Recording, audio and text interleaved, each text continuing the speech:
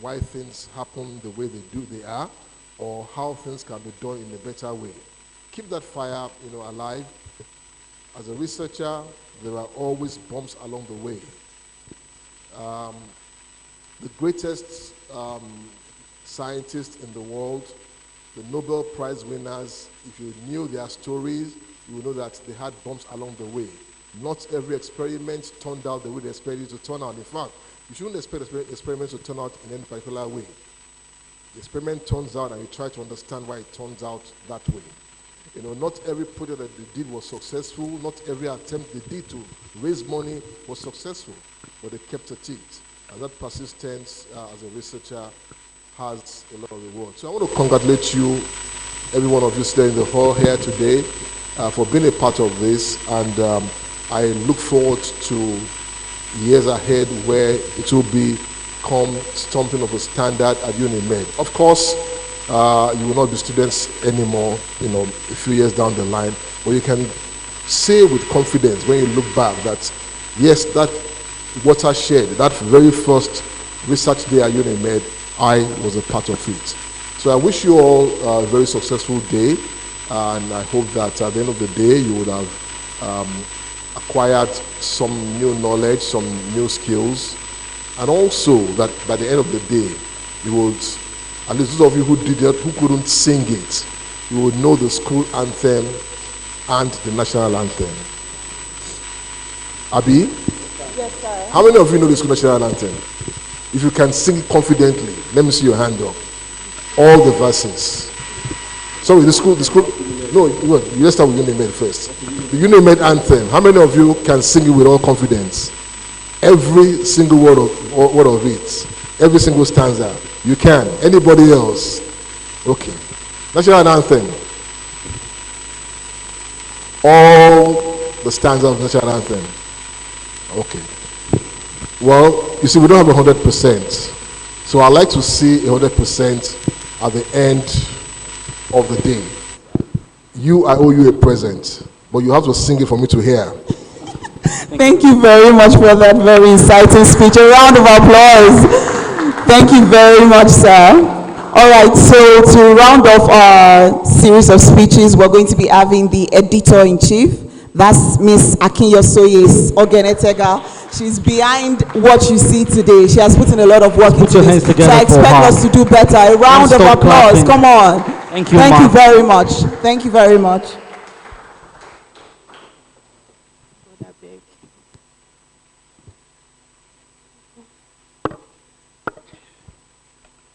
Good morning, everybody. So our esteemed Vice Chancellor in absentia, ably represented by Professor Ogundaunsi, the Director for Central Office Research and Development, Dr. Oyeyemi, our panelists, and all our lecturers and every other person, invited guest in the building. I want to say a very big thank you for coming. Good morning once again. So, to our students, I'm sorry I'm panting, so please pardon me. So our students, thank you so very much for coming around today. It really gladdens my heart. It is with great delight that I welcome you to the maiden edition of the Students' Research Conference. Today's event is a dream come true, and a lot has been put together to ensure that today comes to fruition. So I want to thank everybody that has worked with me to make this come true. Thank you very much. So why are we here? This conference was organized by the UNIMED Journal Club in collaboration with the Central Office for Research and Development, that's CORD. And we have some objectives, which include the participants having an increased appreciation for research. They understand the structures of different kinds of academic publications, research papers, review articles, and the likes. And they also get to interact and brainstorm on pressing areas in need of researchers and possible solutions. Like a wise man once said, researchers own the world. Everything you see around you is basically someone thinking, okay, how can I do this? And someone doing some work to make us have a solution to everything.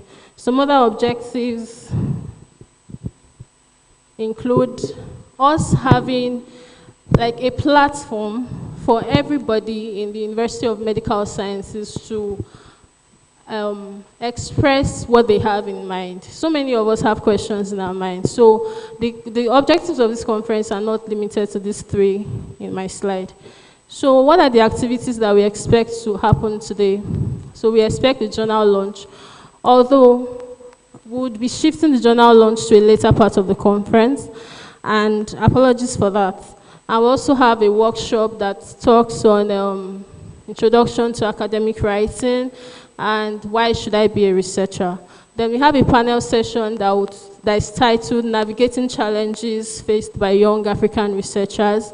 And we also have some paper presentations in the oral and poster categories. So these are things that we should pay attention to.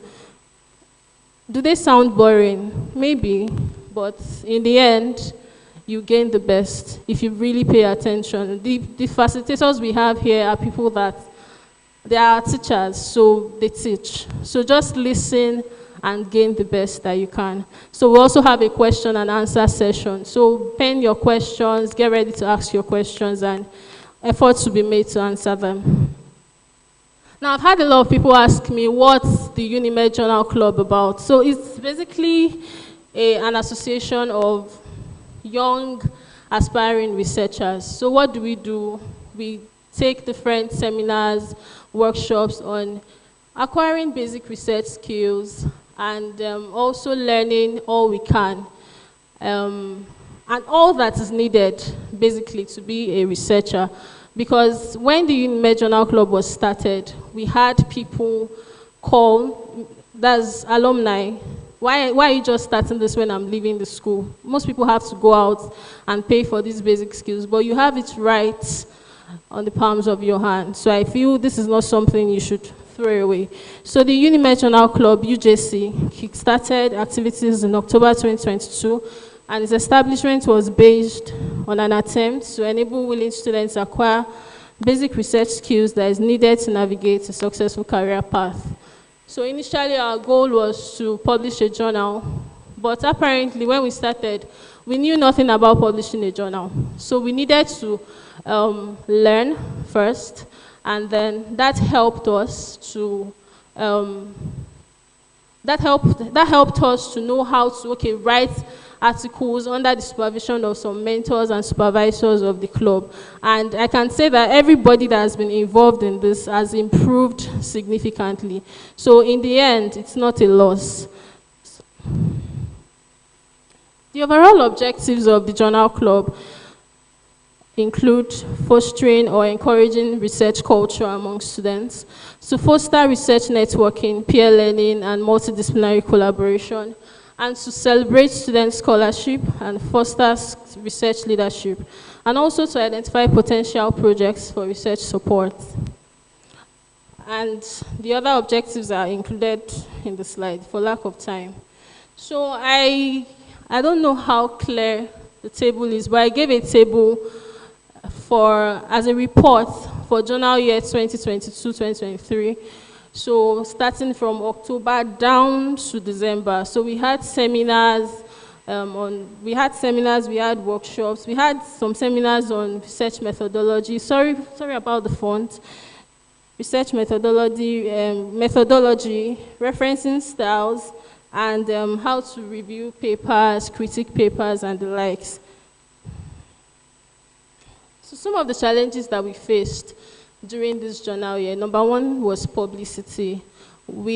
Personally, I'm a medical student, so it was hard reaching other students in other departments because most of my activities are confined to Laje. I don't get to go to other Shida. So most of the people we were able to reach at the start were medical students. So, but as time went on, we were able to spread our tentacles to other departments. So some students know that there's a club, but they do not know what the club is about, so they are lost. And just like me, I find books very boring. So most students feel, why should I sit down and be looking for something that is not lost?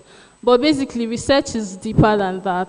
And understanding the concept of research would help you to really navigate a lot as an early life starter. So that was one of the challenges we had. Most students didn't know what it was about, so they felt, why should I join? But the moment some students started understanding, okay, so this is what I get to gain, we started seeing them around. Then another challenge we had was a venue for our meetings, which is already been sorted. Then funding was another challenge. And initially we had issues getting facilitators, resource persons. But thankfully, we've had most of our lecturers come through for us, and we really appreciate that. So some of our proposed solutions are to create more awareness, to encourage students on the importance of research via different means, to get more ideas from the general UNIMED community. So that is why this conference is holding. If you have ideas, both our lecturers and our students, if you have ideas for us, please bring it onto the table so that we would sustain this in UNIMED and doesn't die. So journal year 2023-2024 promises to be very exciting. It's lined up with different activities. And our major activity is getting members from across various faculties. That's one of our major targets for this year. And thankfully, because of this conference, we've been able to get the attention of different departments across UNIMED. And we also plan to organize seminars and workshops. So we've outlined some things, some activities for this year. For example, in the early part of 2024 rather, we'll be running a data analysis series, which we've already started making plans for, and it's going to be taken by one of our lecturers who has been very helpful. So, for example, if you get to learn data analysis on your own, you don't get to pay.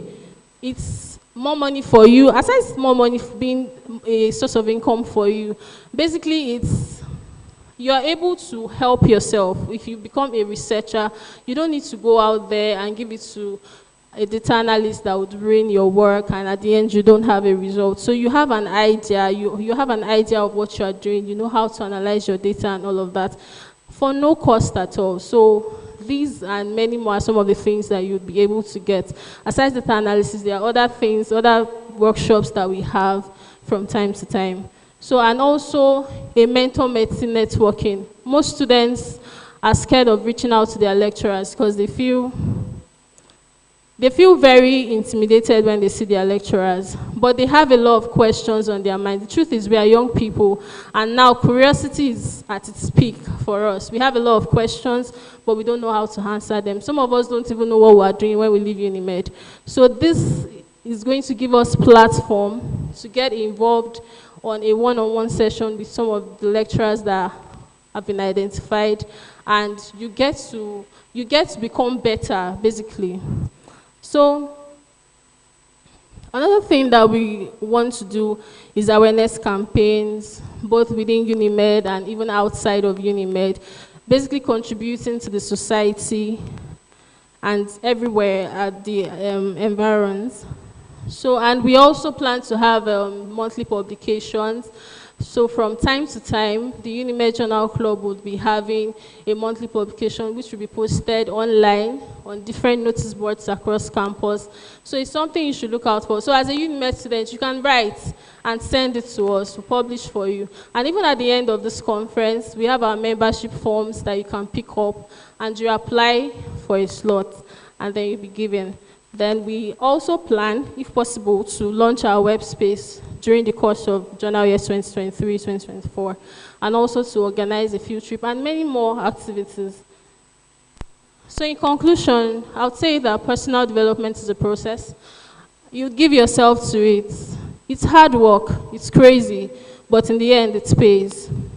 The UNIMED Journal Club is not yet started. We're still crawling. But with the needed support and guidance, we'll walk, run, fly, and soar beyond all limitations. Dear friends, Do well to apply for a membership slot and get the best that you can. We are in an ocean of knowledge, and be ready to drink from it and get all that you need to go on this great journey ahead of us. Get all you can, get involved, build yourselves, and you'll be the best for it. So my appreciation goes to everybody that has come, all our mentors, all our supervisors, the UNIMED management at large. Thank you very much and enjoy the conference.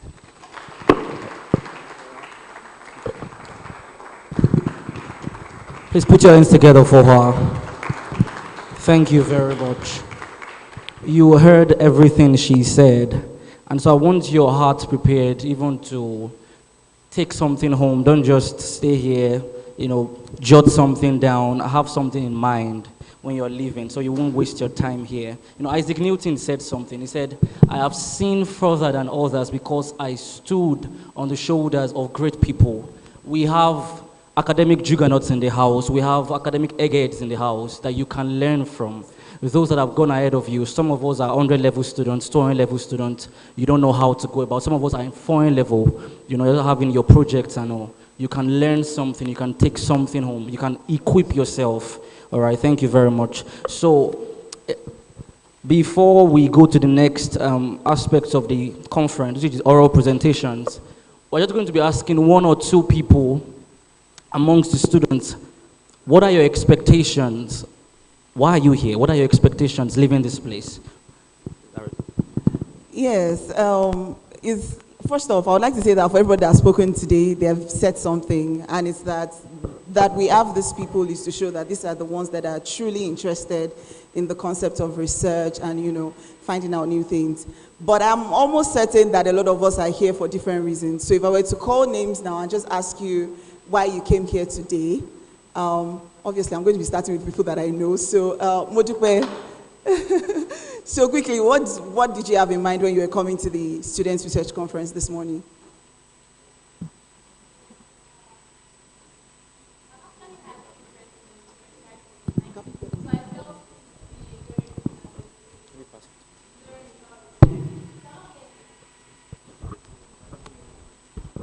I said I've actually had interest in research right from time, and I felt this would be a very good avenue to learn, to get the needed knowledge, about research, to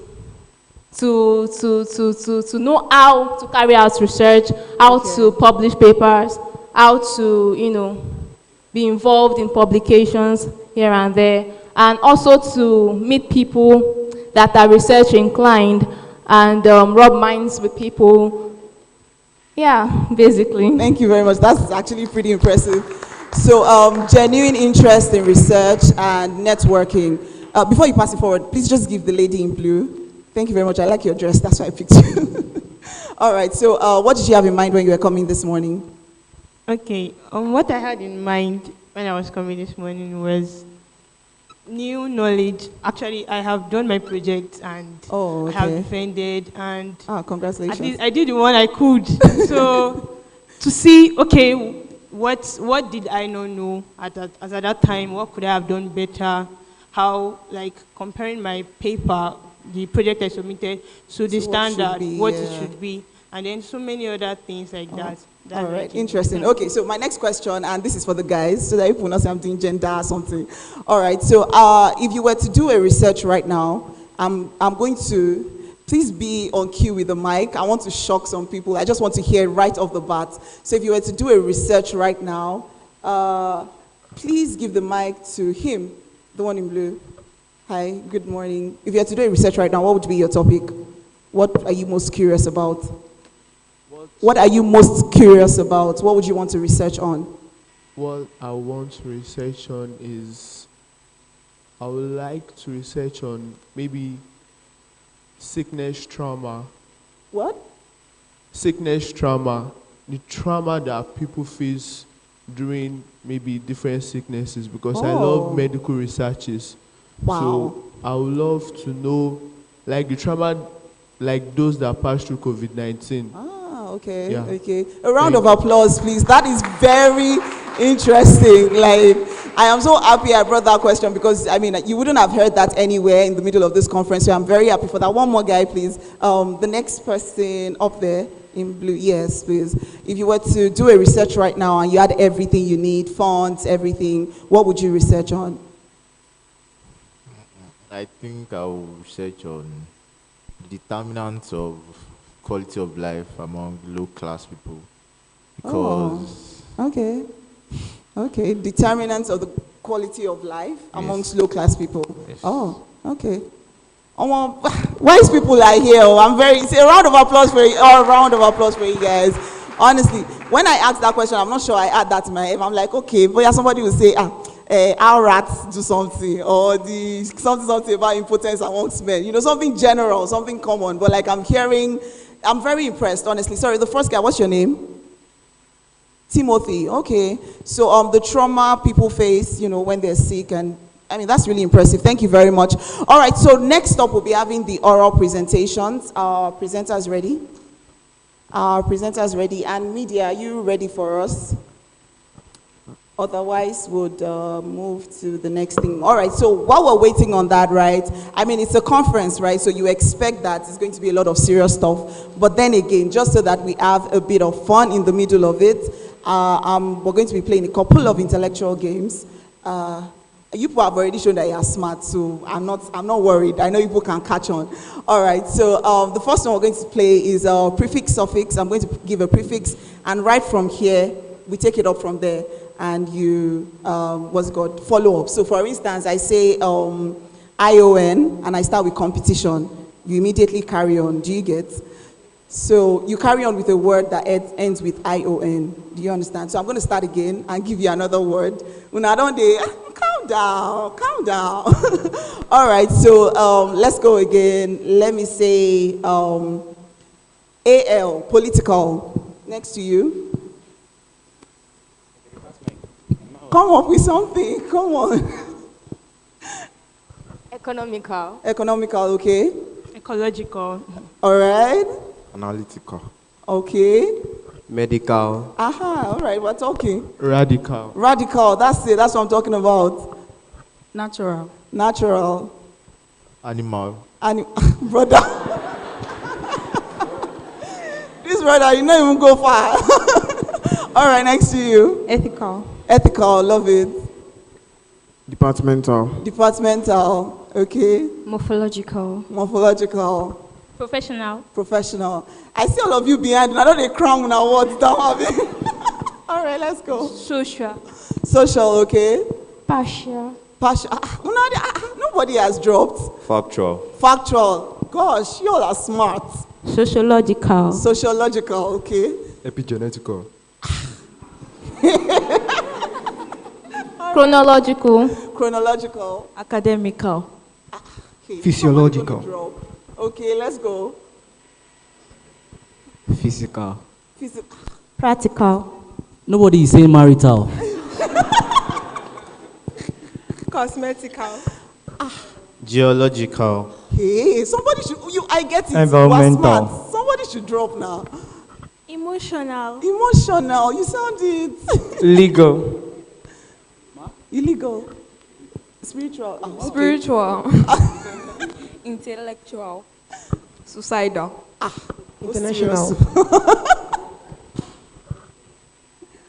Biblical. Factual. Ethical. Financial. Logical. International. So, Annual. Psychological. Dental. dental. Journal. Rational. Smart guy. Pharmacological. Equal. Anatomical. Yeah? Diabolical. Pathological. Phenomenal. Arrival. Crucial. Oh, Tom, let's just finish. Annual. Social. I want to repeat at this point. Supernatural. Oral. Whimsical. Whimsical. That's Conceptual. people are going for. Inspirational. Conventional. All right, is that all? Okay, thank you very much. See, I've learned my lesson. I thought to make it easy, okay, a lot of us will not be able to catch on, but you have shocked me. The next one is going to be much tougher. But a round of applause for every one of us. We did very well. Thank you very much. All right. All right, thank you very much. So we would have the oral presentations now, and our presenters are ready from different departments. So once I call your name, please just find yourself to the front. Thank you very much, and please put your hands together for them. Evelyn Akingbade, Department of Physiology. Aremu Miracle. We have Dada Mercy. A round of applause, please. Dada Mercy. Is she here? Yes, okay. yes. We have Eremo Sele, God's Will, MBBS. A round of applause.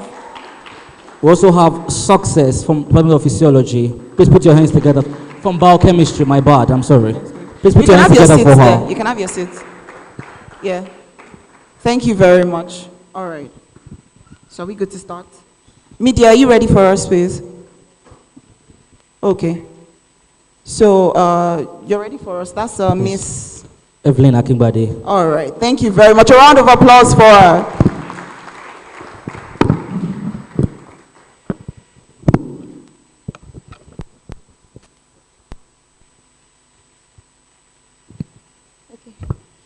Good day, distinguished panelists, my lecturers, and my fellow students. My name is Akingbade Adenike Evelyn from the Department of Physiology, and I'll be presenting on the effect of moderate exercise with a focus on gender variation among exercising individuals.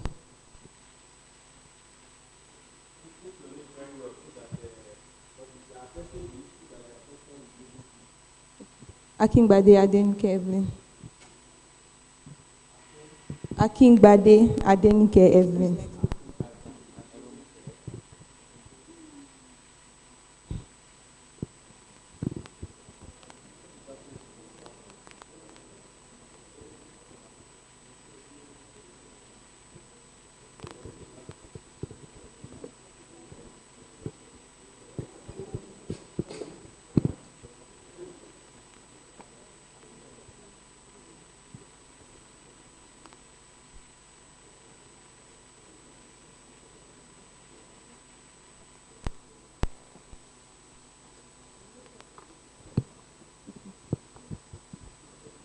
Okay, next slide, please.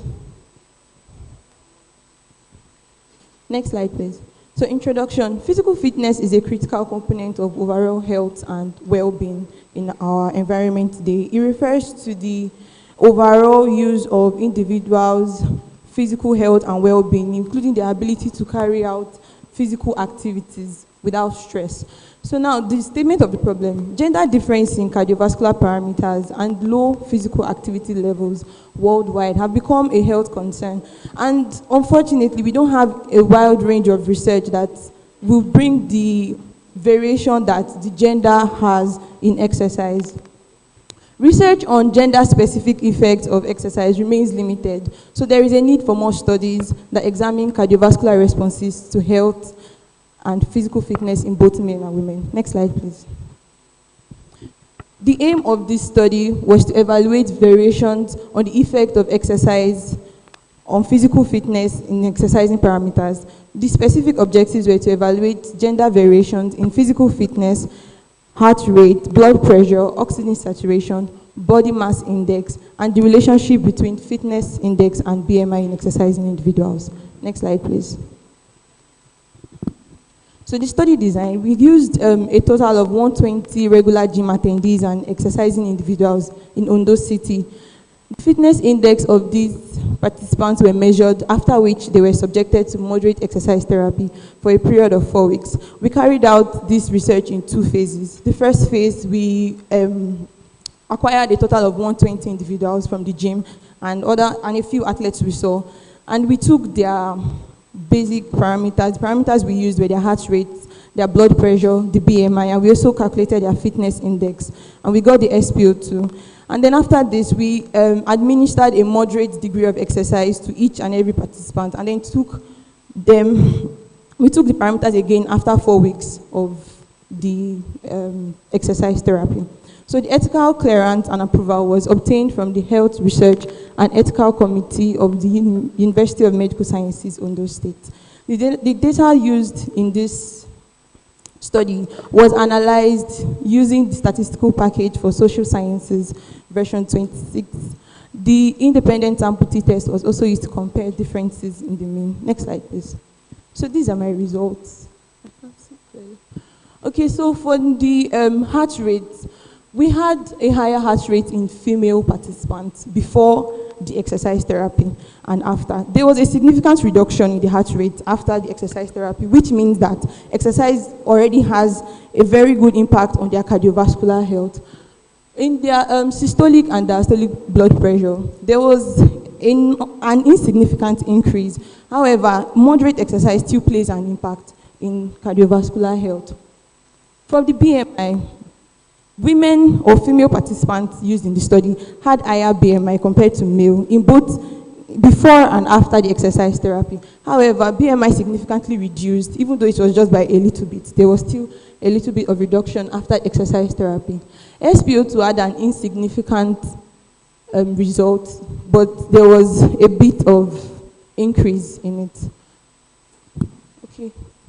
So from the results of the study, moderate exercise significantly improved heart rate, blood pressure, and body mass index, which shows that exercise is related to physical fitness. The study also showed some level of gender variations in heart rate, blood pressure, BMI, and physical fitness of participants in response to the moderate exercise therapy that was administered. This gives a better understanding of the factors that influence exercise participation and physical fitness outcomes in both men and women.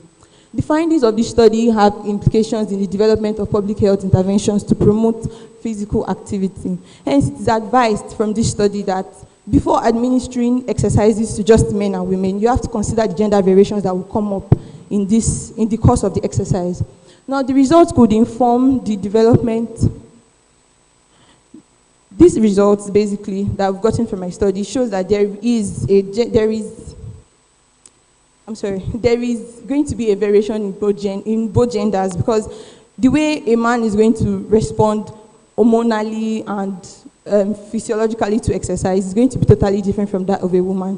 This informs the development of exercise programs specific for both men and women, and it could improve overall health and well-being, knowing that there are variations in their responses to exercise. I would, however, always say that exercise is going to improve your cardiovascular parameters. So I'm advising you to go to the gym today or start a workout routine. Thank you. All right, thank you very much. That was a very beautiful presentation. You'd have to be here for your questions.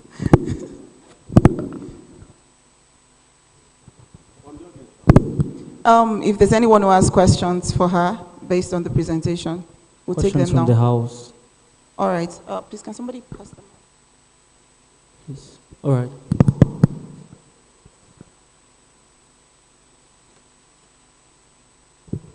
All right, sorry, please, can we have a show of hands so that we know how many questions we're taking? 1, 2. All right, that's good. Thank you so much for the presentation. I'm actually impressed, and I got new knowledge. Okay. So thank you so much. My question is this: for individuals that cannot or might not be able to participate in physical fitness, or that cannot gym, and that cannot go to gyms or do various intense exercise, what other physical fitness exercise, or what are things you recommend for such an individual? Because it can have an adverse effect on the various parameters you looked at. So what are those things? Okay, so first of all, you don't necessarily have to go to a gym. I'm just using that as the most common example among students. If you can't go to a gym, you can do, you can walk basic walk distances. Like, okay, say you want to walk 500 meters today. You can increase the speed gradually. You can do little runs in the middle of those walks. Those things how do I say it now? In like, if if you time it, if you are regular with it, there are chances that your cardiovascular health will definitely improve. In fact, there will be a significant drop to your resting heart rate, which would imply that your cardiovascular health has gotten better. So I hope that answered your question. Second question, please. Thank you, Ms. Akinbari, for the presentation. I would like to ask a few questions. One, I want you to quantify what moderate exercise is. What do you mean by moderate exercise? And also, putting into view the gender variations, in this part of the world, women are known to actually go through a lot of stress. I mean, not like physical, like they do more physical activities than the men. Or not really. Okay, let me try and rephrase. Like mothers are involved in more physical activities than fathers. So I want to ask, is this a factor? Because when you said the heart rate of the females was high, it was like at first. So I'm wondering that, is this like the physical activity they do at home, can it count as moderate exercise? Thank you. So first of all, I'll start from your first question. You said, how do I know that I'm doing moderate exercise? First of all, the severity is going to be different. The duration you spend carrying maybe weights will be different. The weight, the amount of, or the kilogram of the weight you'll be carrying is going to be different from the person doing a severe exercise. I don't know if you understand what I'm saying. Okay, for instance, the moderate exercise, instead of just walking for 200 meters, you can walk for 400 meters. That is moderate. It's no longer slow. It's no longer easy. We have 3 different intensities of exercise. We have the low, we have the moderate, and we have the severe. So if I'm going on a 400-meter race, I'm no longer doing a low intensity of exercise. So based on the severity and the duration at which you'll be doing exercise, that's how you can measure the intensity. Do you understand? Okay, so for mothers that are doing a lot of work compared to fathers, that is not necessarily exercise, because number one, they are actually burnt out when they finish working. That is one. Then 2, the way a woman will respond, our hormones will respond differently. Our cardiovascular health is going to be totally different from that of a man. That's part of the things we have seen in my study. So because she's doing more work than maybe the father in the house, does not necessarily mean that her cardiovascular health will be improved. If she's going to the gym, or she has a regular workout routine, I think that's the best word. If she has a regular workout routine, there are chances that yes, her cardiovascular health or her overall health will still improve, regardless of what she does at home. But if she's always burnt out, then there will be, if there would be an increase, it will be very low. All right, thank you very much. Sir, are you okay with that? All right, thank you very much. It was a beautiful presentation. All right, so next up we have Aremu Miracle. A round of applause for him, please. Thank you very much. You have 5 minutes, and for the questions, please, let's keep it quick. Good afternoon, everyone. Do you know that over the past 50 years, male infertility has been, it has risen over 20%? I am Aremu Miracle Michael, and I will be presenting on the ameliorative effect of clomiphene citrate on cadmium-induced reproductive toxicity. Cadmium chloride exposure causes significant reproductive damage through increase in oxidative stress, histological alteration, and spermatological damage. And research has shown that over the 186 million cases of infertility worldwide, over 50% of it has been attributed to male-related factors. And cadmium causes an imbalance between the reactive oxygen species and the oxidative antioxidant level in the body. Thereby, this poses a great deleterious effect on the male reproductive system. How can you be exposed to cadmium? Cadmium has various means of exposure because it is quite an ubiquitous heavy metal. It can be found in the environment as cadmium oxide, it can be found in the industries as cadmium sulfide, and also through tobacco smoking.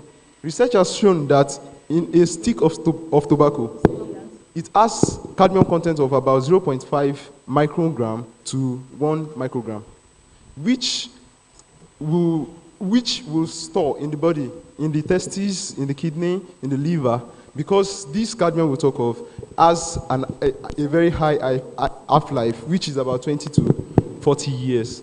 And this can cause great deleterious effects to the male reproductive system. Clomiphene citrate has potential in enhancing the male fertility by regulating hormones, and this justifies the purpose of this research. The aim of this research is to evaluate the effects of clomiphene citrate on cadmium-induced reproductive toxicity in male oyster rats, checking the objectives, sperm parameters, hormone profiles, androgenic enzyme, and redox profile. Materials. For the materials and method, an approval was gotten from the university, an ethical approval, and 20 male oyster rats were gotten and divided into 4 groups. For the first group, being the control group, were only administered distilled water, while the second group were administered 0.35 milligram per kg per day of clomid, and the third group, clomid and cadmium, in the quantity 0.35 milligram per day and 2 milligram per kg per day for cadmium, while the last group was given only cadmium, which is 2 milligram per kg per day, for 35 consecutive days. And on the 36th day, sodium thiopental, which is an injectable anesthesia, was administered. While the blood was gotten, the testes and the epididymis, the caudal part of the epididymis, was exercised for further analysis. The data were analyzed using ANOVA. Results expressed as mean, plus or minus the standard error of mean at p less than 0.05. Here are my results. Sorry. So for motility, viability, count, normal morphology, these are the results for all my parameters. Next. For the implication of results, it was discovered that cadmium chloride exposure will cause oxidative stress, which in turn will have a deleterious effect on the following organs: the testis, the sperm, and the hormone. For the testis, it was discovered that there was an increase in MDA, which is malonidahydride, decrease in catalase, a decrease in SOD, which is superoxide dismutase. Also for the sperm, there was a decrease in spermatogenesis, decrease in sperm count, motility, viability, and there was increase in abnormal sperm morphology.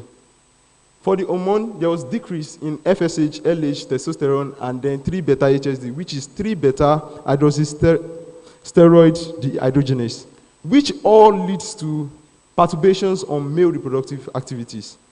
Also, the intervention, which is clomid, being an anti-estrogen, it shunts the negative feedback coming from the estrogen going to the hypothalamus, thereby leading to the production of more GnRH, which is gonadotropin releasing hormone, which in turn will lead to increase in the production of LH and FSH, binding on the Sertoli cells, on the Leydig cells and Sertoli cells respectively, causing an increase in the production of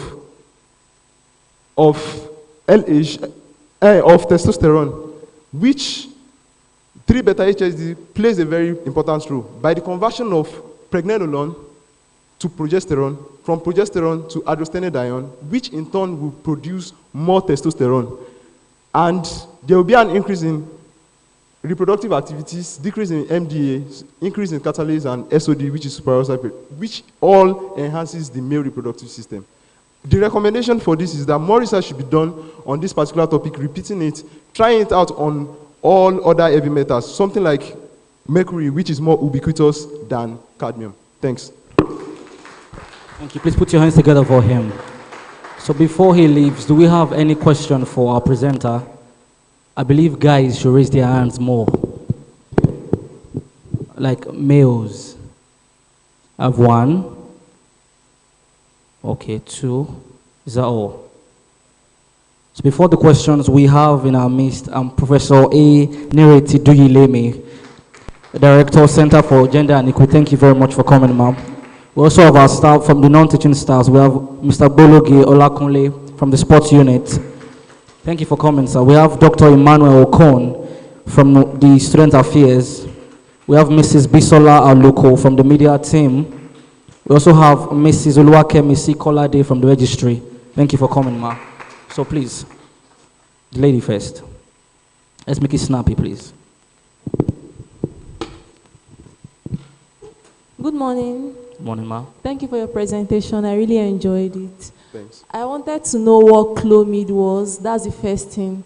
And then the conclusion was vague. You said it enhanced the male reproductive system. I wanted to know if it was positively or negatively. Like, what All right. was the effect? Okay, for Clomid means clomiphene citrate. And as I said earlier, it is an anti-estrogen. That is, it is an estrogenic antagonist. So what it does is that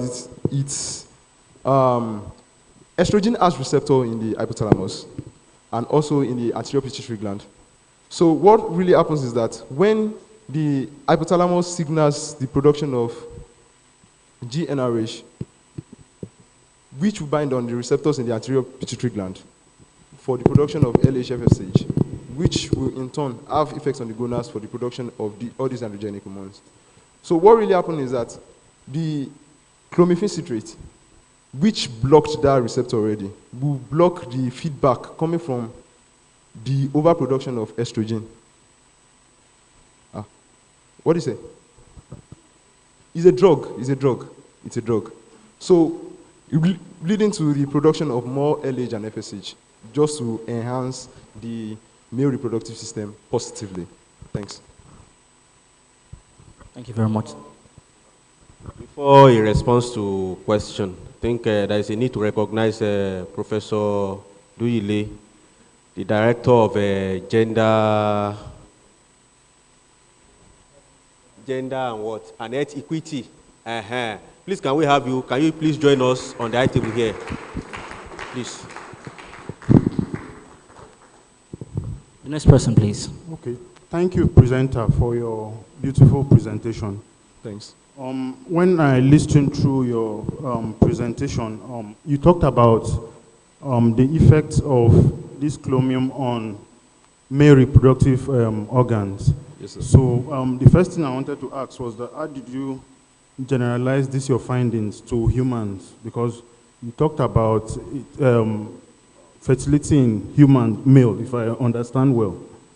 That's one. Then the second thing also, I wanted to know, I was trying to listen to how the assay was done, but I didn't get that. Maybe you could educate me on that. Thank you very much. Thank you. For the first question, sir, the clomiphene citrate, the effect on the male reproductive system. Sorry, can you make him repeat the question? I didn't get it. Sorry.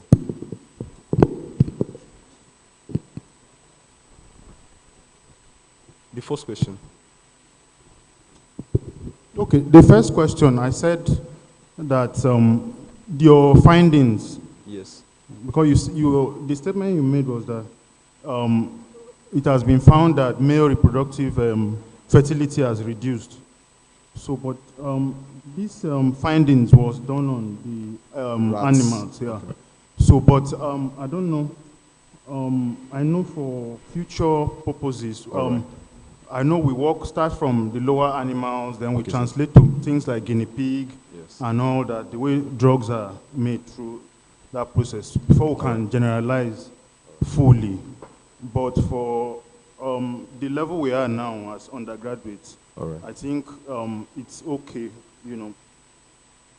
it's okay at this time, but at the higher levels, they might want you to actually show in details.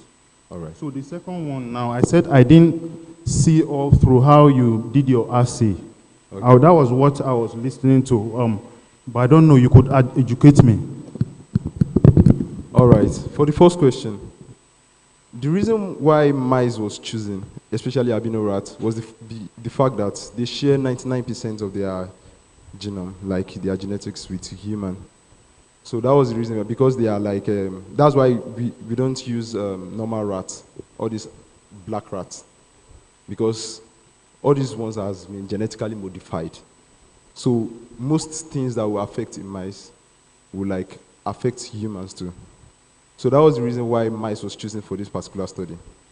So it improving the fertility in mice might actually be a way forward in humans too.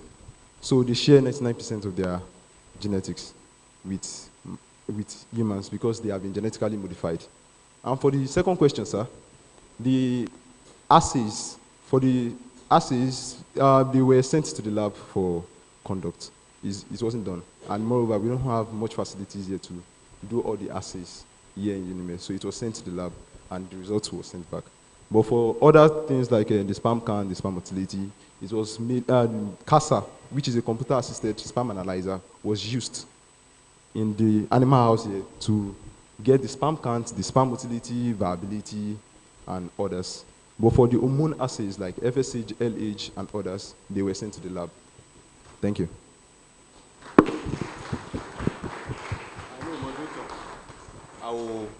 I know you may not really know maybe all the lecturers, I don't know. Because if you have lecturers here, we have to really, recognize them. I thought I saw Professor Asusu now. Okay. You're welcome, sir. Then I think we also have some lecturers here that we have not duly recognized. That is a doctor, HOD physiology. Okay, and Dr. Victor. Okay, thank you. Because if you have lecturers, it's a very, it's a real privilege, and we really have to appreciate that you are here. Thank you for coming. Yes, sir. Then, is he a lecturer? The doctor that asks question. Are you also a lecturer, sir? No. Okay, you are welcome. So on that note, a round of applause for all of our lecturers present. A round of applause. We're actually going to welcome Professor Asuzu right before the next presentation. Is our daddy, here in the Unimed community. So welcome once again, sir.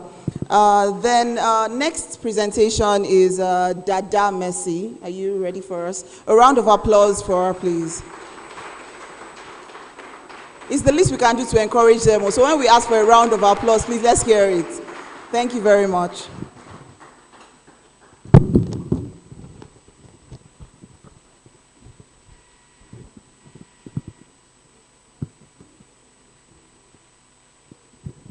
Good morning, everyone. Good morning, lecturers and panelists.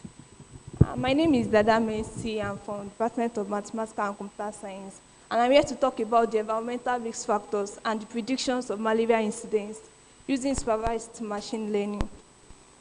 Malaria is known as a life-threatening disease in many parts of the world, and it accounts for a great significant number in Nigeria, most especially. It has about 31.3%. That was as at 2021. Statistics has shown that malaria in Nigeria accounts for the highest in all the African countries. And malaria incidence is affected by various environmental factors like climate factors, the rainfall, temperature, and relative humidity. Our problem statement is that we want to know the accuracy and the feasibility of machine learning that have not been fully evaluated, and especially in resource-constrained settings where data is being limited. Justification for study, we need to know the accurate prediction of malaria incidence to be able to optimize the use of limited resources available to intervene to areas where the interventions are greatly needed. The aims and objectives. The aim of this work is to apply machine learning algorithms to identify environmental factors of malaria incidence. And the objective is to explore the relationship between climate variability and malaria incidence, to compare the performances of 5 different machine learning algorithms, and to identify the key climatic factors that influences malaria incidence. The methodology. The study used data from DHS, that's the Demographic and Health Survey System of 2015 data. The environmental factors used during this study was aridity, maximum temperature, made use of rainfall, and the ITN coverage, which is the insecticide-treated bed net coverage. The study used machine learning algorithms like the random forest, the support vector regression, the linear regression, ridge regression, and those were the 5 models that we used to predict malaria incidence, and the performances were developed using 3 different metrics.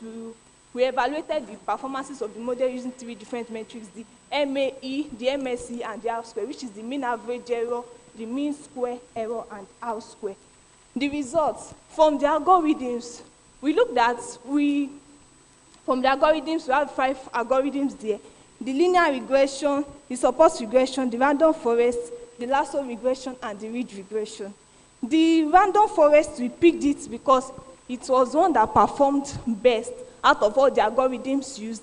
And it is that when we are checking for algorithms using the 3 metrics of the MAE, the MSE, and the R-square, for MAE and the MSE, we look at the lowest number. That's what we are going to use to check our prediction. And for the R-square, we look at the highest number. And we see that random forest picked the for MAE and for MSE, we have the lowest number. So it shows that random forest performed the best out of all the algorithms we used. And we perform a correlation analysis. And it shows that ITN coverage, proximity to water, and maximum temperature, they have positive relationship with malaria incidence, whereas aridity and rainfall, they are negatively correlated with malaria incidence. The implication of our results. The study has successfully applied 5 different machine learning algorithms like the OLS, the SVR, the random forest, lasso, and ridge regression, which have considered for predicting malaria incidence. And it has shown that ITN coverage and proximity to water, they are the most common climate factors that influences the spread of malaria. During the course of this study, it was observed that the impact of climate factors on malaria incidence depends on the area of research that is being on the area where the research is being conducted. And the best way to examine the quality of this prediction is when they are being used effectively by decision makers and the health policy makers. Thank you. A round of applause. Thank you very much. All right, do we have questions for her? This presentation. All right, that's one. Any other question? Okay, so we have just one question. Please.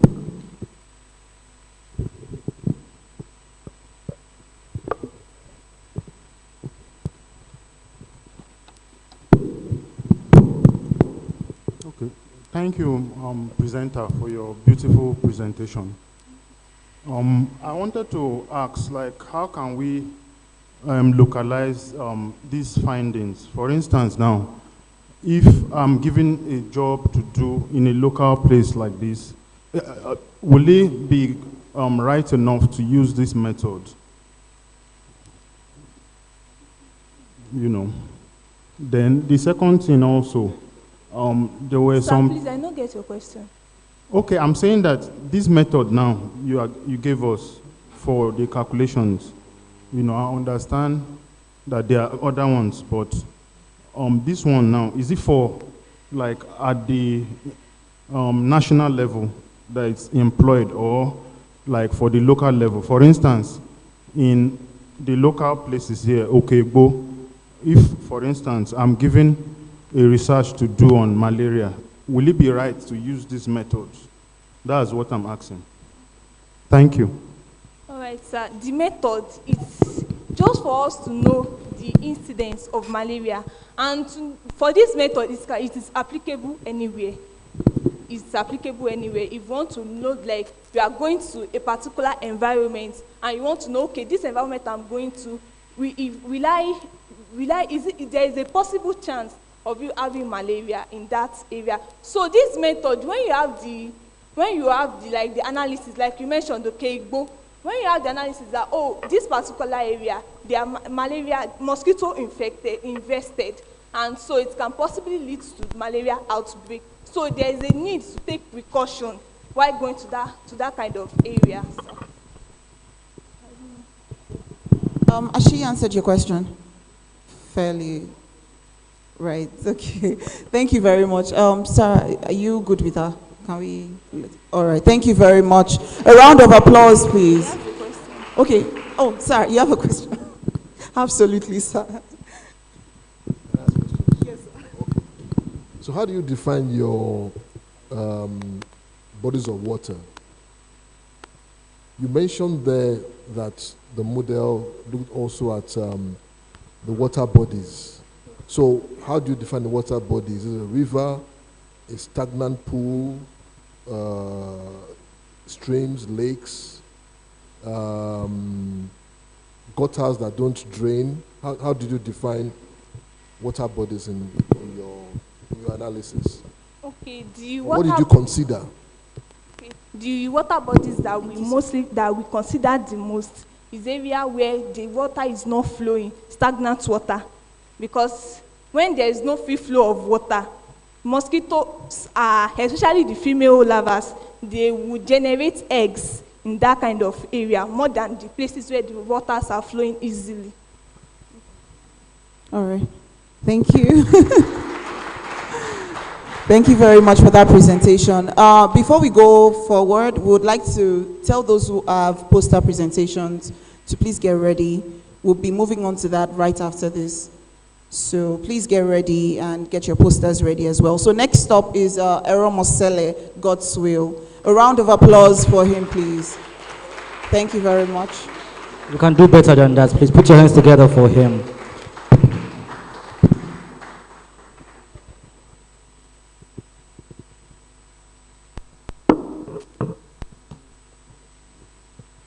Good morning, distinguished guests here present. Good morning, our teachers and all protocols duly observed. My name is Eremosele Godwill, and I'll be, in line with the theme of the journal, I'll be presenting on the use of social media and its negative effects on undergraduates of University of Medical Sciences, Ondo State, a cross-sectional study. So, first of all, what's social media? Social media are simply forms of electronic communication used for networking, sharing information, ideas, and personal messages. And the use of social media is especially common amongst youths, which formed the population of study for this our study. And then, despite the benefits of social media, which is in the definition for sharing information, for networking and communicating, it also has a lot of challenges within it. And those are the challenges that we sought to explore in our study. So although similar studies have been done in the past on this particular topic, there's actually paucity of information regarding this study area in Nigeria. That's the justification for our study. The aim of our study was to determine the awareness, use of social media, and its negative effects on the well-being of undergraduates of University of Medical Sciences. The methodology that we used, the study type was a descriptive cross-sectional study. The study population, as I've already said, was the undergraduate of University of Medical Sciences, Ondo State. Then the study sampling method was convenient sampling. The formula that we used was the Lesch-Keys formula, and then we got a sample size of 383. And data was then collected using structured, self-administered questionnaires that were pre-tested. And data were analyzed using descriptive statistics. So the main result for our study is a table. I wish we could present it. Okay. I'm sorry, so would pause this presentation because the slides are not ready, absolutely, so we don't know. We're going to wait for a while, just so they sort that, so we can follow your presentation.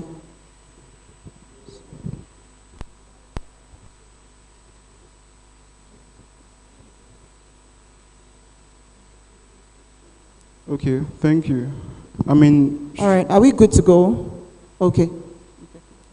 Do you want to start all over? Or I can just continue from... Okay, please, time, maybe 4 minutes. Okay, thank you very much. All right, so I'll start all over again.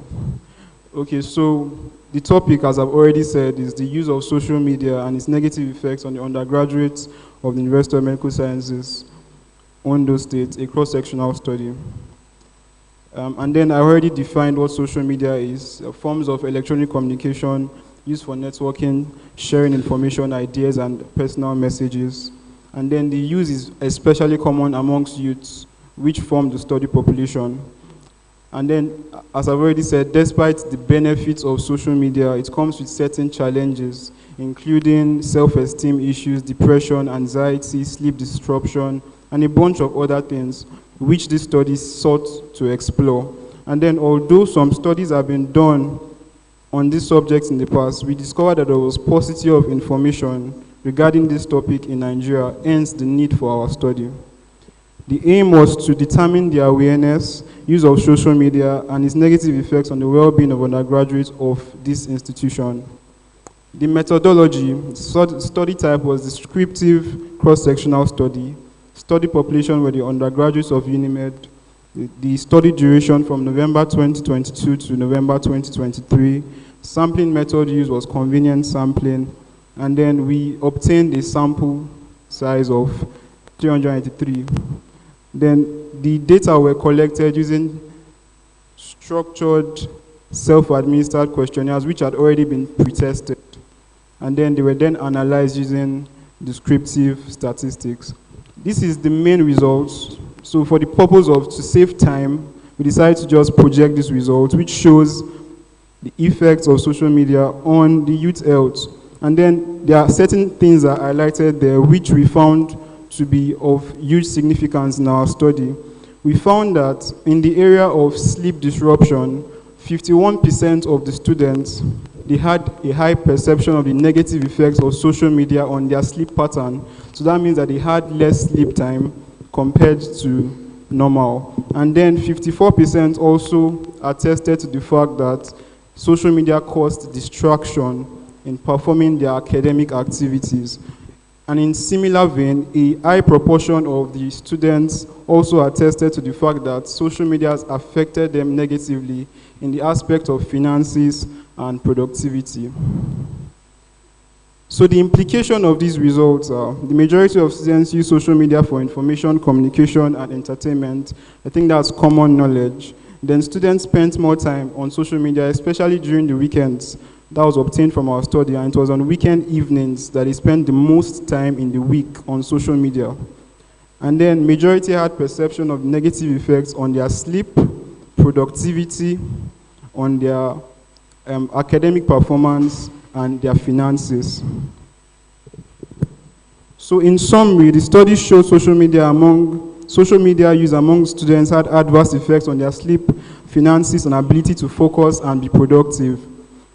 Recognizing the perception of negative effects of social media on the overall health of students is the first step to mitigating the negative effects.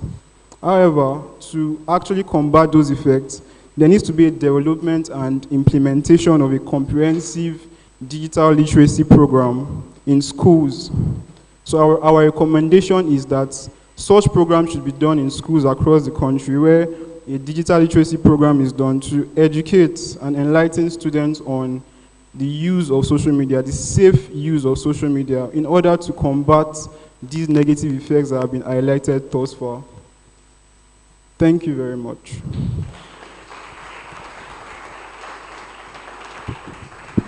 Please put your hands together for him. Thank you very much. Students, I hope we're learning something, please. I hope we are gaining something. And we're penning things down. So if we have questions, it's a very, very important topic. All right, that's one. Any other questions for him? He can't be the only one asking questions. Okay. All right, that's two. That's two. Is that all? Okay, thank you very much. Can we, okay, you have, all right. So we're going to prioritize those who have not asked questions at all. So, Mike,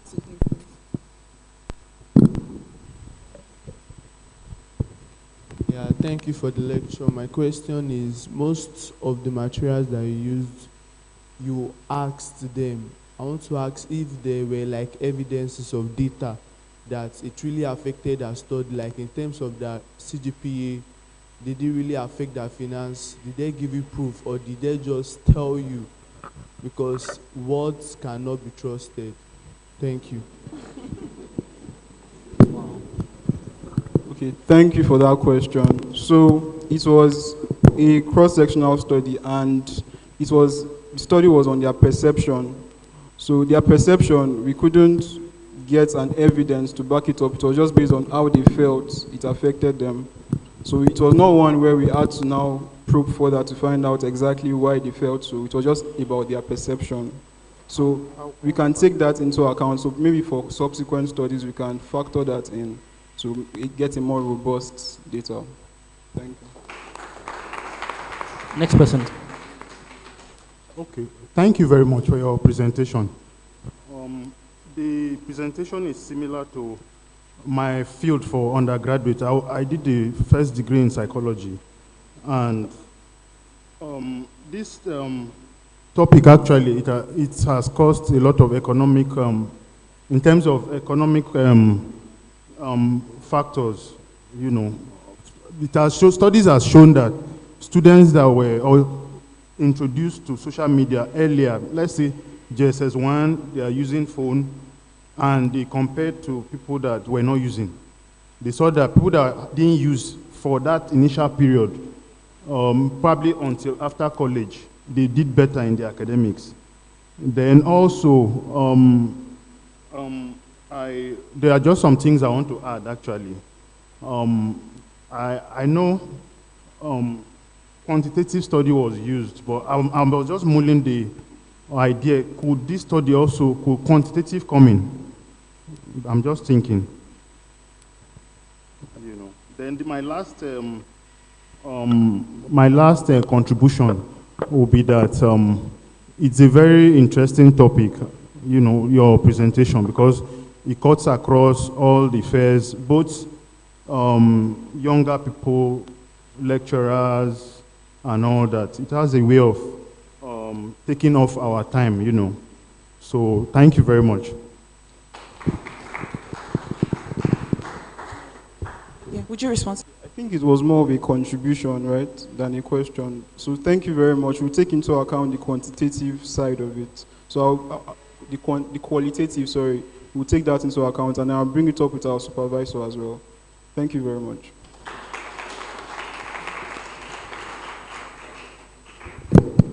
Thank you very much for the lecture. So I have two questions, actually. So my first question is that you said the perception of the negative effect of social media. And in your recommendation, you said that there could be a level of digital literacy. Am I correct, sir? So I wanted to ask, there is something that Maxwell would say. He said, learn to play according to people's strength. Now, some of these people, some of us grew up, like some of them are addicted to social media. So my question is, can a recommendation be that they can turn social media to a form of income? Because you said that social media had affected them academically, financially, and then you said they are productive-wise. So my question is, instead of them working hard at removing or trying to do something about social media, is there a way they can turn social media into a source of income, in which, in fact, their attention to it can be a form of strength? Yes, that's my question. And what I'm saying is that I've seen people that, quote unquote, are addicted to social media enter businesses like non-fungible token trading, that's NFT and crypto, and they make more money than people that don't even like their phones. So can we play according to people's strengths as a form of recommendation? That is my first question. My second question is that can we integrate academics into social media in terms of not just communication now? Because there's a vacuum phenomenon if we are trying to, people always say limit the number of time you have on social media, but what if that is the new age we are coming into? So is there a way we could integrate academics looking at this school into social media? Thank you very much, sir. Thank you very much for that question. So again, it's a lot more like a contribution, if I would say. And for the aspect of businesses, we asked, as part of the data we collected, we asked for what the students use social media for. And the commonest, the top three were for getting information, for entertainment, and for communication. And business ranked the least. And that is telling because, like he said, if we can redirect the use of social media to business ventures, I think that would help a long way in combating some of the negative effects that students face in using social media. So certainly, my answer to that is certainly, as part of the recommendations, social media can be redirected to the use for business purposes, especially for those who have the abilities to do so and the interest to do so. And then the same goes for the second point as well, for educational purposes. So I don't know if that answers your question. There's no time to elaborate. Thank you very much. All right, thank you very much. Okay, Prof has something to say. Thank you, sir. I want to make a general observation. You have 2 or 3 names. Your first name, your middle name, your last name. When you are not asked to write your last name first, write it last because it's a last name. What I've seen here, you write your name, surname first, middle name, and first name. That's not proper because if I write the reference of this your paper based on that, only the last name shown there will show. And that's your first name. So if you are writing things like this, you write your first name first, your middle name, if you want to write it, and your last name last. That's why it's called last name. In official documents, you may be asked to write your last name first. It's specified there. You do that. But if not asked, you write your first name first, middle name in the middle, last name last. Number 2, when you are talking science, please don't use convenient sample. Convenient sample is not scientific sampling. It detracts from the quality of that work. Whether you use systematic sample or cluster sample, whatever sample, it has to be scientific to produce a representative population. Don't use convenient sample. And finally, the issue you raised, if people are supposed to be students and you are diverting their strength to doing business, they won't read now. They won't study. So that's unfortunate. I don't think that's where the strengths will be directed to. The strength will be directed to, it can become a culture. All of you know if I give a lecture, I send the PowerPoint slides, PDF to your captain. I said, send it on WhatsApp to everybody so you can read it. Those are the kind of positive application of those strengths to what you are doing. The emphasis is for you to be good students and pass out well. Thank you very much for the contribution, sir.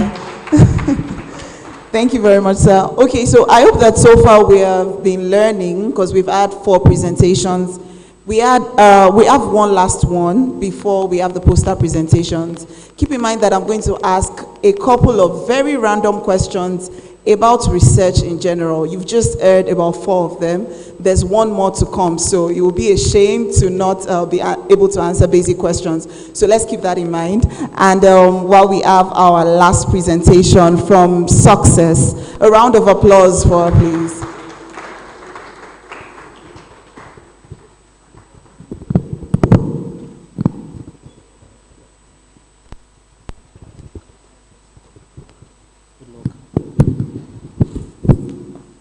Good morning, everyone. My name is Olu Anthony, Jesus Tomisola Success, from the Department of Biochemistry. And I'm here to present on the topic amelioration of inflammatory cytokines and improvement of antioxidant status in the testis of type 2 diabetic rats by aqueous fraction of Nuboda laevis liver extract.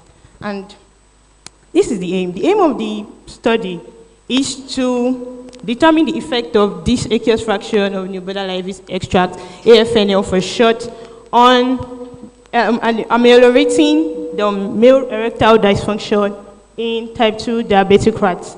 The objectives include to determine blood glucose and insulin level after treatment with AFNL and to determine improvement in antioxidant status of these rats after treatment. The introduction. The study was designed to explore the therapeutic effect of Nuboda laevis liver extract. Nuboda laevis liver extract is a common anti-hyperglycemic agent, anti-diabetic agent, but it is not yet sure, it has not yet been stated or explored if it can solve this complication of male erectile dysfunction or reproductive dysfunction. The problem statements: the unavailability of effective therapeutic agents for the treatment of this complication brought about the emergence of this study. There are many orthodox drugs that we use to treat type 2 diabetes mellitus. We have the metformin, which is a biguanide, but some of these drugs have telling side effects. So we are moving away from the conventional and looking at plant sources. The justification of this study: the justification of our study is as a result of the dearth of information on effective therapies that can cater for this reproductive dysfunction in male. Now, the materials we used, all our materials were standard grade. We used N-hexane, chloroform, fructose, and alloxan to induce diabetes, methanol, and ethyl acetate. The experimental design: we employed 25 male Wistar rats with weights ranging from 80 to 120 grams for this study. They were induced with type 2 diabetes mellitus with fructose in conjunction with alloxan, and they were subjected to treatment for 3 weeks. The ethical approval: we got our ethical approval from the school's research and ethical committee. And the data analysis: we used the GraphPad Prism 10 for our data analysis. Now, we're looking at our results. I'm sorry, I was confined to just one page, so the font is small. Please indulge me. From the first table, we can see an increase in blood glucose level in untreated groups. That's the diabetic control compared to the treated groups. So we can see here that the anti-hyperglycemic effect of AFNL, aqueous fraction of Nimboda livis leaf extract, was confirmed with this result. We didn't need to do this because it was already a stated fact, but we had to do this so that we could show. Then, from the next graph, from the next bar chart, we would see testis malonaldehyde level.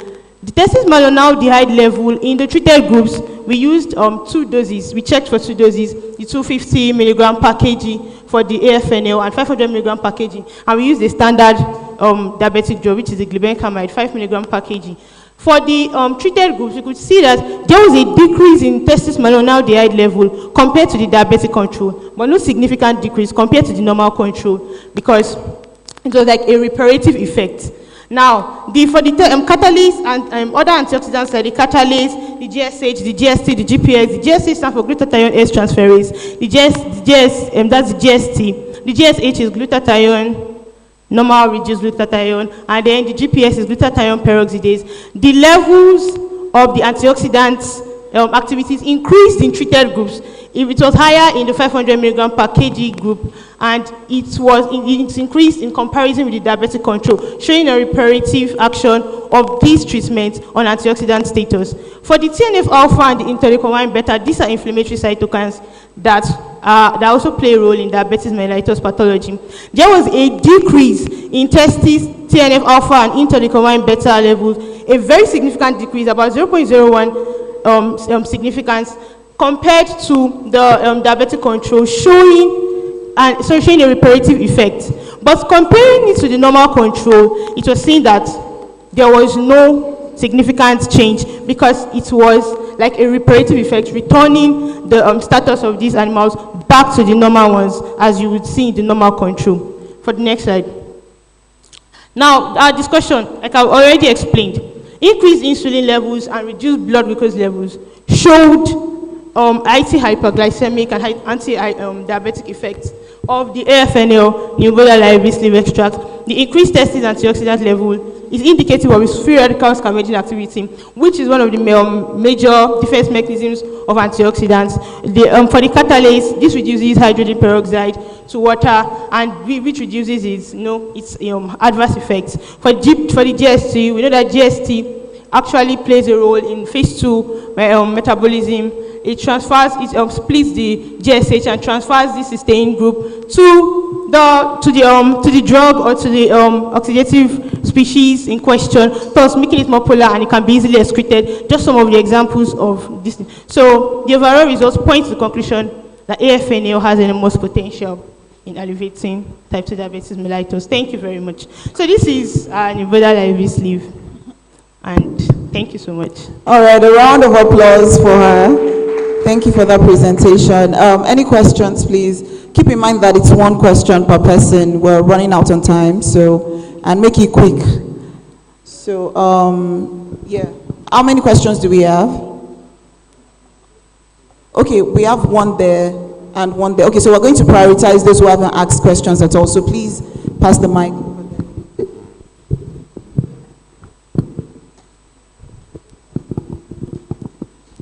Please make it snappy, please. Thank you. Okay, thank you very much for your wonderful presentation. My question is, what is the role of these antioxidants in fertility? What is the relationship between antioxidants and fertility? Okay, where there are no antioxidants, there's no antioxidant balance because our body undergoes metabolism, and when we undergo metabolism, there's production of free radicals, oxidative species. And so when there's no balance between these free radicals and the antioxidants, the free radicals can actually oxidize some of these cells. So you hear stuff like oxidative stress, you hear stuff like lipid peroxidation. These are things that, in layman terms, weaken the cells. You understand? So imagine now there is no free radical antioxidant balance for the testis cells.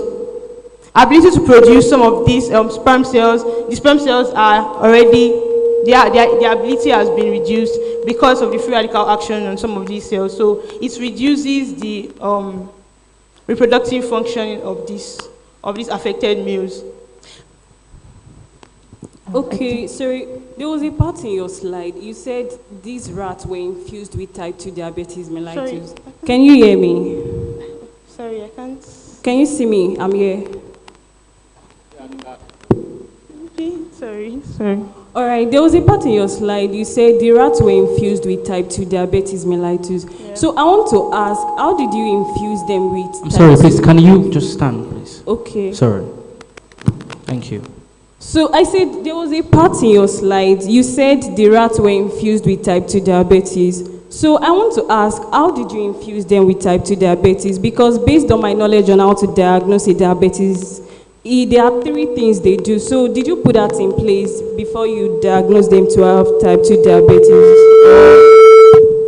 How did you diagnose them to have type 2 diabetes?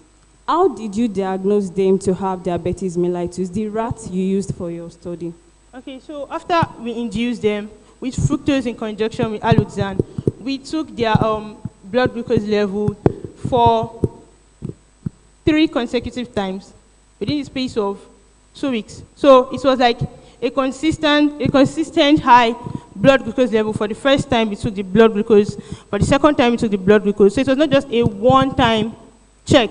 So we took it more than twice. We took it about 3 times, and then there were consistent high levels of glucose, blood glucose, and so we were able to determine that these rats were diabetic. I don't even understand. Okay. Thank you, presenter, for your beautiful presentation. The only comments I have is that I hope your findings will also get to the government someday, because there are many of this research we do at postgraduate level, and it's good actually, but the purpose of a research is for it to have the final effects on the people that will require it, because we know diabetes and hypertension are diseases that the new diseases we have now, unlike when we used to have infections in the past. So I hope that there should be a collaboration, probably with the government and the pharmaceutical agencies, to adopt your research. Thank you. Yeah, I'm hoping like you too. Thank you very much, sir. I actually hope that this gets to clinical trials, because even during my research work, I found it very interesting. The prevalence is very high, especially in Nigeria. We have about 89.2% of males with type 2 diabetes mellitus that suffer from this complication. So it's a very serious complication. The nonchalance is bad, but I hope it gets to clinical levels too. Thank you very much. All right, a round of applause for Miss Success. Thank you very much. Sir, is she okay to leave? Well, no questions for her. I'm just impressed that she said, I hope it gets to clinical, level. Because, and when you say clinical trials, that takes years. And I'm very sure that by that time, I'm hopeful that you will have gotten the lead compound, maybe the actual phyto component in the plant that is actually performing that wonder. Possibly, maybe they are going to characterize the plant, synthesize it for use, then before you can even talk of, clinical trial that take, stages, 1, 2, 3, 4, and before it gets to market and the like. So it's a long, process. Hopefully, maybe when you come back for your master's, you will continue in this line. When you come back for your PhD, you will continue in this line. When you become an established researcher, you will continue, in this. It may take 20 years before you come up with, say, people will adopt, this research. So thank you for your presentation. Thank you, sir. Thank you for your contribution, sir. Well, this is a general comment to all of you. Listened to your 5 presentations, and it was quite interesting to see that at this level you would put together such results to present. I want to make a general comment with regards to your graphics in your PowerPoint presentation. One mistake that people often make is trying to cramp as much as possible into a slide. You don't need to do that. You can split the information in your slides into multiple slides and speak to them. That way, your audience can also follow your slides. The purpose of the slides is for the audience to follow you what you're saying, and also for you to have prompts in your presentation, especially when you're using graphics. You don't cram more than one graph. You don't put more than one graph on a slide, or else it is not legible. It should be possible from wherever people are sitting in the audience to be able to read the legend of your slide, of your graph, both on the X and the Y axis. So, be mindful of that going forward, and when you make slides to present either at seminars or at conferences or wherever. Thank you. Thank you very much for your contribution, sir. So, very quickly we'll be moving on to the poster presentation. But just before we get to that, just so that we know that we're actually following. So we've had 5 presentations, and I'm going to ask very random questions. I'm going to pick anybody as well, because we all should have been listening. I see everybody adjusting their seats. Yes, sir. I think she will give them, personally. Our editor-in-chief is more than capable, so... Okay, so I'm going to ask a very basic questions, actually, and I probably should start from the last one. Okay, so who am I going to pick? The sister who has the double dress, brown and black. Hi, okay, good afternoon. That's you. Okay, so the extract, yes, that's you. The extract that she used for our presentation, the very last person, what's the name of the extract? Sorry? You didn't hear the name. Is there anybody else who heard the name of the extract? Oh, good. Sorry, do we have a mic that can somebody please pass a mic to him? Protocol, please. Can you? Easy.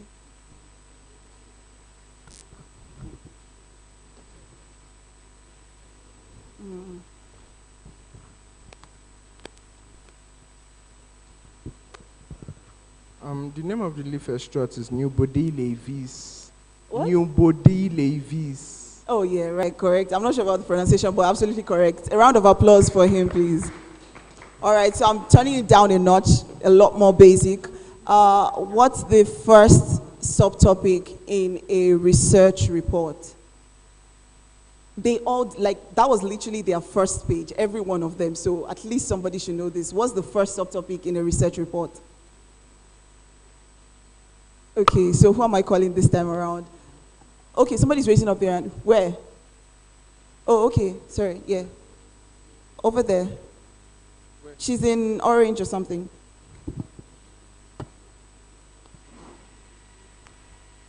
Introduction. God bless you. Introduction. A round of applause for her, please. That was very basic. That was very basic. Thank you very much. All right, so we'll move to the poster presentations now. For that, we'd need to move outside because the posters are outside. But this is how we're going to do it. The poster presenters should be outside now. If there's any one of you still inside, please move outside. Then right after, we'd have the judges move out through this door, and then the rest of us can move out as well. So let's make it very orderly so that there's no issues. Thank you very much. Let me just say, for some of you, maybe you don't know what poster presentation is. Because we'll have our judges to look at the posters and grade the posters, we'll need you, when the judges are not in the poster, you can be engaging the presenter. So the presenter is going to stand beside the poster. We exchange pleasantry. Oh, what is your work all about? It will tell you what he or she has done. Then you ask questions regarding the, what the person, has done. That is all about poster. But we want to, because we want the judges to have time with the presenter. So whenever you see a judge, with a presenter, please give them space. You can engage with other presenters. Is that taken? So when they leave, you can engage, with the presenter. Is that taken?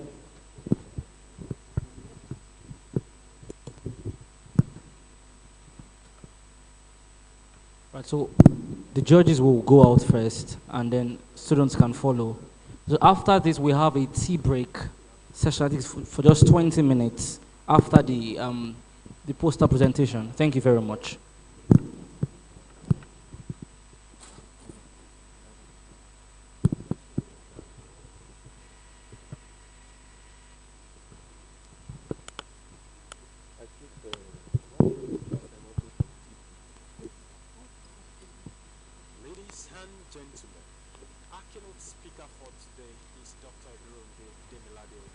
While we wait for the judges to go out first.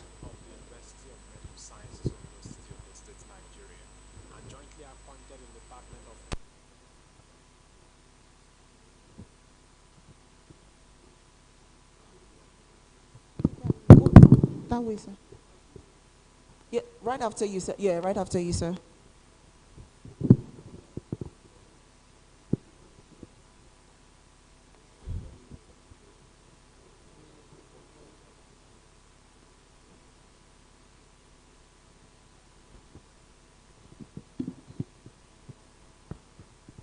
All right, just so we're organized, we can have our lecturers go first, then those on this row can follow suit, and then we just take it away. Thank you very much. And to our students, please, when you leave, please come back. Don't run away. Yeah, for Thank the you tea very break much. and what's left of this event. All right. Yes, please. The second, yeah, absolutely. The first line. Thank you. Learn something. Ask questions.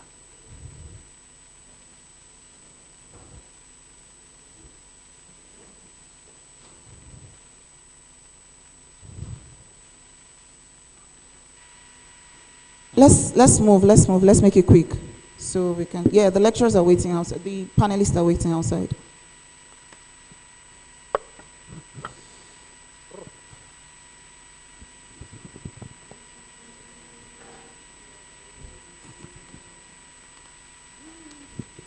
All right, thank you very much. Those behind, please, if you're joining us. This row, please, we can move now.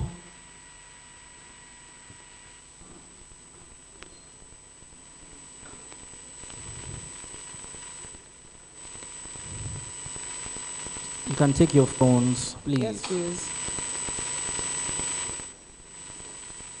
I believe we have noble people in the house, but please take your phones.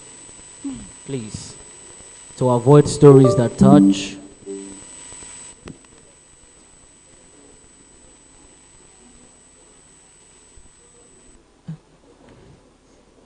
They've left already.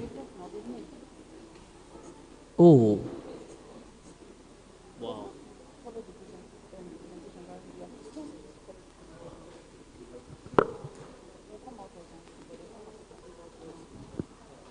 All right, thank you very much. Those behind, please.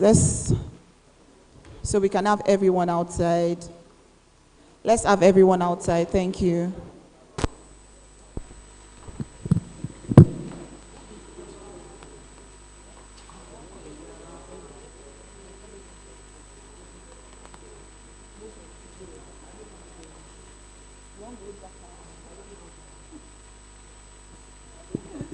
All right, can we have everyone, please? We still have people behind. Let's double up.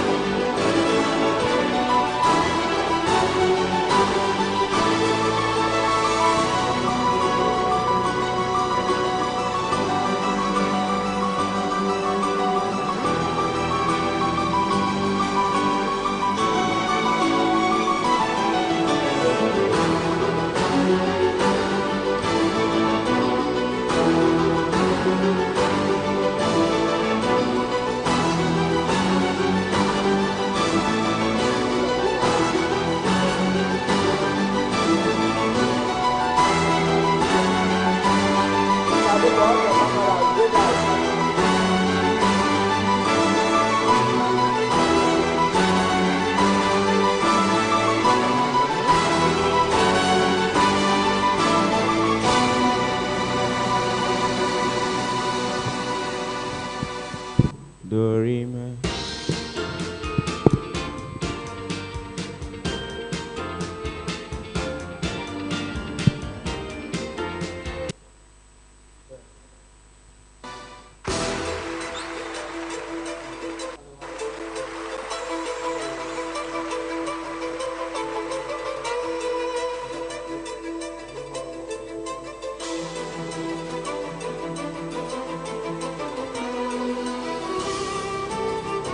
Hey yo,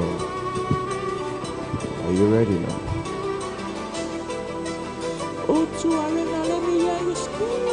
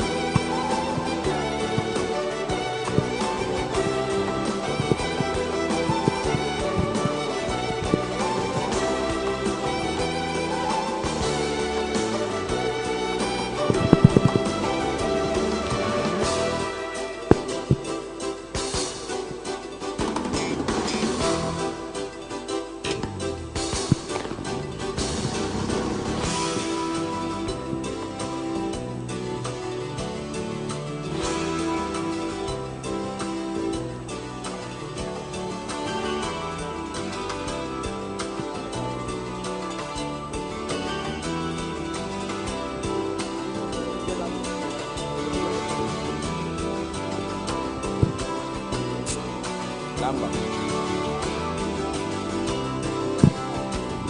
Hey.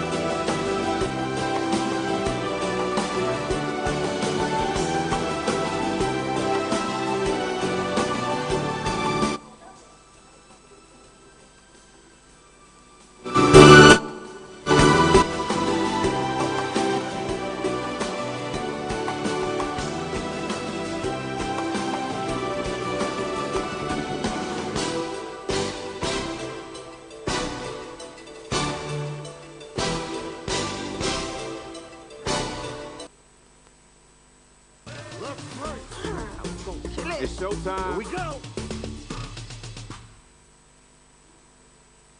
Nivea Pearl and Beauty Deodorant. With natural pearl extracts and avocado oils for soft, smooth, and beautiful underarms. The perfect balance of 48-hour protection and care with delicate fragrances. Feel the power of pearls. Nivea Pearl and Beauty for soft, smooth, and beautiful underarms. Try our new Pearl and Beauty Black Pearl for smooth and perfumed underarms.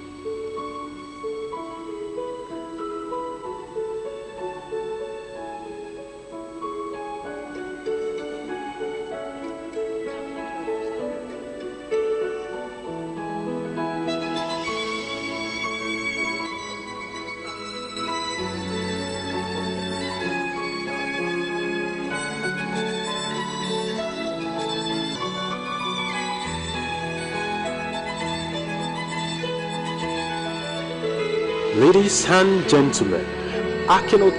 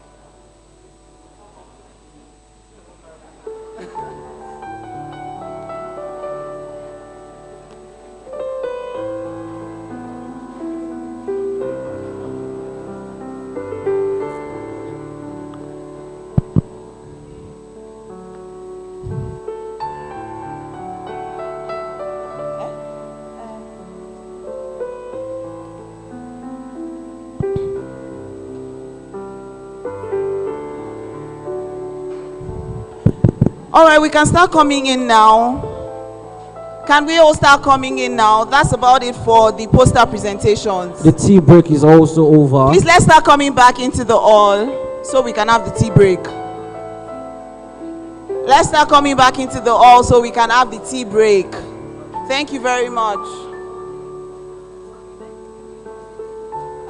If you're not one of the poster presenters, please come back into the hall so we can have the tea break. Thank you very much.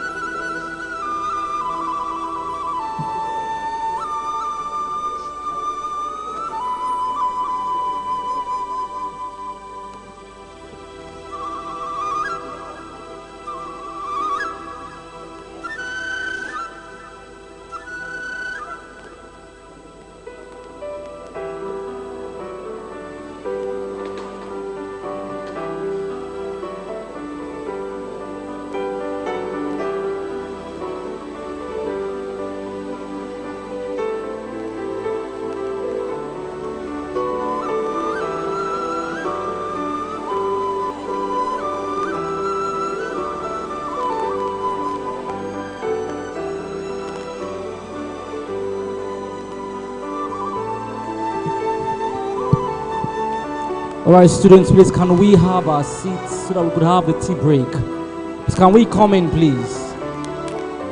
So that we could have our seats and we can have the tea break. Please.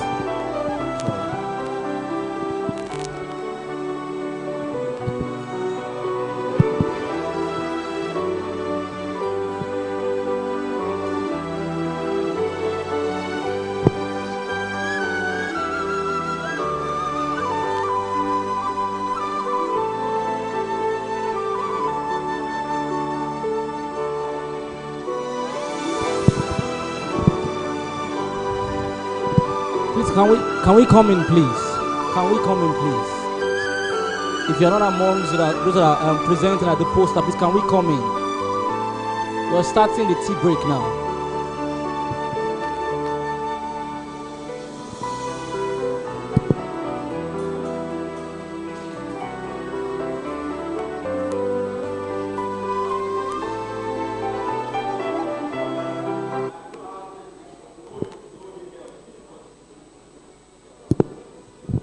Can we come in? Can we have our seats, please?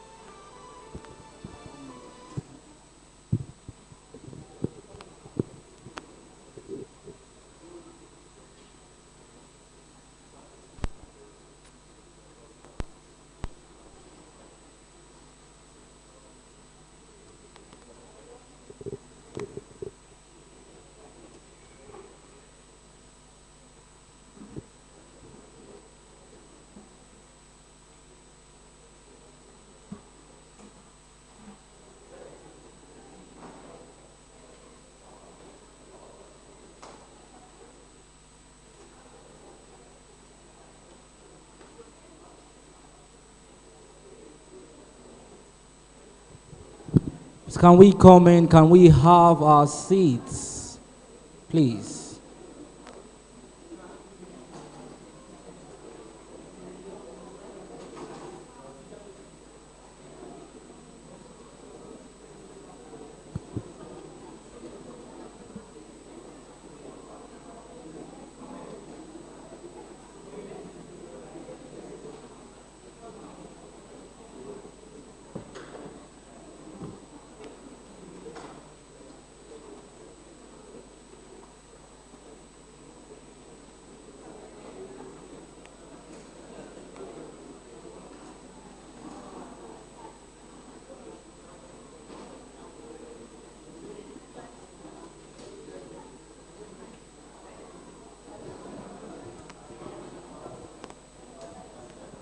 Tea break is just for 5 minutes.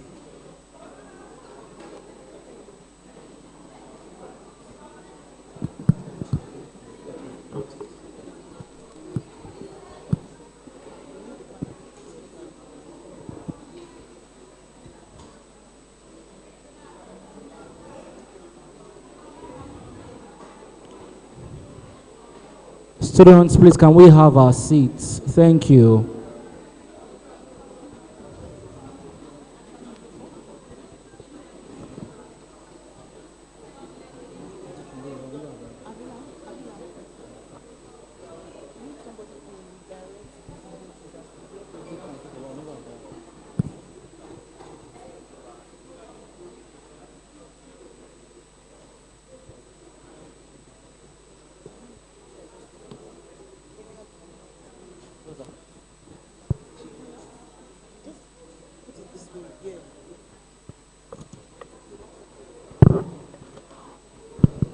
All right, so right after the tea break, we'll be having the workshop, right? Our facilitator is available.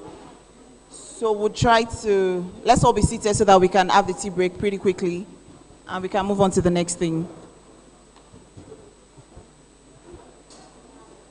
Avila, we have a cake to cut, right? All right, so let's do that.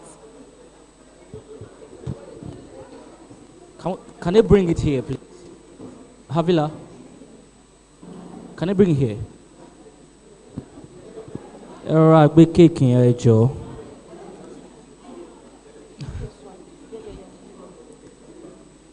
Please handle it with care. Thank you. Yes, so please handle our cake with care.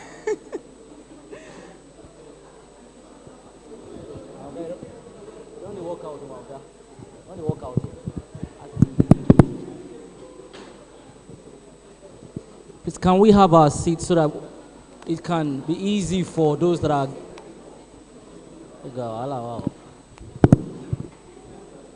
Okay, so while we try to round off with the tea break, we're going to do the cutting of the cake.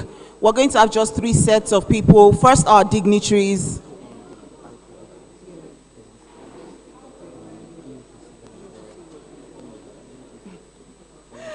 So, first off, we'd have our dignitaries come cut the cake for and with us, right? Okay, then after that, would have our lecturers would join in as well. Then would have the Unimed Journal Club members take pictures with the cake, and then we can move on to the workshop. So we're going to try to do that very quickly because time is fast spent. And before we continue, we have Dr. Oluseyi Adejumo in the house. Please put your hands together for him. A round of applause. He's from the Department of Internal Medicine. So we're going to be welcoming him to the panel in a few minutes because he's one of our panelists. But before then, let's quickly do what we want to do with the cake. Are we ready, Avila? Can we have somebody usher our dignitaries to the stage just so that we can cut the cake? Yes, Professor Asuzu, every one of them. Let's just cut the cake. The panelists, everybody, let them cut the cake and then... Grace. It goes on the high table.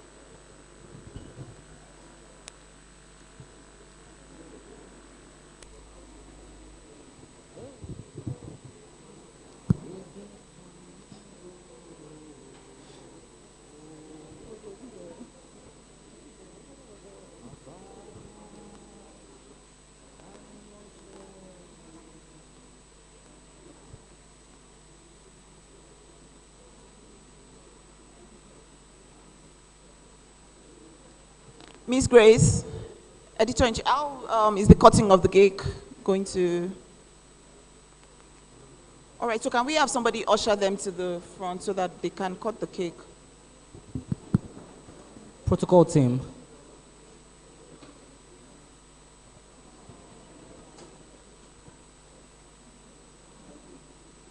Thank you very much, sir. Thank you, sirs and ma'as. Yes, sir. Just in commemoration of the first edition of the Students' Research Conference.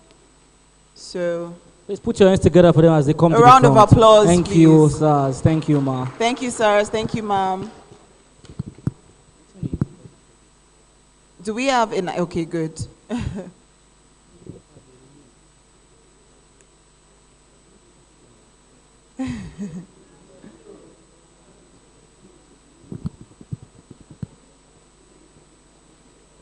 So after those from the high table, the staffs will also...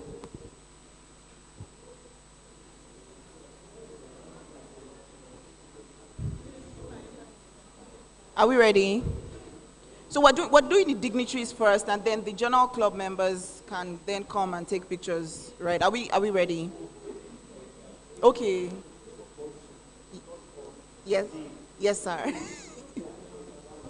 Okay, sir, so let's have the journal club members with the dignitaries, and then, okay. So the rest of the house is going to join us on this. So we're going to echo the Students' Research Conference 2023, and then they cut the cake. Are we ready?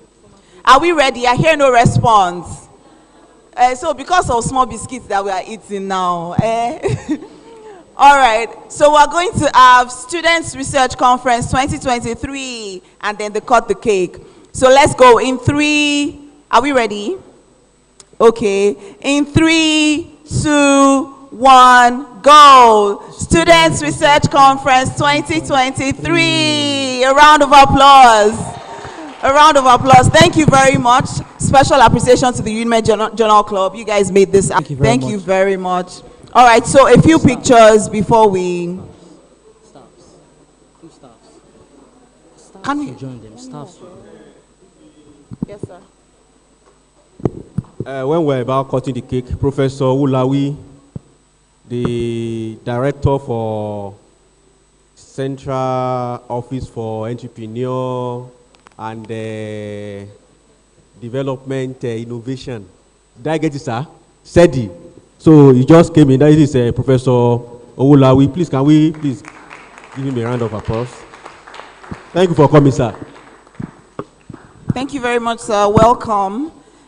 So now we'll take pictures, yes, with the staff, as many of us that can join the UNIMED Journal Club. Yes, sir, just so that we can take pictures. So, staffs available, please. For the staff available, please join us so we can take pictures. Sorry for the bother, sir.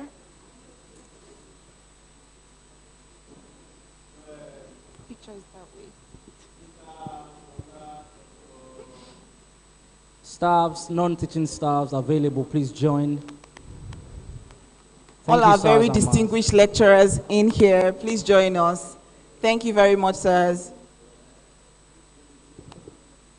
We appreciate your support. Thank you very much.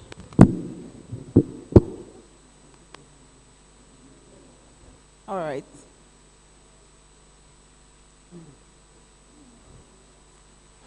Are we good? All right, thank you very much. Thank you for the support, sir. Thank you for the support, Maz.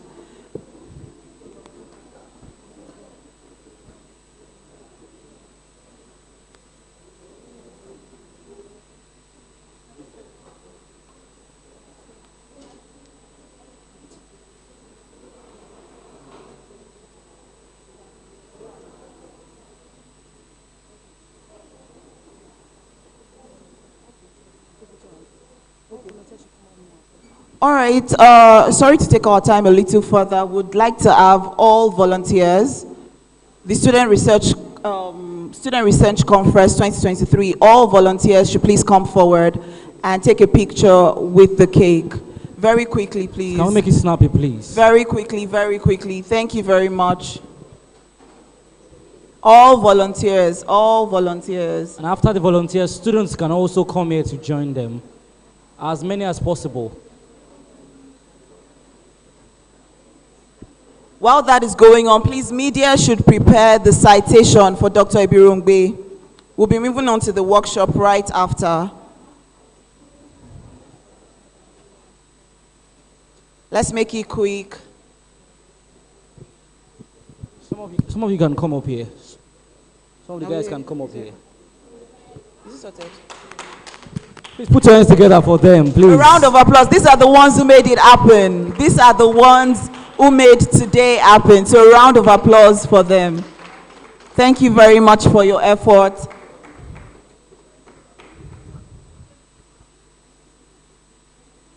Please, students, as many as possible. As many of us as are willing to take a picture, please join up. Pictures.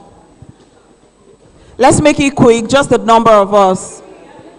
I know most of us are photogenic, so please come outside. Thank you. Let's make it quick, let's make it quick. Please go easy on the cake once you come here. Thank you.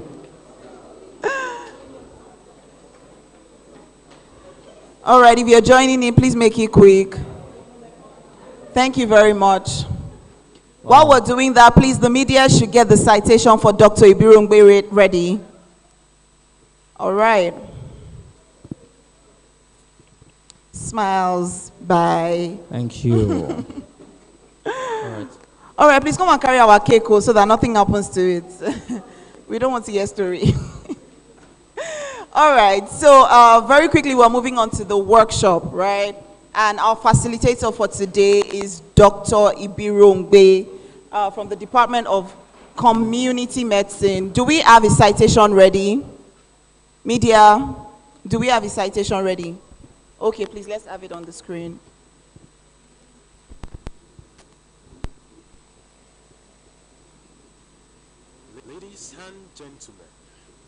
Speaker for today is Dr.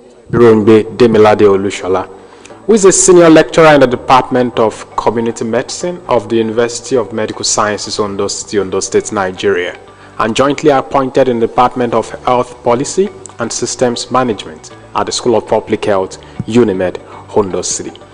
He also volunteers as a state malaria case manager for the Ekiti State Ministry of Health and Human Services. Demilade was born about 4 decades ago in Ilorin and hails from Kwara State, Nigeria. He has his Bachelor's of Medicine, Bachelor's of Surgery, MBBS degree from the prestigious University of Ilorin, Masters of Science in Public Health from the University of Suffolk, and he is a fellow West African College of Physicians. Dr. Demilade is a renowned public health physician with expertise in health policy and management, health systems, strengthening, and health care financing. He has spoken in several conferences nationwide and published about 35 peer-reviewed articles in scientific journals both within and outside Nigeria. Dr. Demilade is a Jerusalem pilgrim as well as a special member of the Bible Society of Nigeria. He has a flair for journalism and writing, combined with administrative and teaching gifts. He is happily married to Adebola, a consultant and family physician, and the union is blessed with a lovely child. With a standing ovation, let's welcome Dr. Birungbe Demilade.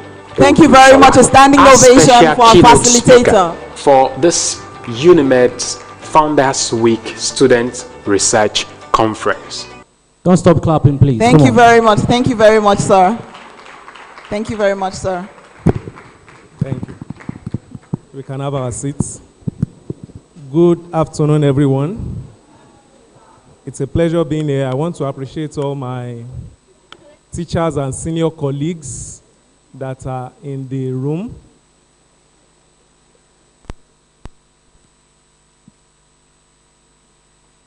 Thank you for honoring the invitation of the UNIMED Students Journal Club. And I also consider it a privilege that you would be sitting while I talk. I appreciate the fact that quite a number of the things I will be saying are things that you taught me. So I'm also, like a good researcher, open to correction and review as the case may be. So I want to stand on existing protocol as I continue with this presentation. It's supposed to be a workshop, so the idea is not necessarily to present per se, but it's just to open our eyes to 1 or 2 pertinent things that pertains to research and academic writing. Okay, so like as an icebreaker, I would like to ask 1 or 2 of the student participants in this program why they want to be researchers. Why do you want to be a researcher? Quickly, quickly. So where's the second mic? Let's just hear from the audience. Why are you interested in research? Why do you want to be a researcher?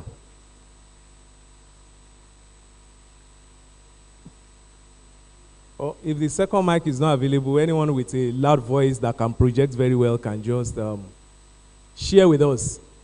Yes, there is someone at the back.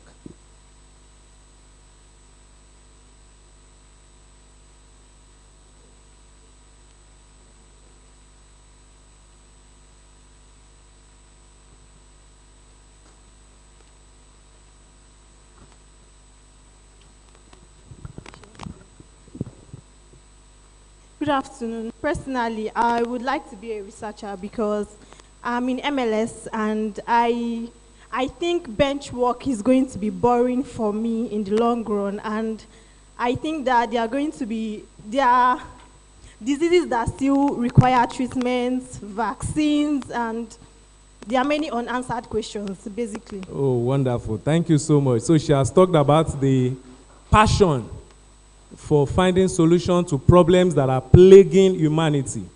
And I'm sure she has also talked about the curiosity that comes with research work. Excellent. Thank you so much. So you're already pointing out very important things also, which are part of what I want us to look at this afternoon. Okay, any other participants? Why you want to be a researcher? Yes, please.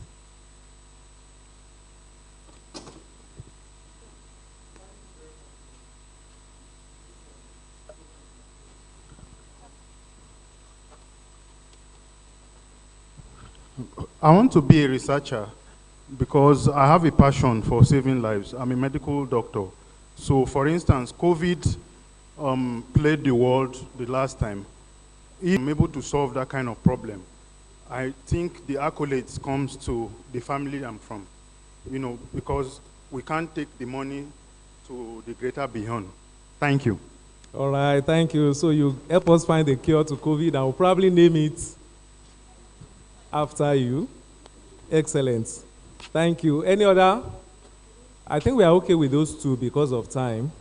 Okay. So, as we are all aware, research has to do with the scientific inquiry into a particular subject matter, okay, with the intention of having answers to problems, with the intention of gaining deeper understanding of issues, with the intention of addressing challenges, finding solutions to issues that are plaguing humanity. Okay? And at the long run, research seeks to add to an existing pool of knowledge.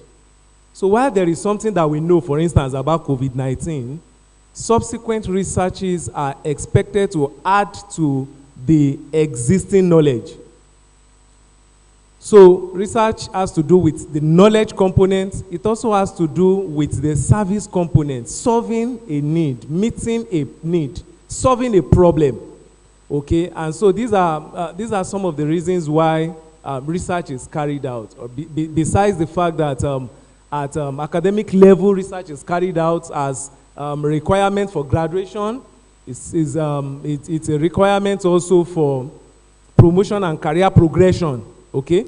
And so many other reasons which, as you go on, you become exposed to. I don't want to really take so much of our time. So, but by and large, like one of the speakers today has said, practically everything around us are results of research.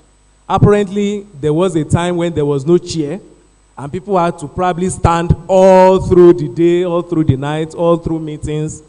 And somebody thought about it that, can we design something that people will be able to balance on, that will take their weight, and that would also make them comfortable for the period when meetings and some other things may be done. And that led to the discovery and the manufacturing of seats and chairs as you have it and you are seated on one. So a lot of things that we see in our world today, cures of diseases, vaccines for preventing diseases, even health services, interventions for a lot of things are all results of research. So that brings us to one of the characteristics that you must possess as a researcher, and that is curiosity. You must have a curious mind. You should be able to look at your environment, identify problems, and ask questions. Why is it that this is this way? Why is it not that way? All right? Like this common story about is it Isaac Newton? I discovered law of gravity. Excellent. And he was sitting under a tree and a fruit dropped on his head. And he thought, why do they always come down? Why not go up? Okay, so that curiosity is part of what leads to what? It's part of what leads to being a good researcher. Again, there is a need for you to have critical thinking. A researcher doesn't just take things at face value, just the way it is. A researcher looks at things critically and comes up with deductive reasonings, tries to analyze things, tries to evaluate what are the interactions between variables, okay? Like we have seen in the presentations that we listened to this afternoon, both the oral and the postal presentations, looking at interactions or associations between variables of interest. So those are part of the things that characterizes a researcher. A researcher thinks critically. Again, another characteristic you must have as a researcher is objectivity or being open-minded. Okay? So a researcher is not stereotyped as it is. A researcher is able to, approach things with a mind of, let's see what it is. It may not always have to, does not always have to be this way. And that is actually what leads to a lot of the discoveries we have about around us. Of course, creativity also. Several people have done things, friends, okay? Then you must be able to collaborate. You would notice that most of the researches that were presented today had like 3, 4 or more co-authors, isn't it? So that collaboration is one very important ingredient or very important characteristic of a good researcher. So you must be able to work in a team. You must be able to maintain that team spirit, okay? Again, another thing about researchers is that good researchers have good communication skills. And that was part of what we also assessed in the presentations that we have had today. So communication, how are you able to pass your message across, the findings of your study, the methodology, the objectives of the study, and so on and so forth. Again, you have to be knowledgeable. Knowledgeable about the subject matter, knowledgeable about research methodology and methods, knowledgeable about data analysis. Of course, a good researcher is resilient. One of the things you will face in research is that your work would face peer review. And at times in the process of the peer review, you may receive some form of critical comments, not criticisms. There is a difference between critique and criticisms, all right? So you will receive a lot of critical comments, and a good researcher is able to take these critical comments and improve himself on them. So a good researcher, like I said, is resilient, persistent, flexible, and open to criticism. And lastly, a good researcher is able to manage his time well, all right? So you have 5 minutes for the presentation, you stick to the 5 minutes. You have 5,000 words for an essay, you stick to 5,000 words. A good researcher is able to manage himself and his time well. So this afternoon, the nitty-gritty of our workshop is to look at academic writing, which is a way of presenting or passing across or communicating your research work as a researcher. So I'm using this outline. Let's move on next. So academic writing is a formal style of writing, okay? It's different from the everyday standard language or colloquial communication. It's a standard and a formal style of writing. We'll look at some of the characteristics as we go on that is used in universities and in the academic world generally, okay? Including in scholarly publications. All right, so you see it in things like journal articles, essays, whether they are long essays or otherwise. Even in exam questions, okay? In exams answers, all right? You're also expected to utilize academic language in answering exam questions, okay? Research papers, theses, and dissertations. It is used by students, academics, and researchers, okay? To communicate ideas, make arguments, all right? And to report their fieldworks, to engage in scholarly conversations. Okay, next slide. So, these are some of the purposes of academic writings: to report on a piece of research that has been conducted, and we've seen quite a number this afternoon, all right, or to answer a question in case if it is an essay or an assignment that you've been given, to discuss a subject of common interest and give your view, having looked at the various opinions on that subject matter. Of course, can also be used to synthesize research that has been done by several other people on a particular subject matter. And that will lead us to a kind of research that we call systematic reviews. And it will interest you to know that, as Vice Chancellor has said, every undergraduate in UNIMED should be able to conduct a systematic review. Of course, to present and to assess an hypothesis. A scrap or a sheet of paper around you, you can just scribble down. So you are scoring yourself between 1 and 3 for each of the items on this. 1 for, this is, I'm very low in this. 2 for average. And then 3 for, yes, I'm very good in this. All right, so the first question says, I am well organized and I know how to allocate all my resources. So score yourself between 3 and 2. Please, let's quickly do that. All right. Number 2, I do not suffer from procrastination. Okay. Probably some of us will even score ourselves 0 on that one. Okay. 3, I can easily extract key information from the papers I read, from articles and journals. So don't forget you are scoring yourself between 3, as in the range of scores is from 1 to 3. I am able to critically evaluate the work of others. Can you do that? So how well can you assess your skills in critical evaluation? Number 5, I can easily identify the underlying structure in what I read. In other words, you are reading a particular literature and you can identify the structure, the logical organization in the thoughts and the sequence of presentation of that article or that write-up. Number 6, I am good at generating ideas and I can write first drafts very easily. Okay, are you scoring yourself? A lot of us are looking, I can't see you writing. Number 7, I spend enough time revising and editing my text. Or I work towards, I just finish work barely during deadline and I just submit without having time to revise and read over.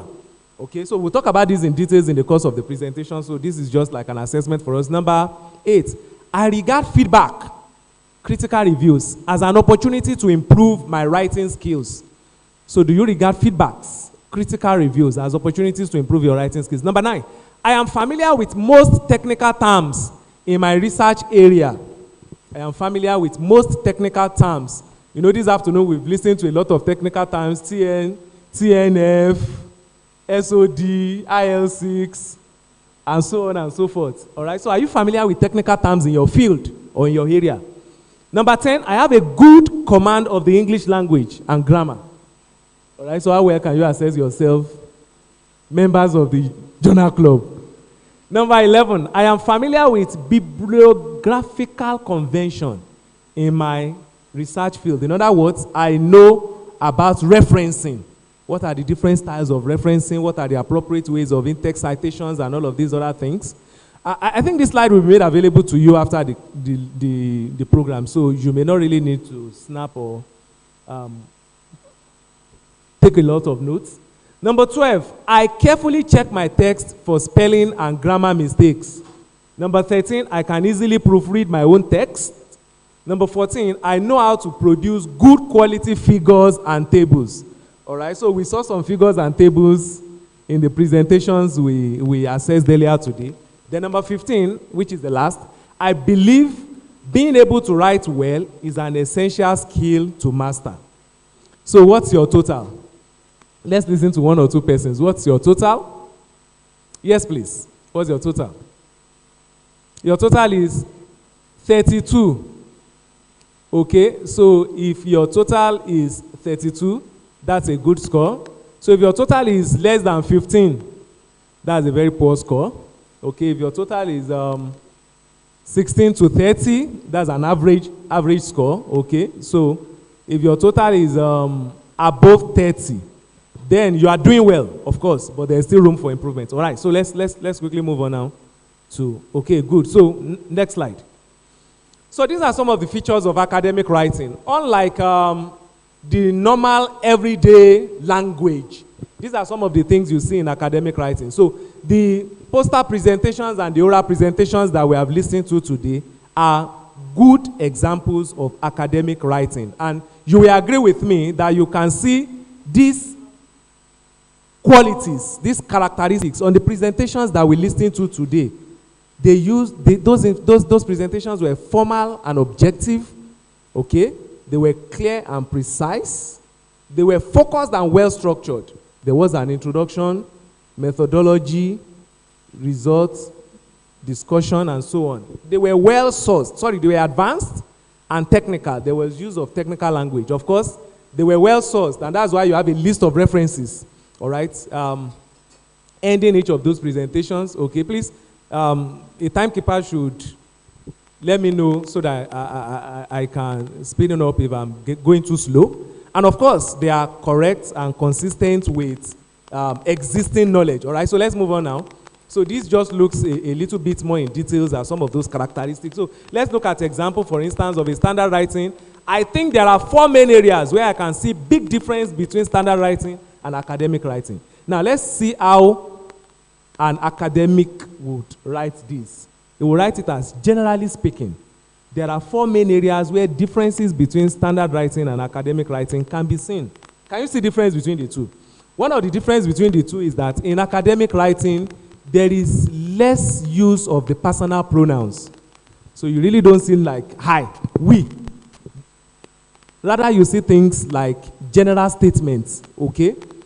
All right? Again, you also see lack of idioms and then use of formal and semi-formal vocabulary. Of course, academic writings are also very objective, and that is why when you look at most academic writings, you will discover that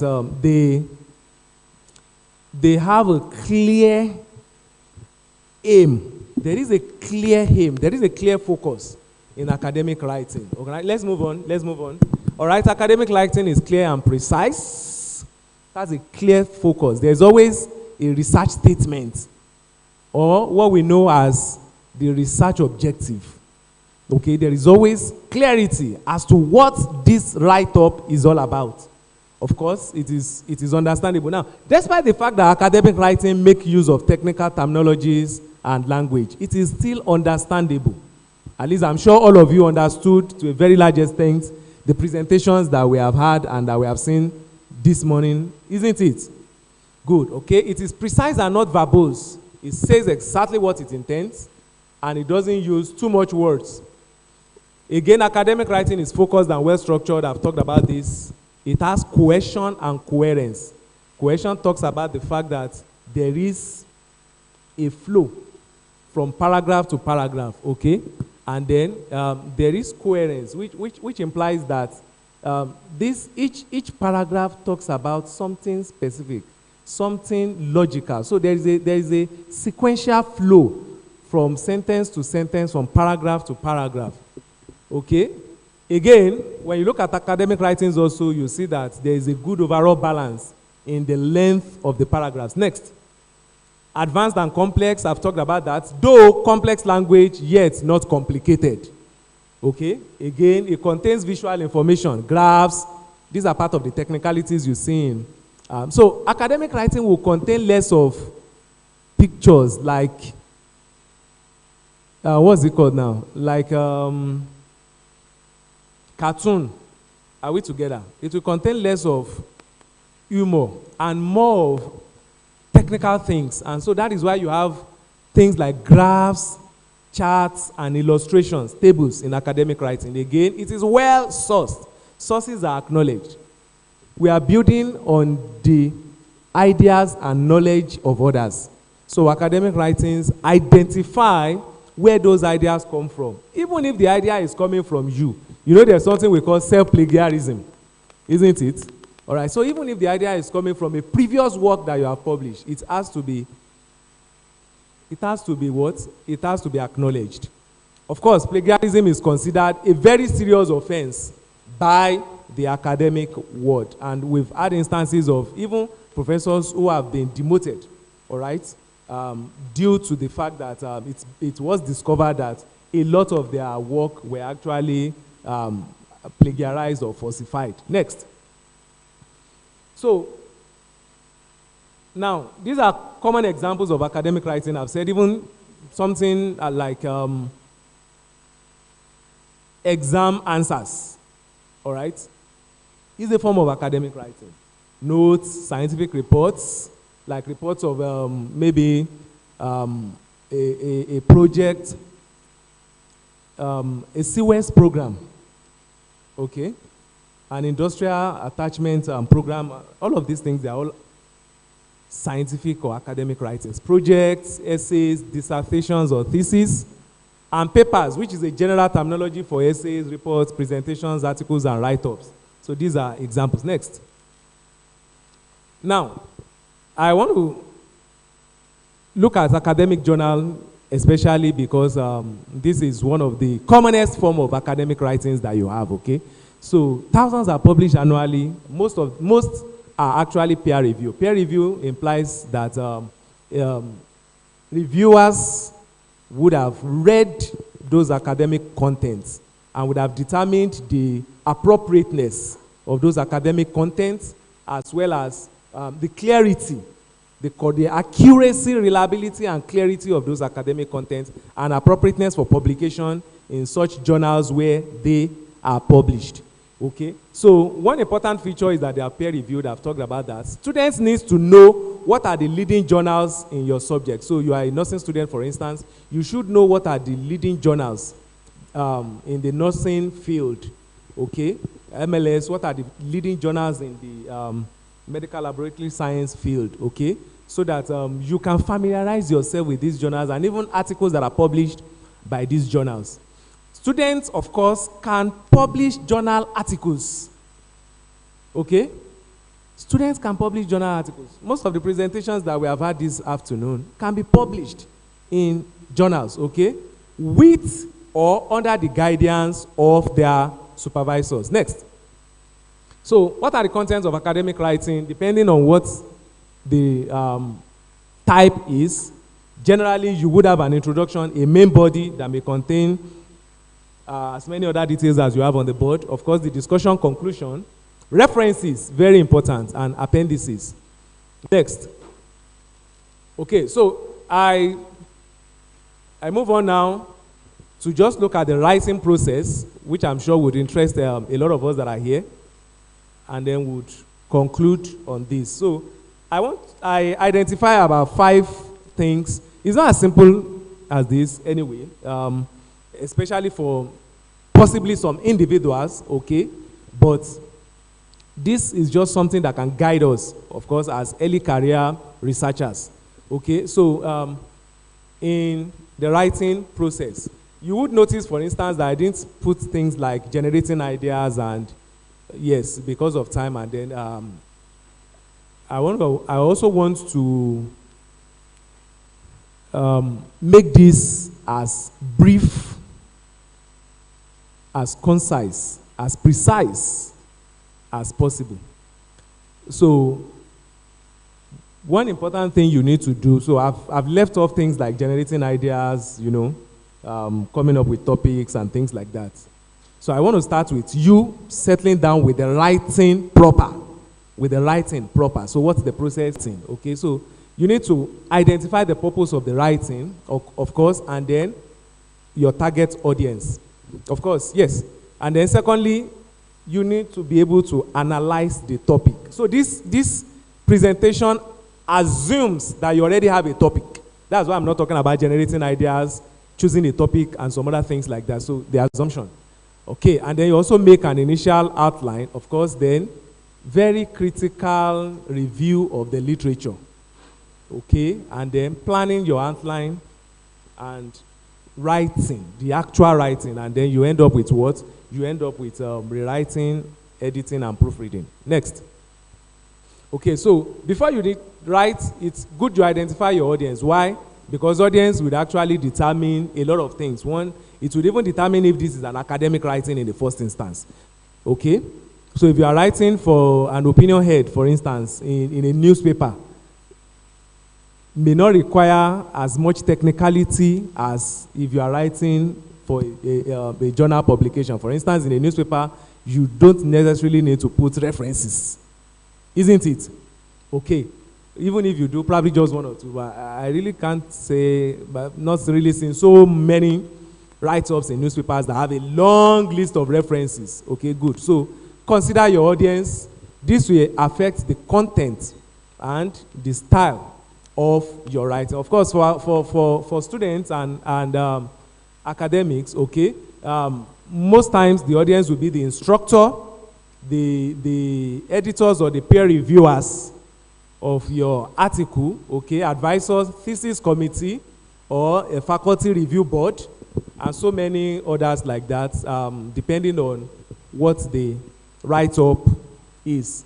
So you need to identify what is the purpose. Am I writing this for an am I writing this as an assignment to be assessed by my supervisor? Am I writing this as a undergraduate project? Am I writing this as a postgraduate thesis? Okay, so identify the purpose and identify the target audience. Next, again, analyze the title. When you look at the title of the topic, okay, it gives away what is expected of you. So you will find several words in topics. So I've given us examples. Because of time, I won't go through the list. I'll just pick one or two. So, for instance, you may have something like evaluate. Evaluate expects you to do what? To look at a particular subject matter and decide the value, the importance, or the worth of that subject value. If you find a terminology like explore, for instance, it simply means that you need to break the subject matter down into its components and then discuss each critically. Okay? If you have something like summarize in the topic, of course, the implication of that is that you have a complex subject which you should simplify and then reduce to the main element. So this will also guide you whatever topic you are working on. Okay, this list provided here. So analyze the topic well and pick out what is the action verb which we have on the board. Okay, and then what are the area of focus of that topic. Most of the times we don't do well when we don't understand the topic. Are we together? We don't do well when we don't understand the topic. So a good understanding of the topic is like we always say in exams, for instance, that the instruction is part of the question, isn't it? So a good understanding of the topic also ensures or helps you to be able to adequately answer the question. All right, let's move on. So analyzing the title helps you to plan the style of your writing as well as the structure. Okay, so what are the sections? What are the subsections? Is this going to require some form of argument? Okay, as you know, there are various types of writing. There is the narrative writing, there is the expository writing, there is the argumentative writing, where you look at things from the pros and from the cons, of course, and so on and so forth. So this would determine what style your write-up would adopt. Okay. Now, if your supervisor or the department has already given you an outline, like they usually do for undergraduate projects, okay, so it's just good you are there to that structure. Okay, so almost all report essays and articles have the basic pattern of an introduction, a main body, and a conclusion. Like I said, if you are doing a dissertation or a thesis, there would be more sections and subsections. So this depends again on what the title is asking you to do. Next slide. All right, I've talked about this already. Okay, so this also helps you to consider what is the amount of space to be given to each section. Okay, how much space. In fact, part of what you do in planning your write-up is also not only to have a very skeletal outline, even before you start writing. Like I advise my students, before you start writing your literature review, have a skeletal outline. Okay? The skeletal outline would be based on what you presently know about that subject matter. You have not searched the literature. Okay? As you do a literature search, that skeletal outline is going to be developed further. Are we together? That skeletal outline is going to be fleshened up, is going to be reviewed. You may probably need to remove some things, add some more things, rearrange. You get the point? So, but the first thing you even do before you begin to now write the content of your academic writing is to have a skeletal outline based on what you, at the level of your knowledge, currently know about that subject matter. And of course, determining also how much focus you are going to give. Generally, introduction introduces, so introduction should not be verbose. So much content should go to where? The body.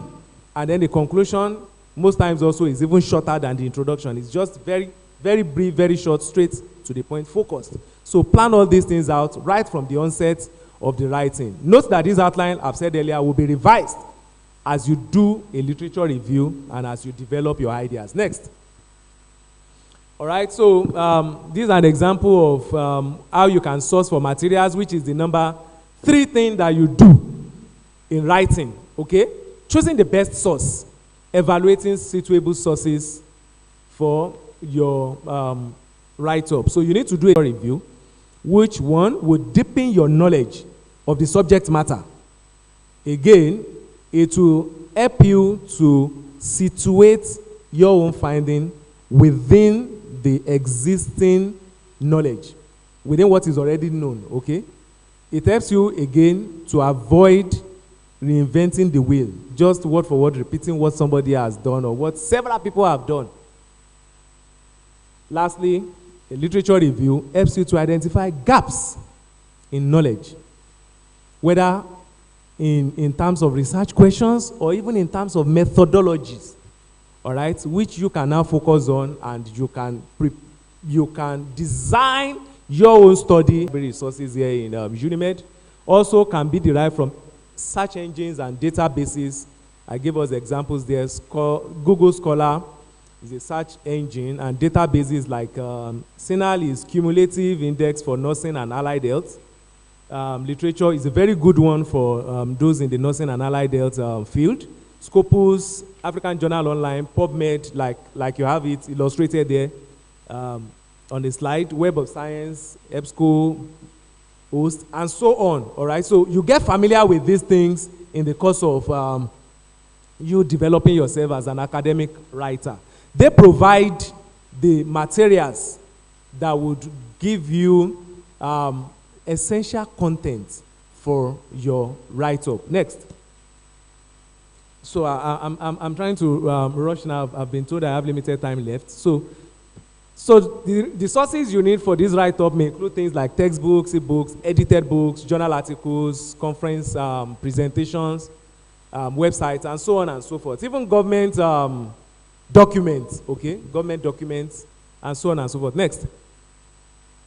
So now, as you acquire these documents, it's important for you to do what?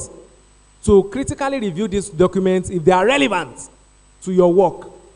After determining their relevance, it is important for you to read those documents extensively and intensively, taking notes and making summaries as you go, because it is these notes and summaries that will provide you the content for your own write-up. So these are some of the questions you ask in evaluating the relevance or the suitability, rather, of a particular article or material for your work.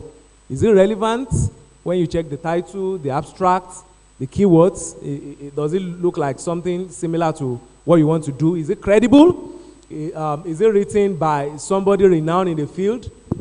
Or just by someone who is not well known in the field, all right? Is the information provided accurate and reliable? Is it based on reliable and academic sources, well acknowledged and fully cited? And then, is it current? Okay, I remember one of my students asked me that, who made this 10-year rule that you should always do as much as possible, try to cite what is not older than 10 years, okay? So, of course, there are a few exceptions to the 10-year rule, okay? It's just about ensuring currency or relevance Okay, if you need to be citing data of something that was published 20, 30 years ago, the social demographics have changed over the years. Even in economy, for instance, I specialize in health economics. Even in economics, over to economic landscape, like you see Nigeria now, the economic landscape of the country has changed in the last 2-3 years. So if I need to reference the work of 2013, for instance, will it really be comparable to what I am discovering in 2024? So these are the questions I need to ask myself. Next. Okay, so note taking as you carry on extensive and intensive reading. Now, there is no need to rush because this is a very important aspect of academic writing. And this is what most of us don't do. You know, students have also asked me that how many resources are adequate for a write-up. I think it depends on what the purpose of the write-up is and what is the length of the write-up, okay? Of course, if you are probably doing a 1,500 word write-up, will probably not require as much references as if you are doing a postgraduate thesis, for instance, okay? So it depends on the depth of the expectation of that academic writing. Are we together? All right, so it's important you read extensively around the subject matter. It deepens your understanding, your knowledge of that subject matter. Another thing it does is that it gives you the vocabulary that you would use in the write-up, okay? So, because, you know, during our self-evaluation checklist, we talked about, are you familiar with vocabulary in your field?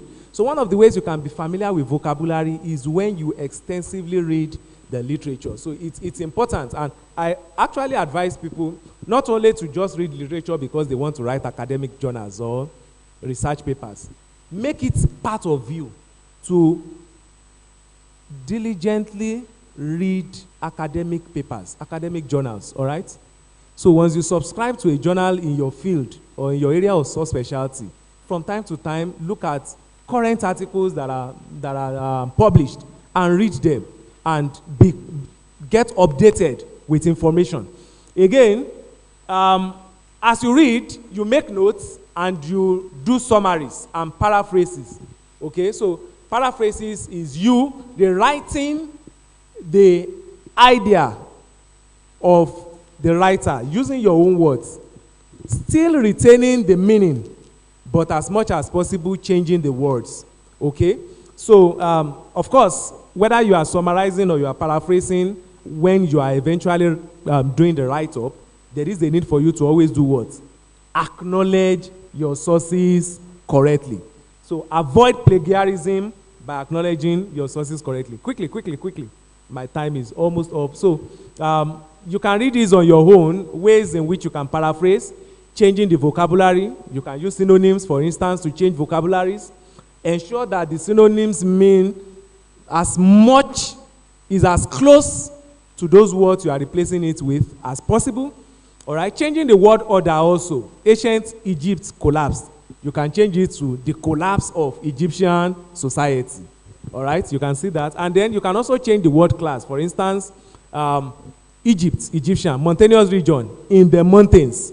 All right, and so on and so forth. So these are examples. And then you can also change from active voice to passive voice. So these are some of the ways you can do your summarizing and your paraphrasing to ensure that while you are changing the words of the sources where you got the information from, you are not essentially changing the idea that is provided. Next. Okay, so stage 4 is now to do the actual writing. So you plan the writing, you do the writing. Write your articles, writing using the summaries and paraphrases that you sourced from the literature based on the initial outline which you made, of course, which you must have revised and added details to. So you combine materials from those sources and present them in a way in which there is a logical and sequential flow from sentence to sentence, from paragraph to paragraph. Are we together? All right, so you must ensure that there is that cohesion and coherence. There is a flow in the presentation of facts, figures, and the knowledge. All right, so use your own words, of course, as much as possible. All right, so the idea here is do not do copy and paste. All right, the idea here is to use as much of your own words as possible. All right. So organize the write-up, okay, ensuring that each paragraph is focused on a particular item or on a particular thought, and then there is a flow through the write-up. Next. So link paragraphs together. This is one thing reading literature will do for you, as in reading journals will do for you. It will also equip you with some of these words. In fact, that's one of the things I first did when I was training myself on, and of course, as I was mentored also in academic writing, words like conversely, in contrast, in association, you know. So these are some of the conjunctions or words that we use to join facts and sentences and paragraphs together, or to show a flow from one sentence or one paragraph to another. So you need to learn those words. All right, so use those words, adverbs, and transitional words to link paragraphs together. Again, ensure that your paragraphs and sentences are not too long. And I've seen that a lot in student writing, okay? The first paragraph will just be 2 sentences. The next paragraph will fill the entire length of the page. So there must be a good balance of long, short paragraphs. Ensure fairly regular length of your paragraphs. It even makes your work readable. Okay, it makes your word readable and reader-friendly. So, write the draft of your main body, write your introduction and conclusion. Okay, it's actually advisable to even do the literature review and to have written the main body before you write the introduction. Because it is when you have done this that you identify what is the very important things that you can take to the introduction. All right, so ensure that all your references, content, list of figures, appendices, in-text citations are all appropriate. Next, now let's look at what are the things that can be in introduction. Introduction explains the purpose, the scope, methodology of your paper. It is usually brief. So these are some of the things that you can put in your introduction. A brief definition of unfamiliar terms, isn't it? Background or context of the topic. You can also do a little bit of a review, except if you are doing a long thesis or long essay.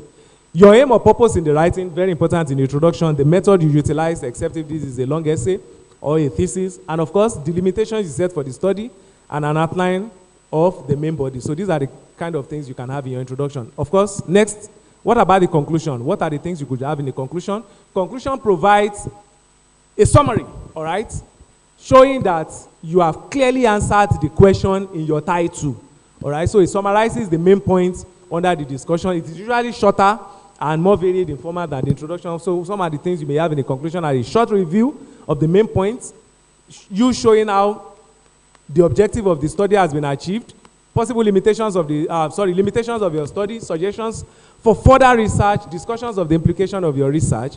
But most importantly is you should not introduce any new thing in the conclusion. Are we together? So your conclusion is not supposed to do what? It's not supposed to bring in something new. It should summarize what you have been presenting from the beginning of your work. Lastly, let your conclusion conclude. I've read write-ups where you see in conclusion like 2-3 times. In summary, in conclusion, finally. All right, so let your conclusion conclude. All right, next. So how do you write? Choose the right moments, keep writing. I'll talk about that in details on the almost penultimate slide. Let's go on. Next. Okay, so referencing, very important. I've talked about this. There are reference managers like Mendeley, EndNote, RefWork that you can use. Next. So familiarize yourself with the reference method that is appropriate in your area or in your field, whether it is Harvard, MLA, or Vancouver, or whatever. Next. All right, so the final point is that you need to revise, reread, proofread your work. So do this as often as you can, as many times as you can. The more you read, the more you refine and you improve on the write-up. As you read and revise, you ask yourself if you have actually done what? Answered the research topics, okay? If your paper is well balanced, if it's presented logically and accurately, and if it's not too long or if it's the appropriate or required length. Of course, colleagues can also help you to peer review your work. Very importantly, I do tell my students after writing their projects to give it to an SS3 student to read. Okay? Now, this person is not used to your work. He or she will see errors that you don't see, especially grammatical errors. Okay? Good. So, you are already over familiar with the work, so give it to a fresh person that would help you to see things you may not see. A hard copy may also help you to do this better. All right? Next. So, proofreading, checking for small errors. You can use computer spell checks like Grammarly and the likes. Turnitin is also a tool that can be used for plagiarism check. These are some things that can help us also in our writing. So, common errors like factual errors, wrong tenses. Grammarly may also not be able to show you a lot of things, of course. It has its limitations. Next. So, I close with this. My final advice, read and keep reading. In fact, the more you read, the better you are as a writer. That's just the truth. The more you read, the better you are as a writer. So read, keep reading. Enrich your vocabulary with your reading. Enrich your understanding and the use of terminologies in your field. And also, it helps you to develop your critical thinking skills. Secondly, improve on your grammar. You know brighter grammar? We used it in primary school, Abby. Go and look for it and buy it. It is very useful. It helps you with English. You know, it's a bit embarrassing when you send papers for publication and editors send it back that look for somebody that understands English very well to help you read and edit this article. So improve on your grammar. Again, learn to read more efficiently and take notes more effectively. Write and keep writing. What is the way to be a writer? Is to write. And how do you become a good writer? Keep writing. So it's not enough for you to just receive all this instruction and information this afternoon, or to just be a passive member of the journal club. Do what? Write, and keep writing. This develops your writing styles and also does what? Improves your grammar. Again, subject your work to review. Don't get to a point where you will think, I know it all. My writings are the best. Subject your work to review and take those critical reviews as things that will help you to even improve further. And of course, join a journal club or a writing club that can help you to achieve most of these things that we have written above, including giving you opportunities for what? Mentorship. Giving you opportunity for mentorship. So I think with that we've come to the end of the presentation. I don't know if we have questions. So we've looked at generally the writing process and one or two important things that will help you as academic writers. So there is one or two hands at the back. So let's just quickly take the questions so that I can exit the podium. Yes, let's give the mics to them so that we can take the questions.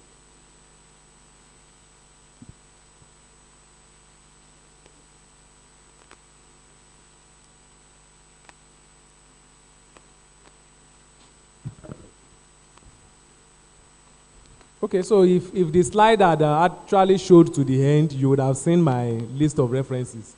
All right, so that you won't also accuse me of plagiarism.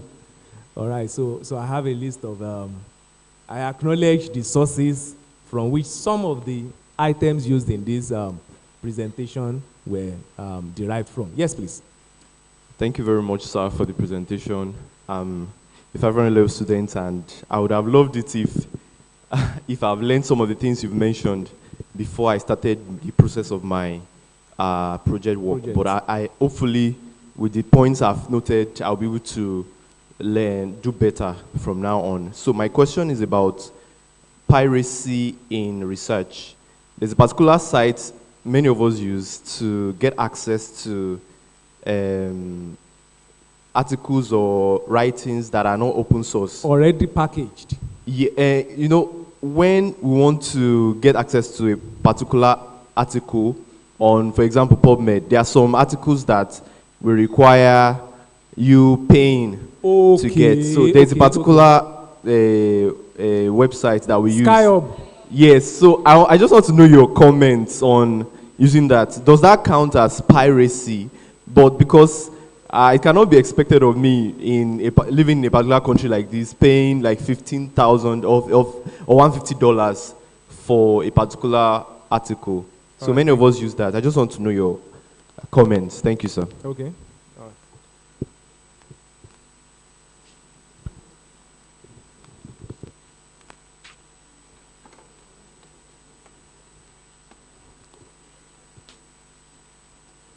All right, so we just harvest all the questions so that I can answer them with one flow. Thank you very much, sir. So my question has to still do with referencing. Say, for instance, your research and subsequently your writing it require you to go out and actually get sources from actual, like, you're researching on a topic that allows you to go and meet with actual doctors, maybe psychiatrists or psychologists to give their comments. So when referencing, do you have to still cite these people? You didn't get the information from a work that has been published or something. You got it from meeting with a doctor. So would you have to reference them? Or is there a particular way for referencing sources gotten from conversations you had or meetings with actual doctors in that sense?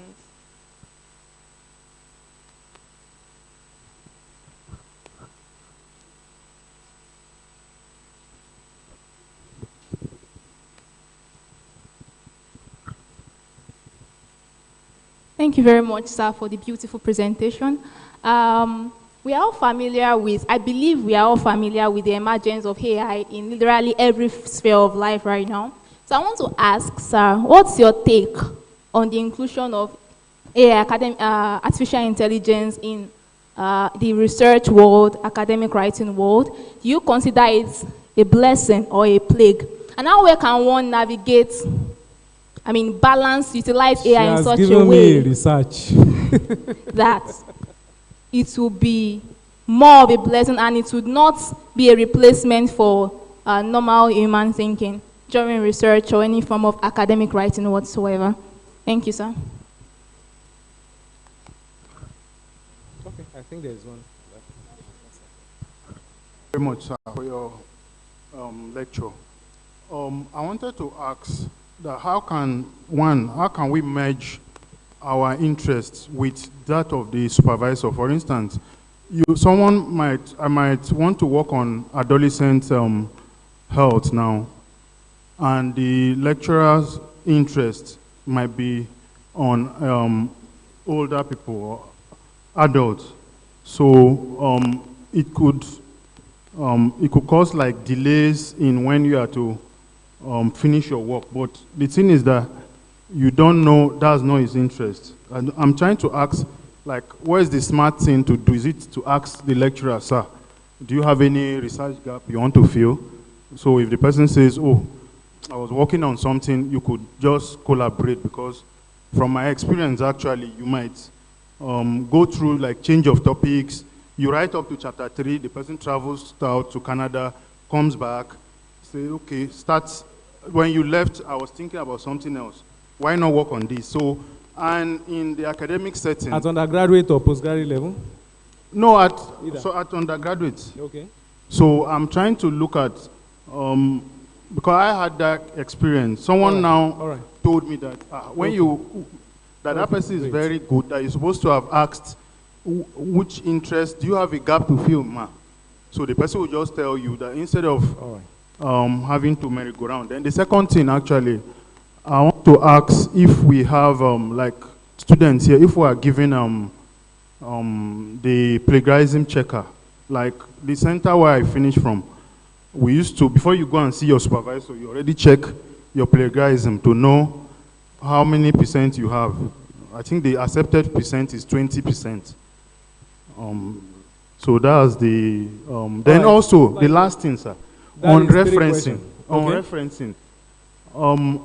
Okay, I sent a work over, and the first thing the person observed, he didn't even look at all my work, though he's an editor. So he just went straight to my references.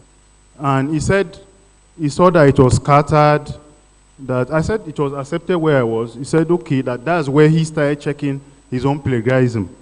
And I was like, it wasn't plagiarized, but he now said that since he has been working for a while on research, that those are the things they look at, then they come to forward, then it, so. What's the question? I really don't understand what you want to address in this. Okay, the last question I asked, I said that is there a way that plagiarism can be avoided? No, I have that one. This question on reference is the one as in, I'm not clear about. Okay, yes. The references were scattered, as in, they didn't align. Okay. So, because of that, he just assumed that plagiarism had been done, but it was false. Thank you, sir. All right, thank you. So maybe I should also, yes, I have senior colleagues in the auditorium, including Dr. Adejumo, and I'm very happy they are here with us, so they can also contribute to this discussion. All right, so let me just, in the next 2-3 minutes, attempt to address all these issues that have been raised. Part of what you learn as an academic writer is actually the skill in organizing the work. All right? There's a skill in organizing work.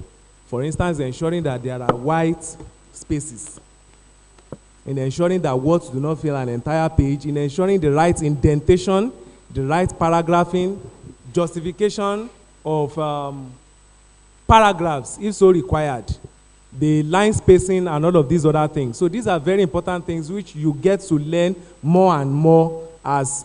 So you are right, an editor could just have noticed some things not properly done, and for all you care, that is enough for them to even turn back the work. So it's important for you to adhere, especially when sending an article for publication, to what we call author's guideline.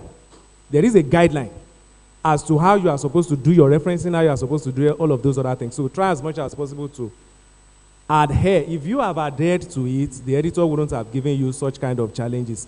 Plagiarism check, very important. Check the university library for more assistance as to plagiarism check. Merging interest with supervisors, I don't really think that should be a problem for undergraduates. It's more of a problem for postgraduates. And that is why even at the School of Public Health, one of the things we are proposing is that MOU must be signed between students, postgraduate students, and supervisors to ensure a smooth working relationship between them. Okay? So,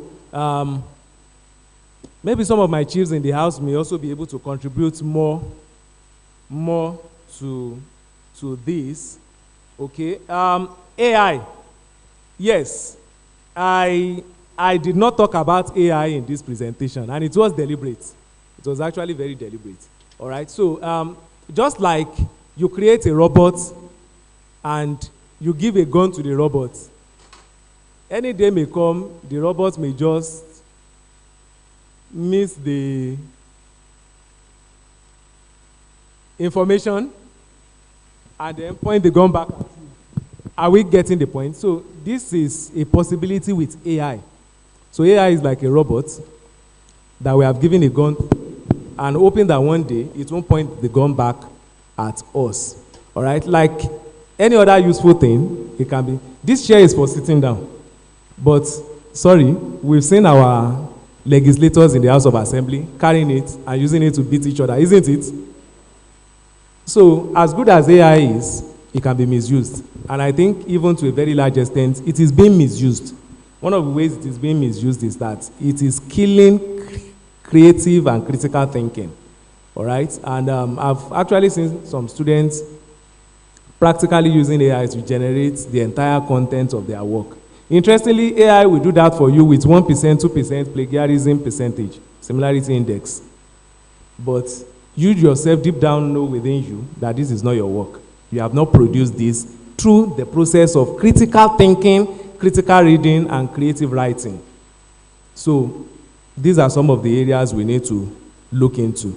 So Grammarly, EndNote, what's it called? Turnitin, and some of all these other things, they are a kind of AI-based tools that help us in various areas of our work.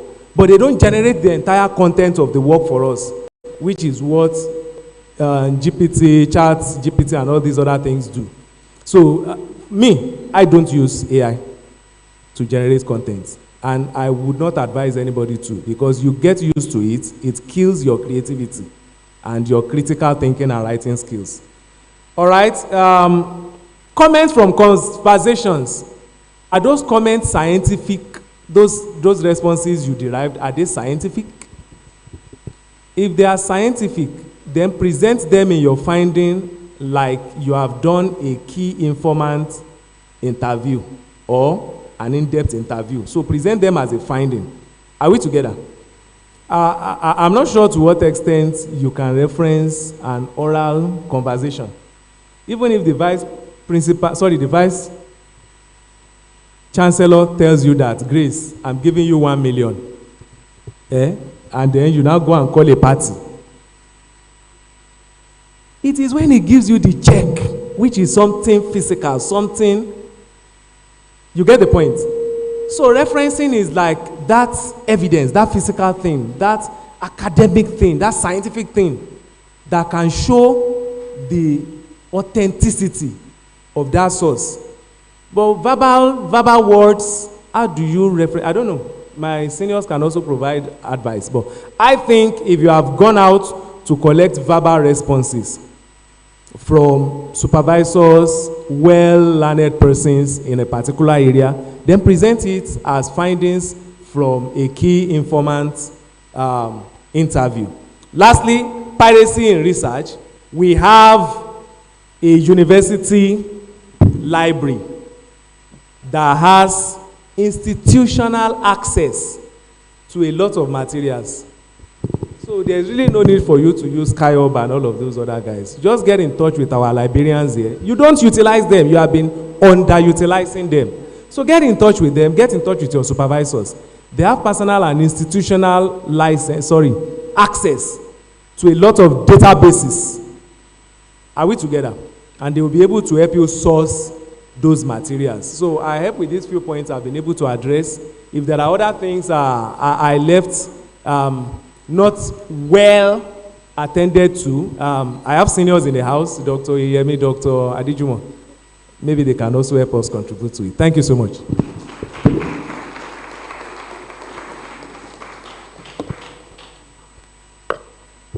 Put your hands together for him again. Thank you very much, sir.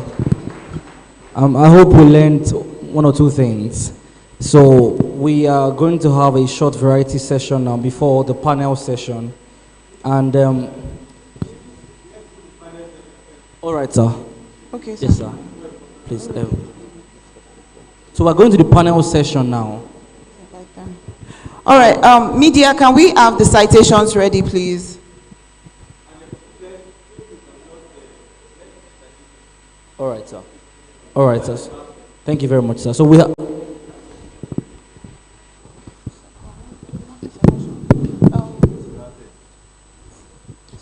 So we have our panelists in the house already.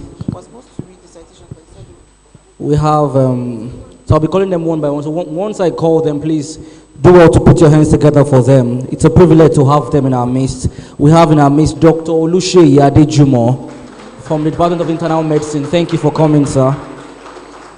We have Dr. Mrs. Oyeyemi from the Department of Biological Sciences. We have Dr. Ogunwole Eunice from Department of Physiology. Thank you, sir. We have Dr. Ibirongbe, one of our panelists. All right, and the anchors for the panel session, we have Melody Oloyede and Abore Oluwatimileyin. Put your hands together for them. A round of applause for them, please. We have a couple of our panelists who are not on seats currently. As they come through, we would welcome them on stage.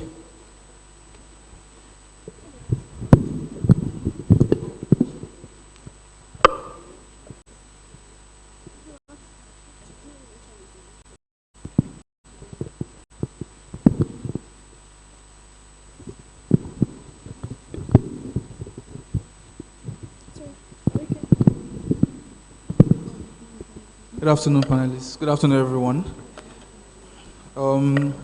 So I am Aburoluwa Timileni, and Oloide Melody. so we are members of the Unimed Journal Club, and this is a panel session where we would be asking questions from experts in the field of research. So I actually urge everyone here who's listening to, if you have any questions, take this opportunity. In case you have any questions you'd like to ask them personally, note them down, because after this there will be a question and answer session. All right? So the topic of this panel session is navigating challenges faced by young African researchers. So if you have had challenges as a young African researcher, I would advise that you hands down. After this session, we'll be taking questions from the house. Okay, so because of time, we'll be going straight into the questions. Okay, to Dr. Oyemi. So for people that are new to research, for people that don't even know anything about research, what would you define research as? When we talk about research, it is the study or investigation of a topic or a concept to get more information, to get a new methodology, to get an additional explanation, or to solve a problem. The purpose of a research is to get an answer. Either you increase a knowledge, you increase the understanding of what is known about that subject matter, or you are able to tell us something new. At the end of your work, you are telling us a new concept, a new methodology, or increasing the existing knowledge on that subject matter. That is what it means to do research. Okay, I hope we are noting down. Okay, so does any of the panelists have any other contribution to that? Any contributions you'd like to make to the question? All right, thank you very much. Okay, so this question is for you, Dr. Adejumo. I want to ask, what are the common challenges you face in terms of doing research here in Africa? Thank you so very much for the opportunity to be part of this panel discussion. Of course, one of the major problems is funds. So that's just the truth. So for you to do good research, you need good funding. And funding is a limitation to most scientists in Africa or researchers in Africa. Now, even when you finish doing your research, you've written your paper, you need to send it out, you need to publish it. Now, even to publish in some journals, you may still need funding. And what I've noticed is that there are different kinds of journals. So if you use a very good journal in terms of a journal that is well indexed, that has good, that is obviously visible, they are likely to also get people to know what you are doing. But if you use local journals, you may find that you have a good content, but because you've not disseminated it properly, people would not know what you are doing, and you find out that that may be a wasted effort. So funding is very, very important. That's one. Then two, of course, but I want to believe that along the line of this discussion, we talked about how to navigate these challenges, because, of course, there are problems and there are also ways of navigating those challenges. So, but what you've asked me, let me just stick to that. Then also two, usually, as we've seen, that for you to do good research, you can't do it alone. So you also need people of like minds. So at times you have interest, you have what you want to channel, what you want to champion, what you want to do. But you also need other people to also assist you. So you need good collaborators. Then also to equipment. You also need equipment to do certain things, depending on what you want to analyze, which may not be readily available. You may need to send your samples outside Nigeria to outside lab, and all those, they come with some logistic problems. Also too, even the socio-economic climate of where we practice. For example, there was something that I did. I needed to I collected samples, and the samples were to be analyzed. Okay, I sent it to the lab in UI, and that was the time they had strike. So those samples were kept for about 7 months.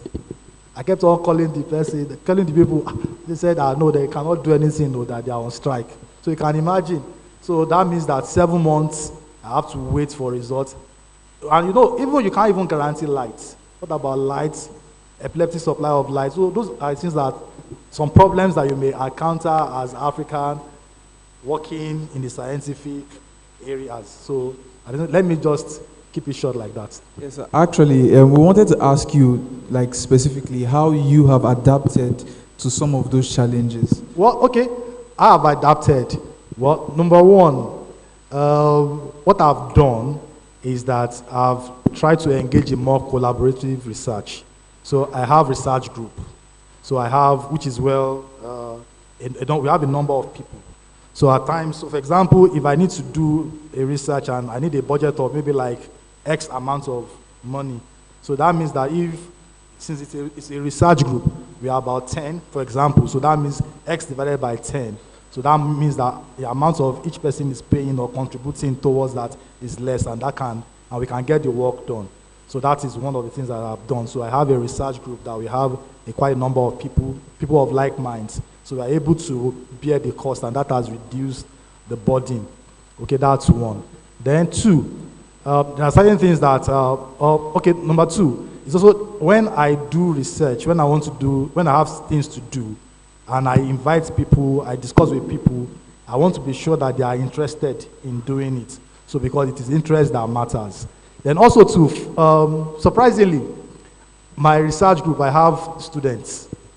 During the course of my training, my students, I've been able to identify some students during our interaction that I've seen that they have potentials and they have interest. And of course, so they're able to deliver. You know, students, they are working with me, I'm mentoring them, and they are also interested. So they're able to deliver, I'm able to drive them. You know, it's difficult to drive my colleague. They say he has a lot of things to do, clinical activity. So, I've done so much. I've been able to accomplish a lot by working with my mentees. And of course, I get trained along. They also get trained. We interact, we learn experiences, new knowledge, and they work with this. So we give people different aspects of the work to do, and things get done easily for me. Then also too, I've also tried as much as possible to look beyond, to think beyond my local environment. Starting up as a younger person, you know, I try to look for journals that can easily get my stuff done. But now I'm looking beyond Nigeria, looking at other possibilities of getting my articles published in good journals. And what I've found out is that even though it costs money to publish in good journals, but there are also journals too that can publish, there are good journals that can publish your work for free. So there are a number of them. The only thing is that it may take a lot of process, a lot of waiting time. So the point is, do your stuff early enough so you can have enough time. Maybe it may take 6 months, 1 year before they finally give you an acceptance and get you. Even when your article is accepted, it may take another 6 months. And at times, it may take 1 year. So that means that you have to start your work on time so that at least you just push it there and while you are waiting for their responses. So, but of course, I can also say that there are some journals that are also good that you may also need to pay. But I've talked about how you can share the financial cost and you can get your work done. So that's from my own experience. Thank you very much, sir. Do you have any other thing you'd like to add? Any other problems that you see in research? Dr. Adejumo has almost said it all. I want to emphasize something. He talked about collaboration, building networks. Like I tell people, you can't work with everybody, no matter how large your heart is. By the time you work with people, you know people who have similar interests and people you can work with. So you need this collaboration both within and outside. People that invite you, people that shows you opportunity. We need these people. We end up talking about mentors and sponsors. There are collaborators you have. They tell you it's your work. You know that those people are not interested in the work. They only want the proceed. But you know people that we treat it like this is our work and you get results. Another thing is this publishing of a thing. One of the ways I've adapted with it, working with, they said you need to stand on the shoulder of giants, is that even some of these highly costly papers that you need to pay a very voluminous amount, you can ask for waivers, which so many people don't know. Elsevier papers and all these papers, there are so many of them. Some of them you even need an authority in your institution to write that your work is not funded. And you will not necessarily pay for some of them, like BMC. Those ones, once they say it's not a free paper, you may have to pay all the time. But there are other ones that are equally or even more highly rated. If you know the terrain, what to do, you can also do that. So all these have also helped. And I increase my skill every day.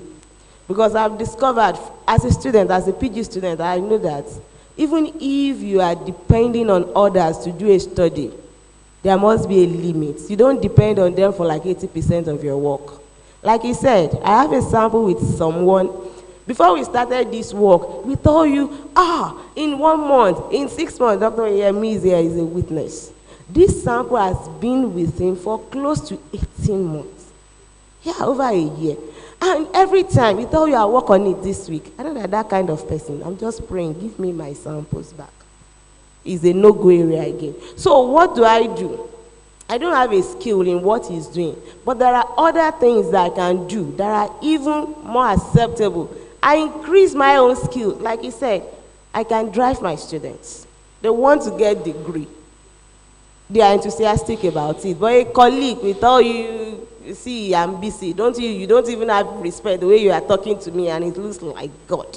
We are doing this together. So I increase my own skill. And when there is a funding, I try to maximize it. It may be for a study.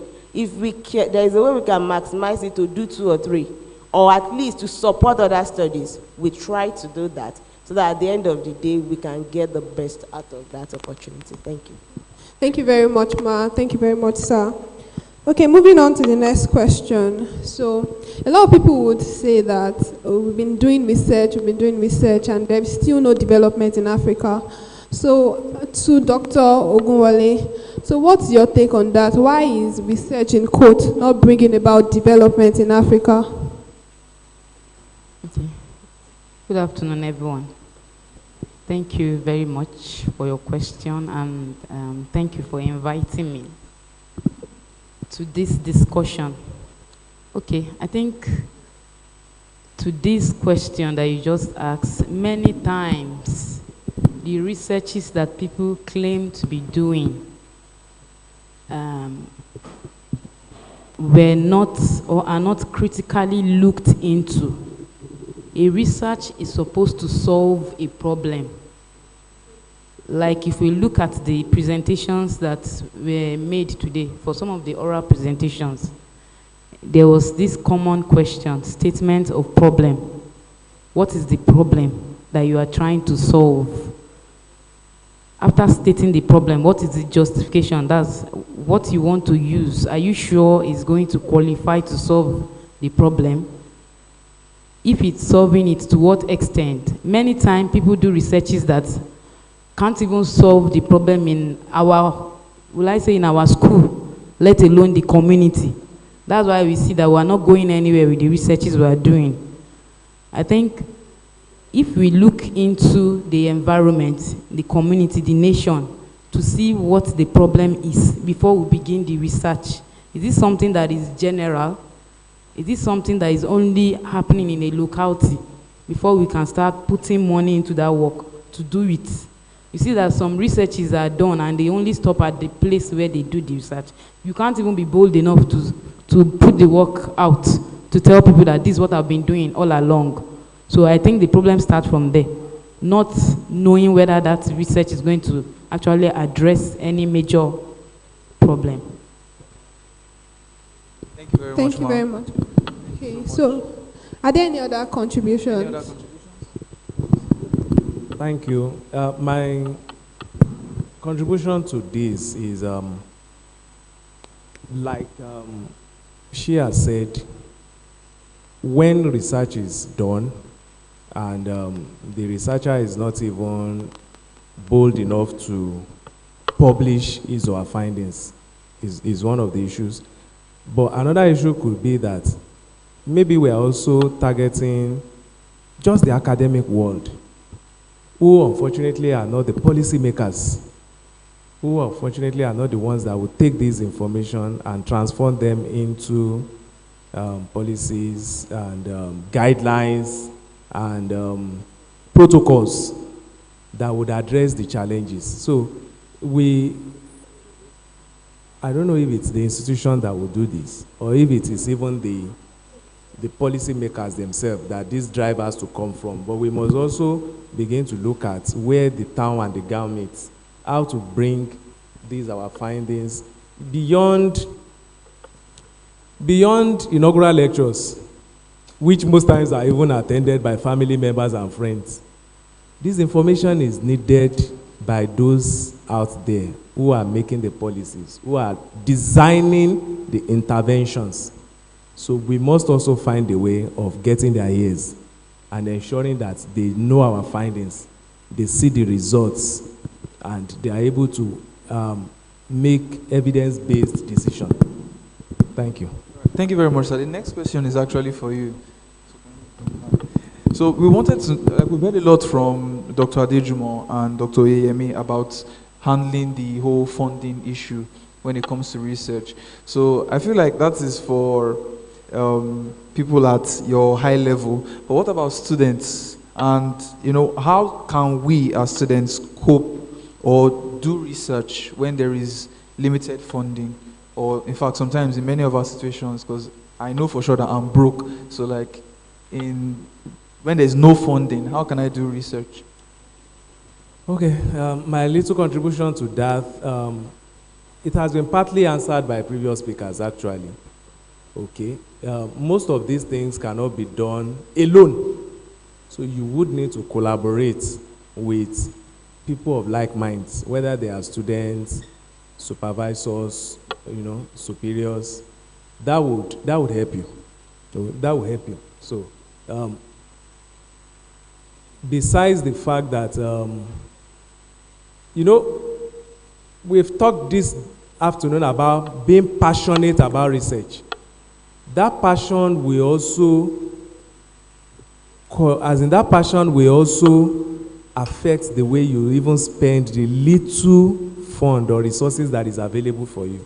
So one of the things I can also advise is that on a regular basis, set apart a particular fund, which you term research fund, not to be touched for any other thing. Are we together? All right. So yes, for those of us that are working, we collect salaries monthly, so we can say 5%, 10% of our monthly salary is for research. But for you that is not yet collecting a monthly salary, but whatever comes from home, whatever comes as gifts, whatever comes from uncles, aunts, and the likes, you can decide that because of the passion you have in research, you want to set aside a particular amount of this towards research. And then as we collaborate with others, we bring all these resources together into a collective pool that may be enough and may be sufficient for us to be able to do something tangible and substantial. Thank you, sir.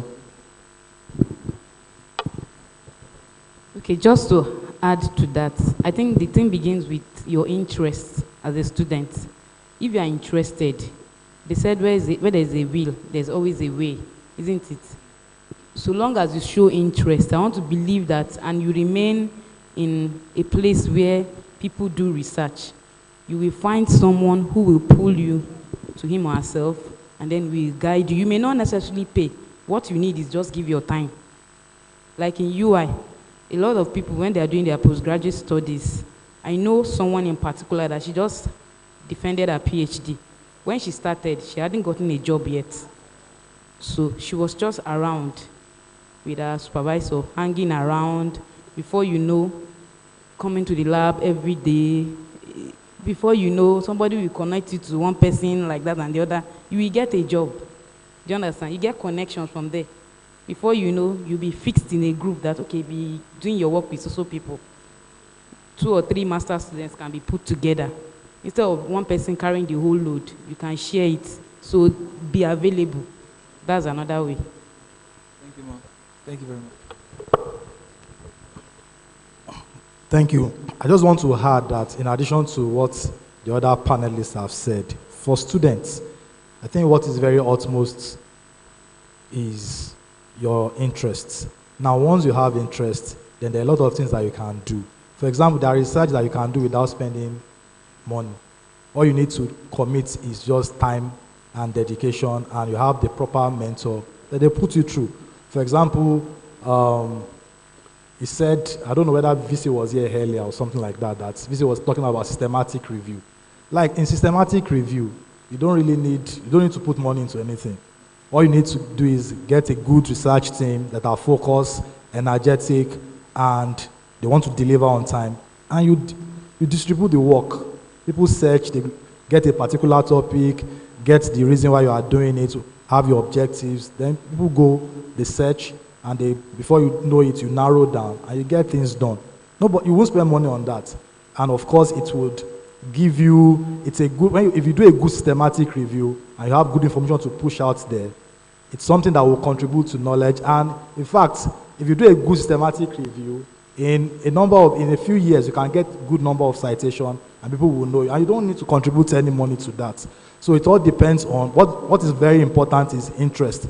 And also too, for students can do formative research. You can do questionnaire-based research, which you can even push on using Google Form, do things and that would answer specific questions that is related to, that is of utmost importance to you.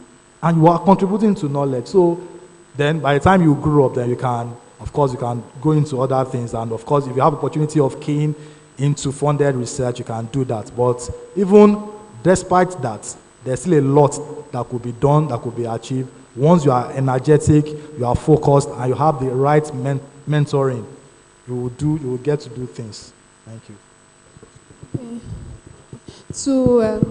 Thank you very much, sir. To Dr. Oyeyemi, speaking about mentorship, as a young aspiring researcher, what should I look out for in selecting a research mentor? What should I look out for in selecting a research mentor? What do I want to become? In selecting a mentor, the first thing is, what do you want to get for that mentorship? Some people think getting a mentor is having a friend, like a senior person that I can just talk to. Is part of it. But the first thing is, what do I want to get from that person? So in getting a mentor, the first thing, you yourself must define what you want to get out of academics.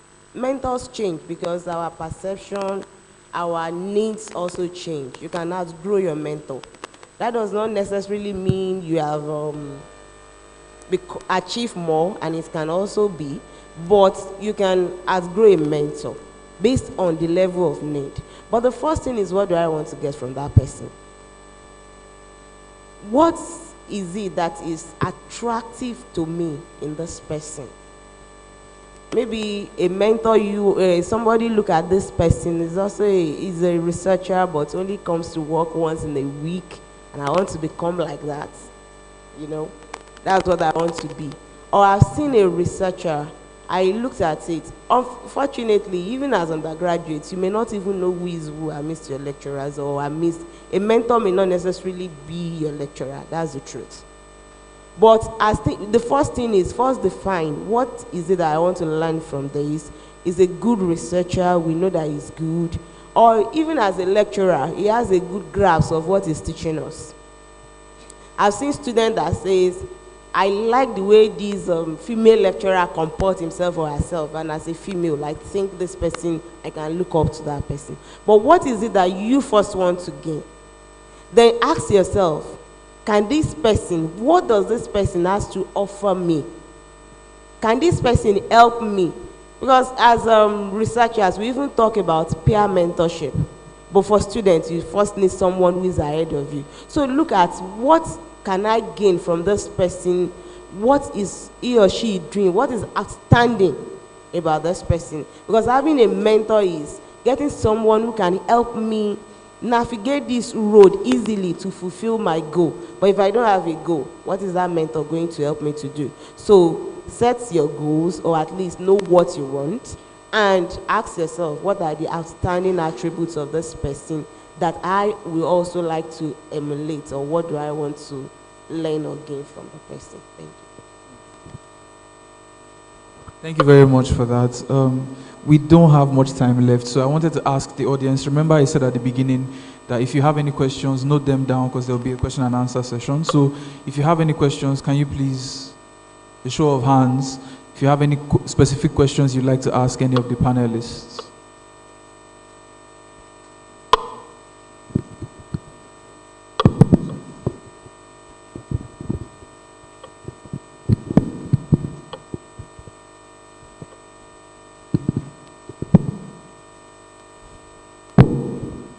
Thank you for the presentation. So my question is this: do students have the opportunity to get grants, like funds for their research? You may not actually call it student grants, but I think the student can benefit from the grants of their supervisors. And even some supervisors can assist financially, probably sharing the burden or the costs, whatever they want to do. Other ways, they could use equipment owned by, if the supervisor has a lab, they can use part of whatever they have in the lab instead of paying for it somewhere else. Thank you very much for that question. I think another thing you can do is to key into what NIMSA is doing. You know NIMSA now? Sorry, NIMSA is for medical students. All right, so I'm sure each professional group or discipline has their students-based associations. All right, so I know specifically NIMSA does a lot of student-based research, and they have access to one or two things from USAID and some of these other international agencies. So try to find out what is available in your field, in your area of specialty, okay, and key into it. Of course, what your supervisors and lecturers are doing is also a very good platform for leverage. Are there any other questions? Okay, we'll take that as the last question. Okay, we'll take the contribution.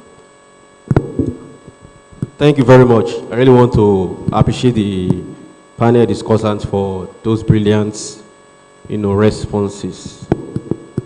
I want to say we appreciate when we have students that have interest in research. But from my own personal experience, I've had an occasion whereby 2 or more students, especially medical students, have approached me and we want to do research. And I look at them, I say, you can't combine medical profession with serious research. That is the truth. Even when I was away, one of them was just pestering me and I asked to send him to my lab. After he worked for 1 week, he ran away. Till today, I have not seen him. That is the reality. Real research doesn't start at this level. If you want to do research, you don't really want to do research. When you finish, whether you have BBS, BSc, come back to us. Talking of grants, you may not really see student grants, but there are some, like you said, there are some few occasions whereby there are some few grants meant for trainees. When I mean trainees, I'm not talking of undergraduate students, student researchers, those that are doing masters, PhD. Those ones, there are few outlets that you can access, funding, fellowships, or even, there are some grants that are in form of fellowships. They won't give you money. But if you apply for such opportunities, you may have opportunity to travel to other countries to do serious research. There are many of them that for PhD students, master students. I know when you hear that, I could see some ears, expanded because you want to use the opportunity to japa. Anyway, whether you japa or no japa, if you japa to do research, is good. That is one. Secondly, there are re-grant. For example, my students have been contacting, I asked my students, PhD students, to apply for grant, even though it was not successful when they applied, but we are waiting for another call for them. So we have some like that that And like they said, you can enjoy from your mentor's grants. My PhD students don't spend a dime in their project. I'm still paying them monthly stipend. So if you really want to do research, you may have to, depend on your mentor's experience, on your mentor's funding. So that is the best bet. But the first thing is that they want to see your commitment. Are you committed? That is the first from you. If you come to meet me, say you want to be my mentee, you want to do research. The first thing I want to check is, are you serious with this? Or is it just by words? Research is not, like I say, he's a medical student. I really appreciate, his mind. He really want to work. He shows that passion. But when I throw him to the lab, and he had to be in the lab 7 a.m. sometimes to monitor some exposure. He had to stay in the lab till like 8 p.m. sometimes, to monitor. So, and he's a medical student. So he had to I say, please just go. When you finish, we'll talk more about research. If you come back, to be my joy to have that boy back to train him after he has become a doctor. But for now, I think just still be incubating that idea and be interacting with a journals club and do your project very well. Collaborate with your supervisor and do your project with all strength and dedication. Then after that, if you still have interest in research, we are here. We are not going anywhere. Come and meet us. We'll be happy to work with you. Please make it very brief because of time. Thank you very much, Stars and Mars. I want to ask, if your area of interest does not have any relatively available mentor, what do you do? For instance, I'm interested in art therapy, but close to me, I don't have anyone that knows so much about art therapy. So how do I go about having a research in that area?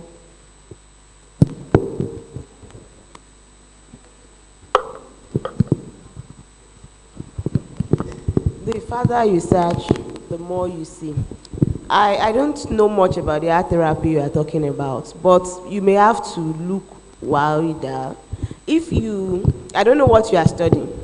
If nobody is doing that work in Unimed and you are still an undergraduate, whatever you are able to do now, do it. But when you want to go for your MSc, you may have to ask questions around it. There are two things. Some students want to start from the 7th story. There may be a way that leads to it, but you think it's not relevant to it. Maybe you've not read enough.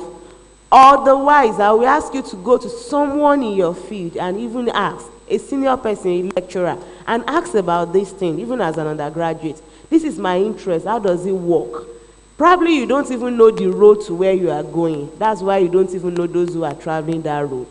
Then if it is that nobody is doing it in Unimed, if you want to go for advanced studies, search around. Thank God for internet. You can almost get any answer from internet. Where are people working on it?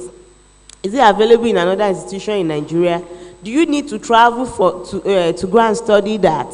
If that's your passion, find a way. But meanwhile, with those who are around you, you may need their help. Maybe they help you, they tell you what you can do in the interim. Maybe they tell you this is how you can go about it. Maybe they even guide you in looking for a sponsorship to go outside for your MSc or PhD. That might be the way. But that there is nobody you can talk to, I think that might not be correct. You just don't know who to talk to about it for now. Let me just add this. I know that as undergraduate students, you have your interests. But one thing you should know is you always have to start from the basics. You cannot be a professional with a BSc. You can't become a professional. So if you want to do heart therapy, probably that should be related to ECG stuffs and the rest about the heart. So, for example, you studied physiology or you are studying physiology. Oh, ART, heart. And you have to go to a school that covers that area. In that school, you will find people of that interest. I was even relating it to heart as in, so whatever you are doing, you must start from the basics. in 100 level, all of you do the same courses, isn't it? Later, you are separated to your various departments. So the higher you go, the more you specialize. That's how it is. So thank you very much. Can we appreciate our panelists? Thank you very much. Thank you very much, sir. Thank you very much.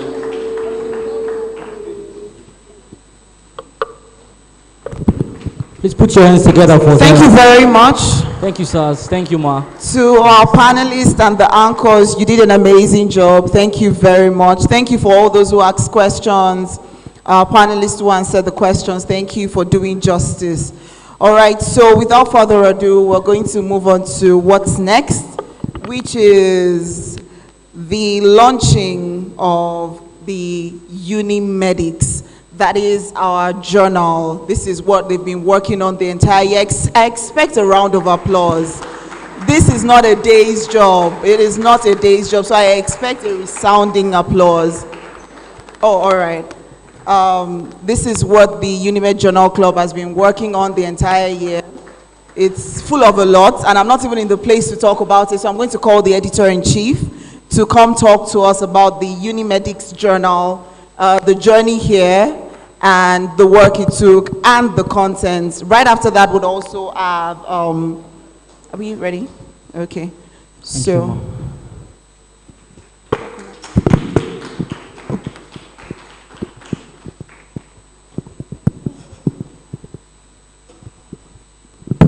So good afternoon once again, everyone. So very briefly, since the start of the journal year, we started writing this journal on adolescents and youth health, contemporary trends. So basically, every article in this journal, aside the guest article, were written by students like us. So, but they were under supervision. I'm sorry, I'm panting again.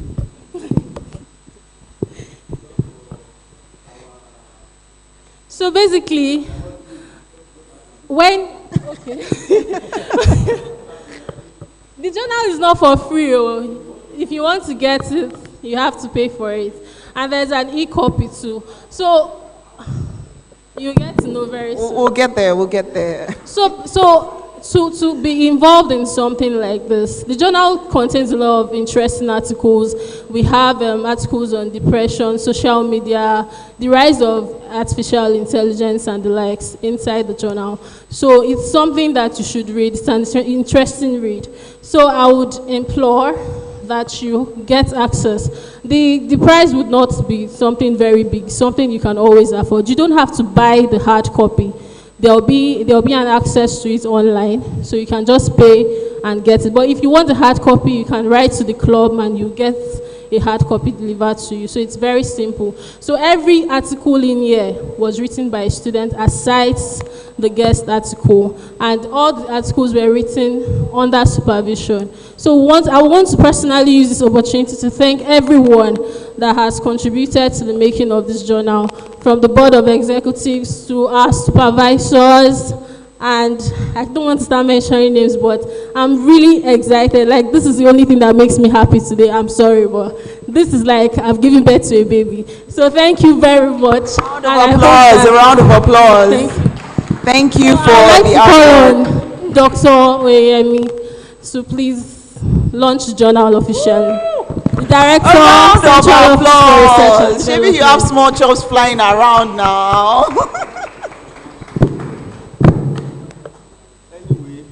From my own little experience, I know if you are launching something, you have to launch with money. Absolutely, sir. Me, I'm not launching with money. I'm a bloody researcher that doesn't have money like that. Anyway, once more, we thank the Unimed Journal Club for this very important, laudable initiative. It took a lot from us, and a lot of dedication, a lot of doggedness for this to come to stay. And by the, I don't know how to launch, but by the power conferred on me, by the VC, we launched this.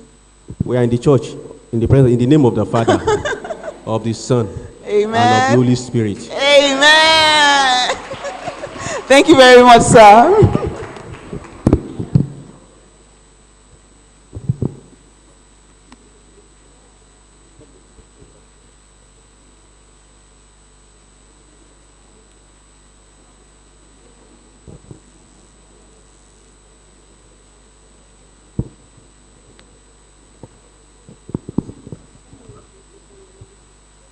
No. Anyway, if we have our respected lecturers here that may want to appreciate the effort of these students, is their initiative. So if you want to launch for us, like for me now, I'm launching with 20,000 naira.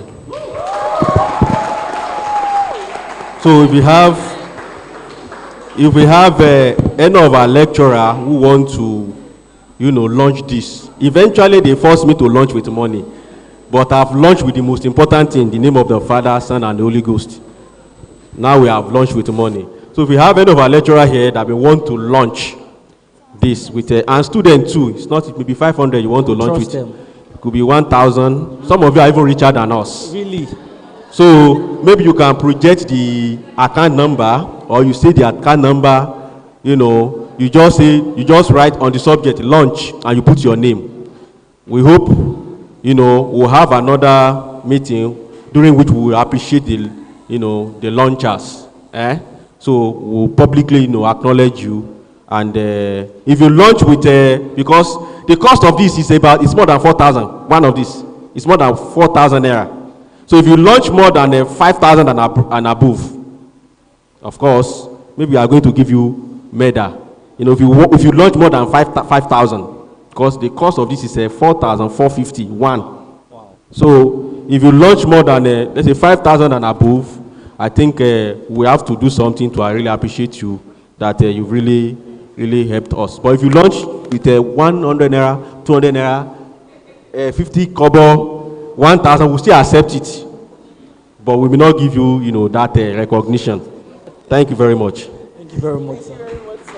Let's put your hands together for him, please. A round of applause once again for the Unimed Journal Club. Honestly, you guys don't realize how much work has gone into this. You need to look through and see how amazing this is. And to have been pulled off by students like us, I think they deserve another round of applause. A hearty round of applause. Thank you very much. So we encourage our lecturers to please come up and, launch our Unimedics Journal. So I think it's only proper for me to take it to them, so that they won't have to stress themselves here. Okay, so can I have one journal, absolutely. please? Thank you. They have copies already. Yeah, it's theirs already. I mean, yes, sir. We can't take it back. We can't take it back. So, our dear Dr. Ebirongbe, sir, you can decide to start with two. Abba. We should start from here. Or what? So let's start from Dr. Ebirongbe. So, sir. Damn, give them mic. Let's. Put your hands together for Dr. A round of applause. So this is a very beautiful publication, well set, well arranged, neat pages, and quality production. Yes, so it actually deserves launching with something very big. Yes, sir. Yes, and so that is why, towing the part of my Oga, Dr. Iyemi, I want to launch this with 20,000 naira. Woo! Please put your hands together. A round of applause. Thank you very much, sir. Love the energy. Dr. Ebirongbe is a gentleman. When I came to him, he said ladies first. He didn't know that the ladies have already pushed me to him. So I'm going to the ladies now. Ma, dear Dr. Eunice, ma. A woman can do better. So I see you. Wow. I see you, sir. Hallelujah. I trust my gender. I'm not even worried. Don't stop clapping. Don't stop clapping. Okay. Thank you very much. Actually, this is a very beautiful work that you have done here. In this case, it's not going to apply. What a man can do, a woman can do halfway. So I'm launching with 10,000 naira. A round of applause. Thank you very much, ma. Thank you, ma. Thank you very much, ma. Before I give the mic to Dr. Oyeyemi, during my Viva, I had the opportunity to encounter Dr. Eunice, and then I can tell you, as beautiful, as calm as she is outside, my goodness, you don't want to meet her in closed doors. Thank you very much, ma. Thank you.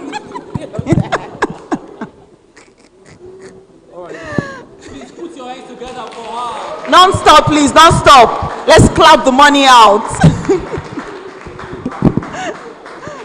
I allude with what others have said. This is well presented, and we need to encourage you. But Yes, you don't ma. expect me to assure my husband anyway. So I give you 10,000. A round of applause. A round of applause. Thank you very much, ma. So students Thank now. you. Damn, don't even go far. I already see. There's money amongst us. Look around you. So before I... Some of us are dressed in money. Arike, I can see you co-op going upstairs. Where are you going to?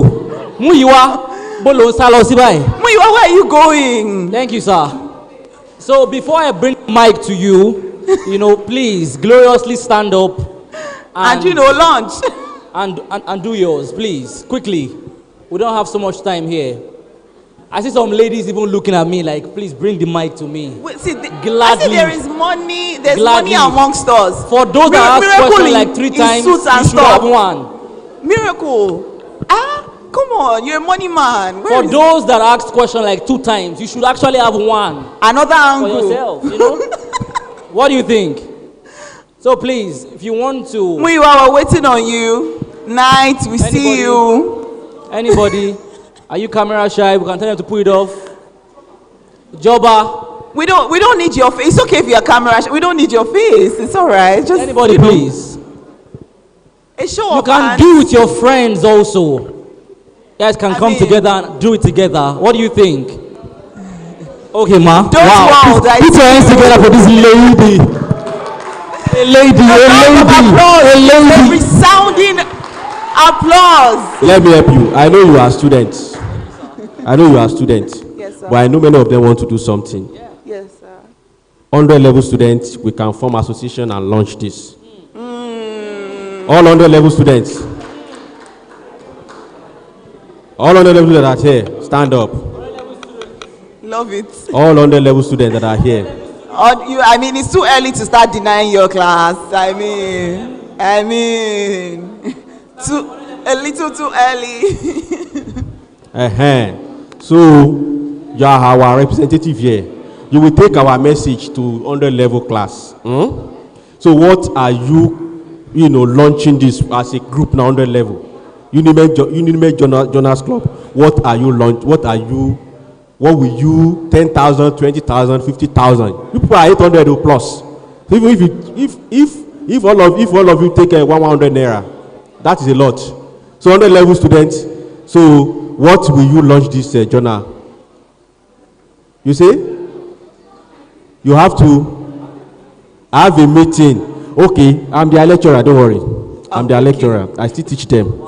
At least I still have 2 classes with you. So the next class now, I have the meeting before my next class, because I will bring your meeting back to Jonas Club, and I know, you are my John. We have 3 disciples that are very close to Jesus Christ. We have John, Peter, and James, but there is one beloved John. So 100 level students are my John presently. So you are my John. So my John will not disappoint me. So in the next class, do your meeting. You have a forum. You will give me your feedback. I will give it to Jonas Club. 200 level students that are here, stand up. You cannot have meeting with 200 level students. It's because I'm taking 100 level. That's why 200 level students that are here. Haba. 200 level students. No 200 level students. 300 level students. What am I saying? My personal. Stand up. Tell me. I just move. Stand up. Everybody don't they deny their level. I just remember. Who else in? We are look around. Who else in 200 level? As he's stand up. Ah, this I. No hiding place. Who else? 200 level. They have gone. Okay, you two, you want to have meeting, Abi? You 200 level students. What are you launching this journals? This thing. What are you launching it? You are in what? 300. Okay, thank you. Thank God you are my personal assistant. Go and have meeting with your 300 level students. And they give me. You are my students. So you cannot run anywhere. Have meeting and give me feedback by tomorrow. What you are launching, journals club journal. All of us, we are all members. So it's not Oyeyemi's agenda. So we are all members of this club. All Unimed students are members of Journals Club, and we want to start strong. So go to your forum and give me feedback tomorrow morning. What you are? It may be 10,000. It could be 20,000. It could be 100,000. It could be no. I'm not taking 5,000 from you. So anything 10 upward. That is what I'm going for. All the level 10 upward. You can surprise me and give us 100,000. No problem. So that means if you have enough money, the first printing will just give all the students free of charge. Maybe subsequently we'll start collecting money. Okay, 300 level students. I'm looking for a level that will say we are, from this is what we are launching it with. 300 level students. No 300 level students here. Stand up. You are a 300 level student. You are a 300 level student now. Stand up and point out all the 300 level students here. Stand up as he points out. Stand up. Okay, call your meeting. Give me your. I have a number. You have a number, Abi? You have his number. Okay, I thought you are in 200 level. I forget that you are in 200 level. You are too small to be in. Okay. 200 level. Okay, that is 300 level has been settled. I want your report. You feed me back tomorrow. Not next. 100 level. I give you till Monday next week. I'm taking you next week. So 400 level students. 400. Did you call Joba? Joba is 500, bro. 400 level should be decided here, not go. 400 level students. Sir, the MC. Sir, the MC is a 400 level student, sir. You are in 400. Who are the 400 level students here? You still have seniors. Have a meeting in your group. You must come up with something. 400 level students, at least 50,000. At least 50,000. A round of applause. So have a meeting. Anyway, don't worry. I am a pastor that doesn't. We don't. At least 10,000. At least 10,000 from 400 level student Unimed. At least you can surprise us. You can give us 100,000. 200 level. 200 level. Who is in 200 level here? 200 level students. None of them is here. Okay, 500 level. 400 level A, sir. Which one is OA? Which one is C? Which one is? You have diff. Okay. Yes. Do meeting. Have your meeting. Decide on what you are launching this journal and feed me back. Sir, I agree with you. The class rep is here, sir. Even better. Who is the class rep? Who is the class rep? Joba? Joba is here, sir. Boldly represented. Stand up. Let me see you. This is my friend. Have a meeting with your people and come up with a figure not less than 10,000. Feed me back. You have my number.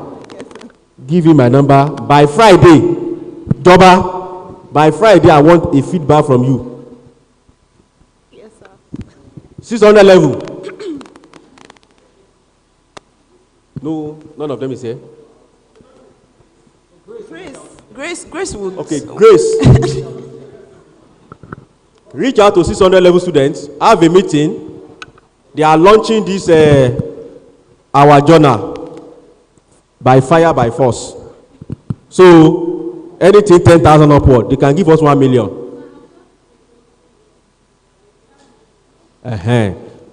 At least they must launch this.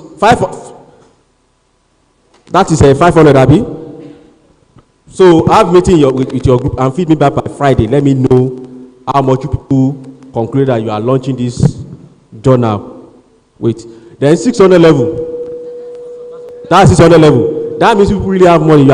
In fact, you people must give us about 200,000 naira. So that is that. Thank Please, you, I'm sir. serious about this. Feed Yes, me sir. back. Yes, sir. Want to follow up. Yes, sir, we will. Very, very important. Thank you, sir. Please put your hands together for him, please. A round of applause. So we are gradually coming A to round the of applause end. for Dr. Oyemi. A resounding round of applause. Thank you very much. So before we round off, we're very close to the end of today's event. We'd have the variety. We have a couple of performances. We have spoken word. We have art exhibition. This is the good part, actually. We have poem recital. And yeah, so we'd have those right now. Do we have Dr. Peace for the art exhibition? A round of applause, please. Is she here? Please put your hands together for her. A round of applause. A round of applause, please.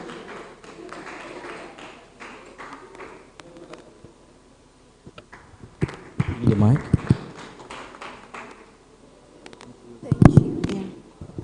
Good day, everyone. I hope you're not too exhausted. I feel your pain because I'm also exhausted, but I don't feel... Anyway, Jane and Janet are also, like, they've been waiting since morning. See them. They've been waiting since, but they said they cannot come in until now. Anyway, they are here now, and they are saying hello to everybody. So my name is Peace Oluwanifishe Adewonyi, and I am a paper artist. I love papers because a lot of people don't value paper. And I realized that it's not about what people say, it's about how you combine them together. And that's why I took particular interest in paper. And I'm going to be talking about pruning. So pruning is the process of cutting off, reducing, or totally taking away a particular branch of a tree. And it's not just any branch you take off. You take off branches that are broken, branches that are dead, branches that do not add value to the plant. Those are the parts of the plants that you take off. And if we look at this Jane, this Janet. So Jane is the pruned tree, while Janet is the unpruned tree. And if you look at Jane, she's well taken care of. No grasses, no sprouts coming up from anywhere, no like broken branches. But when you look at Janet has a broken branch of roots coming from her and grasses all over.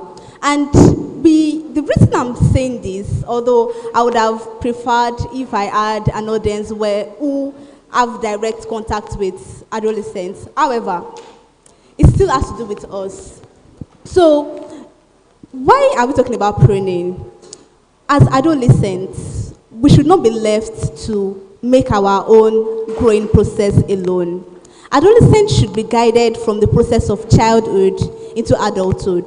Childhood is where we are coming from. Adulthood is where we have not been, and we need to be guided, not to be left alone. So, pruning process is the process of helping the adolescent to make the right decisions, to curb out habits. You know, there are some adults, I see some adults eating their nails, and I'm like, what will you tell your children to do if you are eating your nails? Do you understand what I'm saying? So there are some things that should not go with you from childhood into adulthood. And if there's no responsible adult to guide you in that process, then look for one. If you can't find one, then make it your own priority to curb out any habits, any decision that will not help you to become a better adult. And I'm hoping that whenever you remember Jane and Janet, you would stop making those bad decisions of eating wrongly, of saying the wrong words. You can't always say everything that comes into your mind. I mean, if everybody does that, the world is going to be a chaos. So as much as you want to be free and open-minded, try to be conscious of what the other person will feel when you say what you have to say. So when you walk, how do you walk? How do you talk? How do you dress? Everything should be done in a way that you'll be proud of yourself when you look back and say, yes, I am Jane and not Janet. Thank you. A round of applause for, thank you very much for that beautiful presentation. Thank you very much. All right, do we have Yomi for the poem recital, and Messi for the spoken word? Okay. All right, we'll skip to announcement of the winners. Are we ready for that?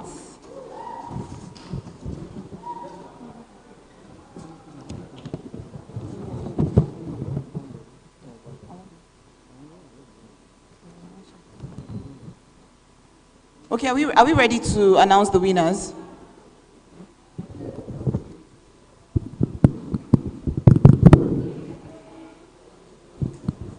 Hello, everybody. So on behalf of the organizing team of Student Research Conference, so we've had some presentations today, the oral presenters and the paper presenters. So from each categories, we had 3 winners selected, first, second to third. So we'll be calling them out. So we hope all our presenters are in the house. So I'd like to call on Dr. Oyemi, Director, Central Office for Research and A round of applause, to present please. the awards. Thank you very much. Thank you, sir. Yeah, for this session, note that there is no winner, there is no loser. Everyone is a winner. And I want to, first of all, appreciate all the presenters, and I want us to give them a round of applause. The truth is that the competition was very tight. As a matter of fact, the first prize in the oral category, oral presentation category, the difference between the first and the last is not up to 3 points. To know that, it's a very tight, competition. But anyway, I will announce that if you have presented today, you are all winners, and you have something. You'll be awarded something. Okay. So if you have presented, clap for us now, clap for. But it's just that the only difference is that the magnitude of the award and the certificate, that's the only thing that's going to be different. So can you just give her the mic to announce the. Let's start from the third. From horror, the third best, so that we can keep them at least in suspense. So for the third best oral presenter, we have Akim Bade Evelyn.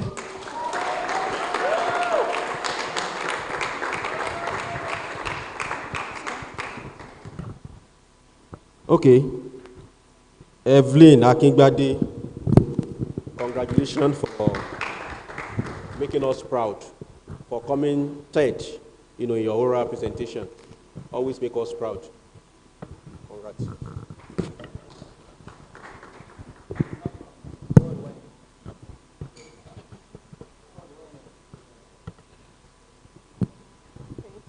The second position goes to Olu Anthony Success.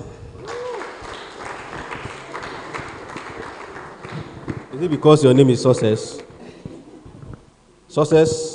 Well done for your good presentation. Let me shake you, at least. Congratulations.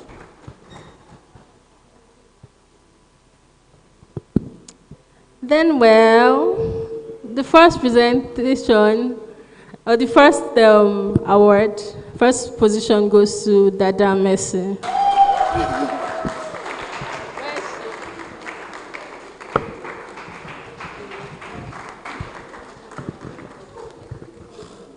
Why is it all female?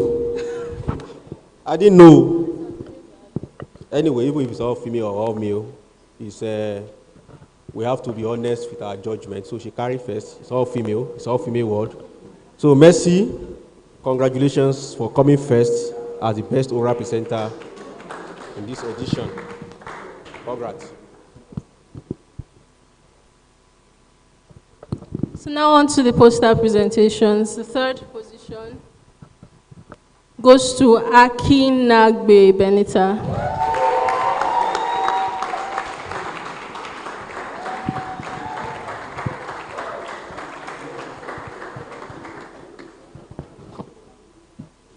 Hope there is one man there. I don't know, sir. Ah. Benita, congratulations for being the third best oral presenter, poster presenter.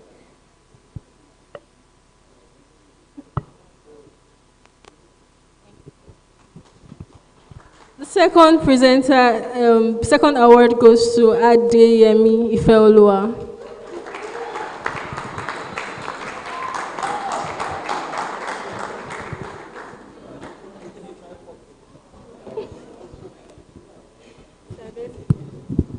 Only because you are bearing my wife's name. That's the only reason I will not comment negatively on this. Congratulations, Ifeoluwa, for giving me the opportunity to call my wife's name, public. Congrats. So the first prize for the poster presentation goes to Odewale Feromi. When I heard Odewale, I thought you want to call a man. Feromi Odewale, congratulations for being the best poster presenter. Congrats, and always keep it up. So for all the presenters, it's not yet done, no. For all the presenters, your real award will be given tomorrow during the University Research Day. So if you are not here, that means we are going to revert, we are going to revert what we are supposed to give you to the Journals Club account. Wow. So come here tomorrow, you have cash award. And all the presenter, we know, especially those that presented poster, we know you have spent some amount. We want to compensate you. So for all those that presented poster, at least you will be a bit richer than those that presented oral award that were not awarded. So all presenters, both oral, whether you came first or you came last, there is something for you, and it will be given tomorrow. So in a way, everyone that presented today must be in tomorrow's research day, program for you to have your, ultimate, award. It's in cash. So for you to have your cash prize, you have to come tomorrow. I think that's all. And we also invite you, because this is just, an intro. So tomorrow, researchers, your lecturers will be presenting their work. So we want as many of you that will be able to make it tomorrow, to come. And as a matter of fact, those of you in 400 level, it's compulsory for those in 400 level to attend tomorrow research day program. We are going to, send out the information tomorrow. Those in 400 level and postgraduate students must attend tomorrow's, program. I think that's all. Thank you very much, sir.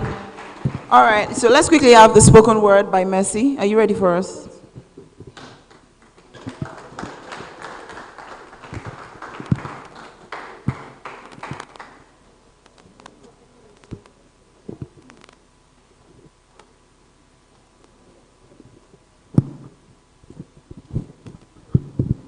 Good afternoon, everybody.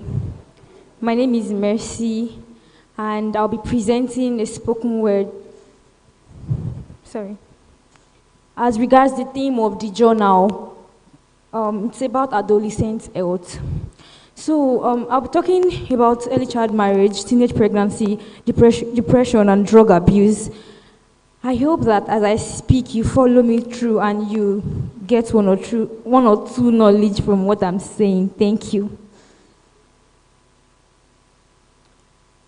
I I'm going to be very honest with you. I am not a poet, but I'm pretty much a writer. So I wrote you a letter.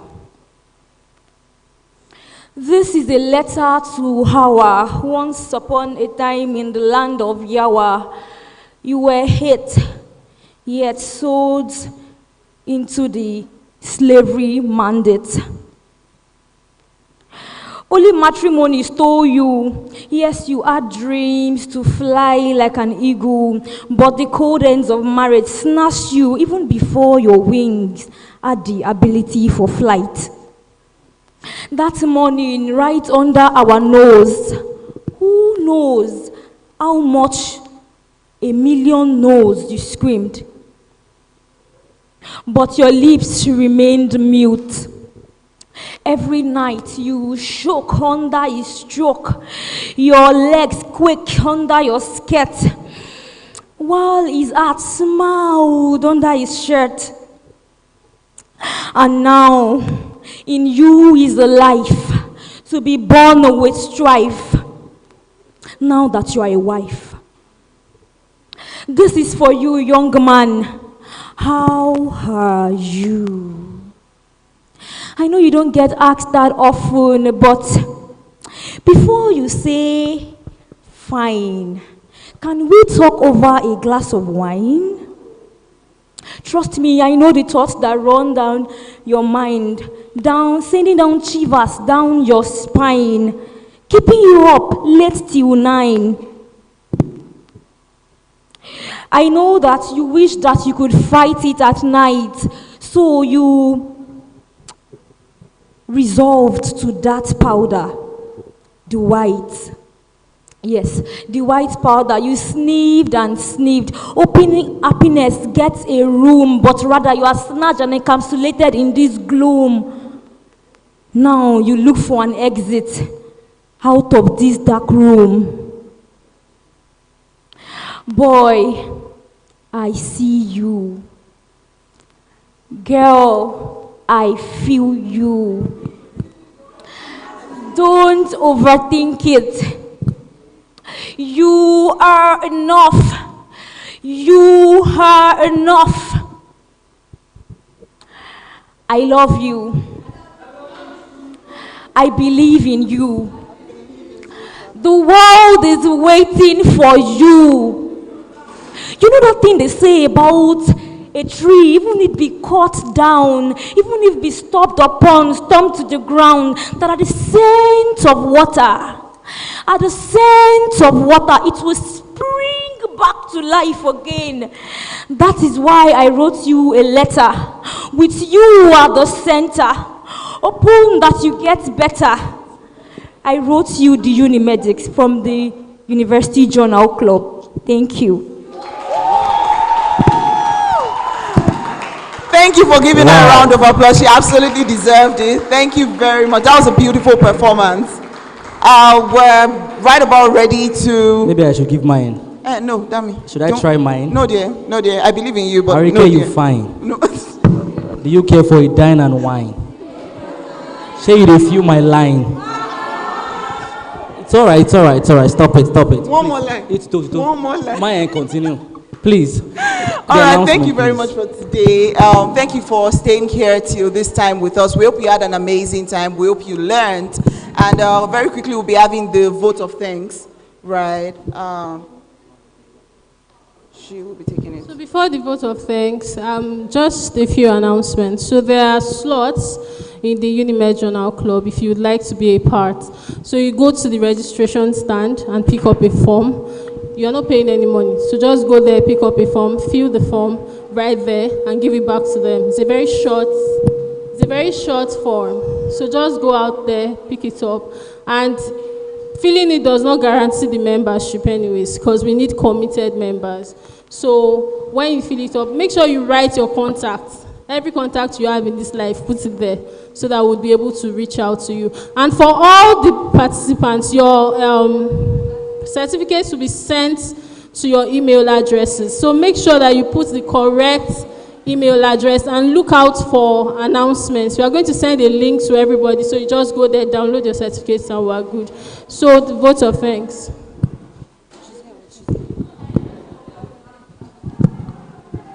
Good afternoon, everyone. If you stayed this long, please can you put your hands together for yourself? You have done well. Thank you so much. So first of all, we'd like to thank God for making today a reality, that finally we held the maiden edition of the Students' Research Conference today. We'd also like to thank all our panelists. Please, can we celebrate them even though they are not here? We thank them so much for coming and imparting knowledge. We would also like to specially thank the Director of Central Office for Research and Development, Dr. Oyeyemi. Please, can we put our hands together for him? Is he still around? Okay. Thank you, sir.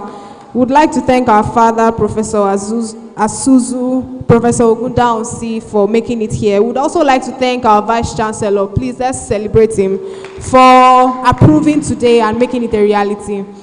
UJC would like to thank every member of the club. Thank you for your support and everything that you did to make today a reality.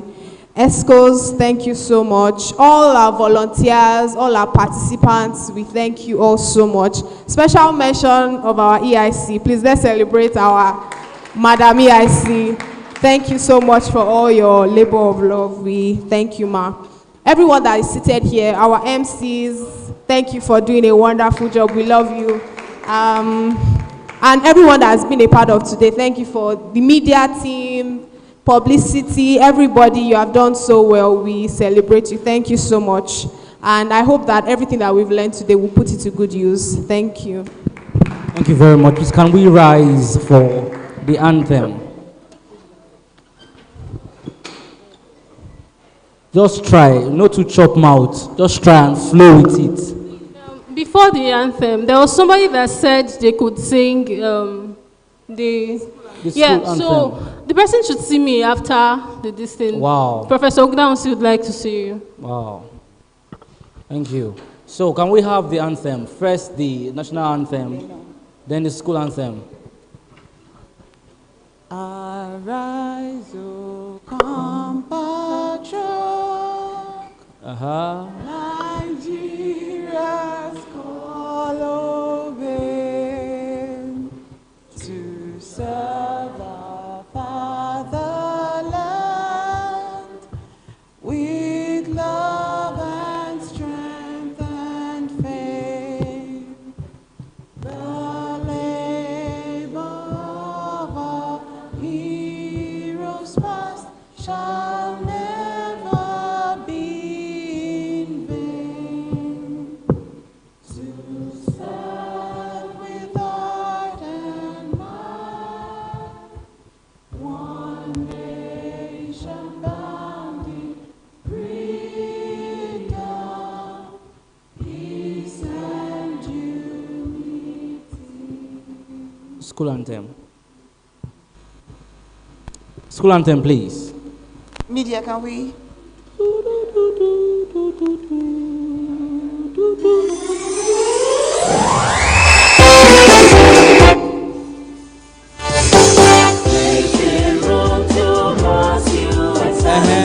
For research that we've gained to walk to achieve the best in health sciences. Till the nation change the world, touching lives and making impact in the nation is our goal.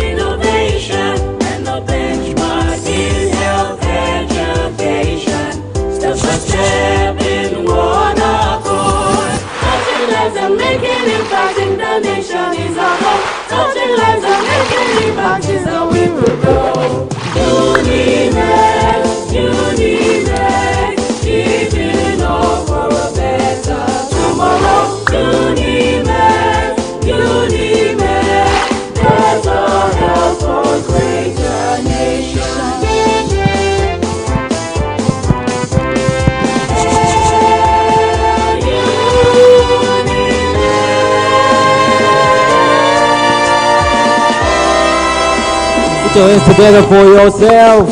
Thank you very much for staying up until now. Would have our winner, our first winner, right, for the oral presentation, give us the closing prayer. Thank you very much, and then It's closing prayer, round please. this off. Mercy, Dada.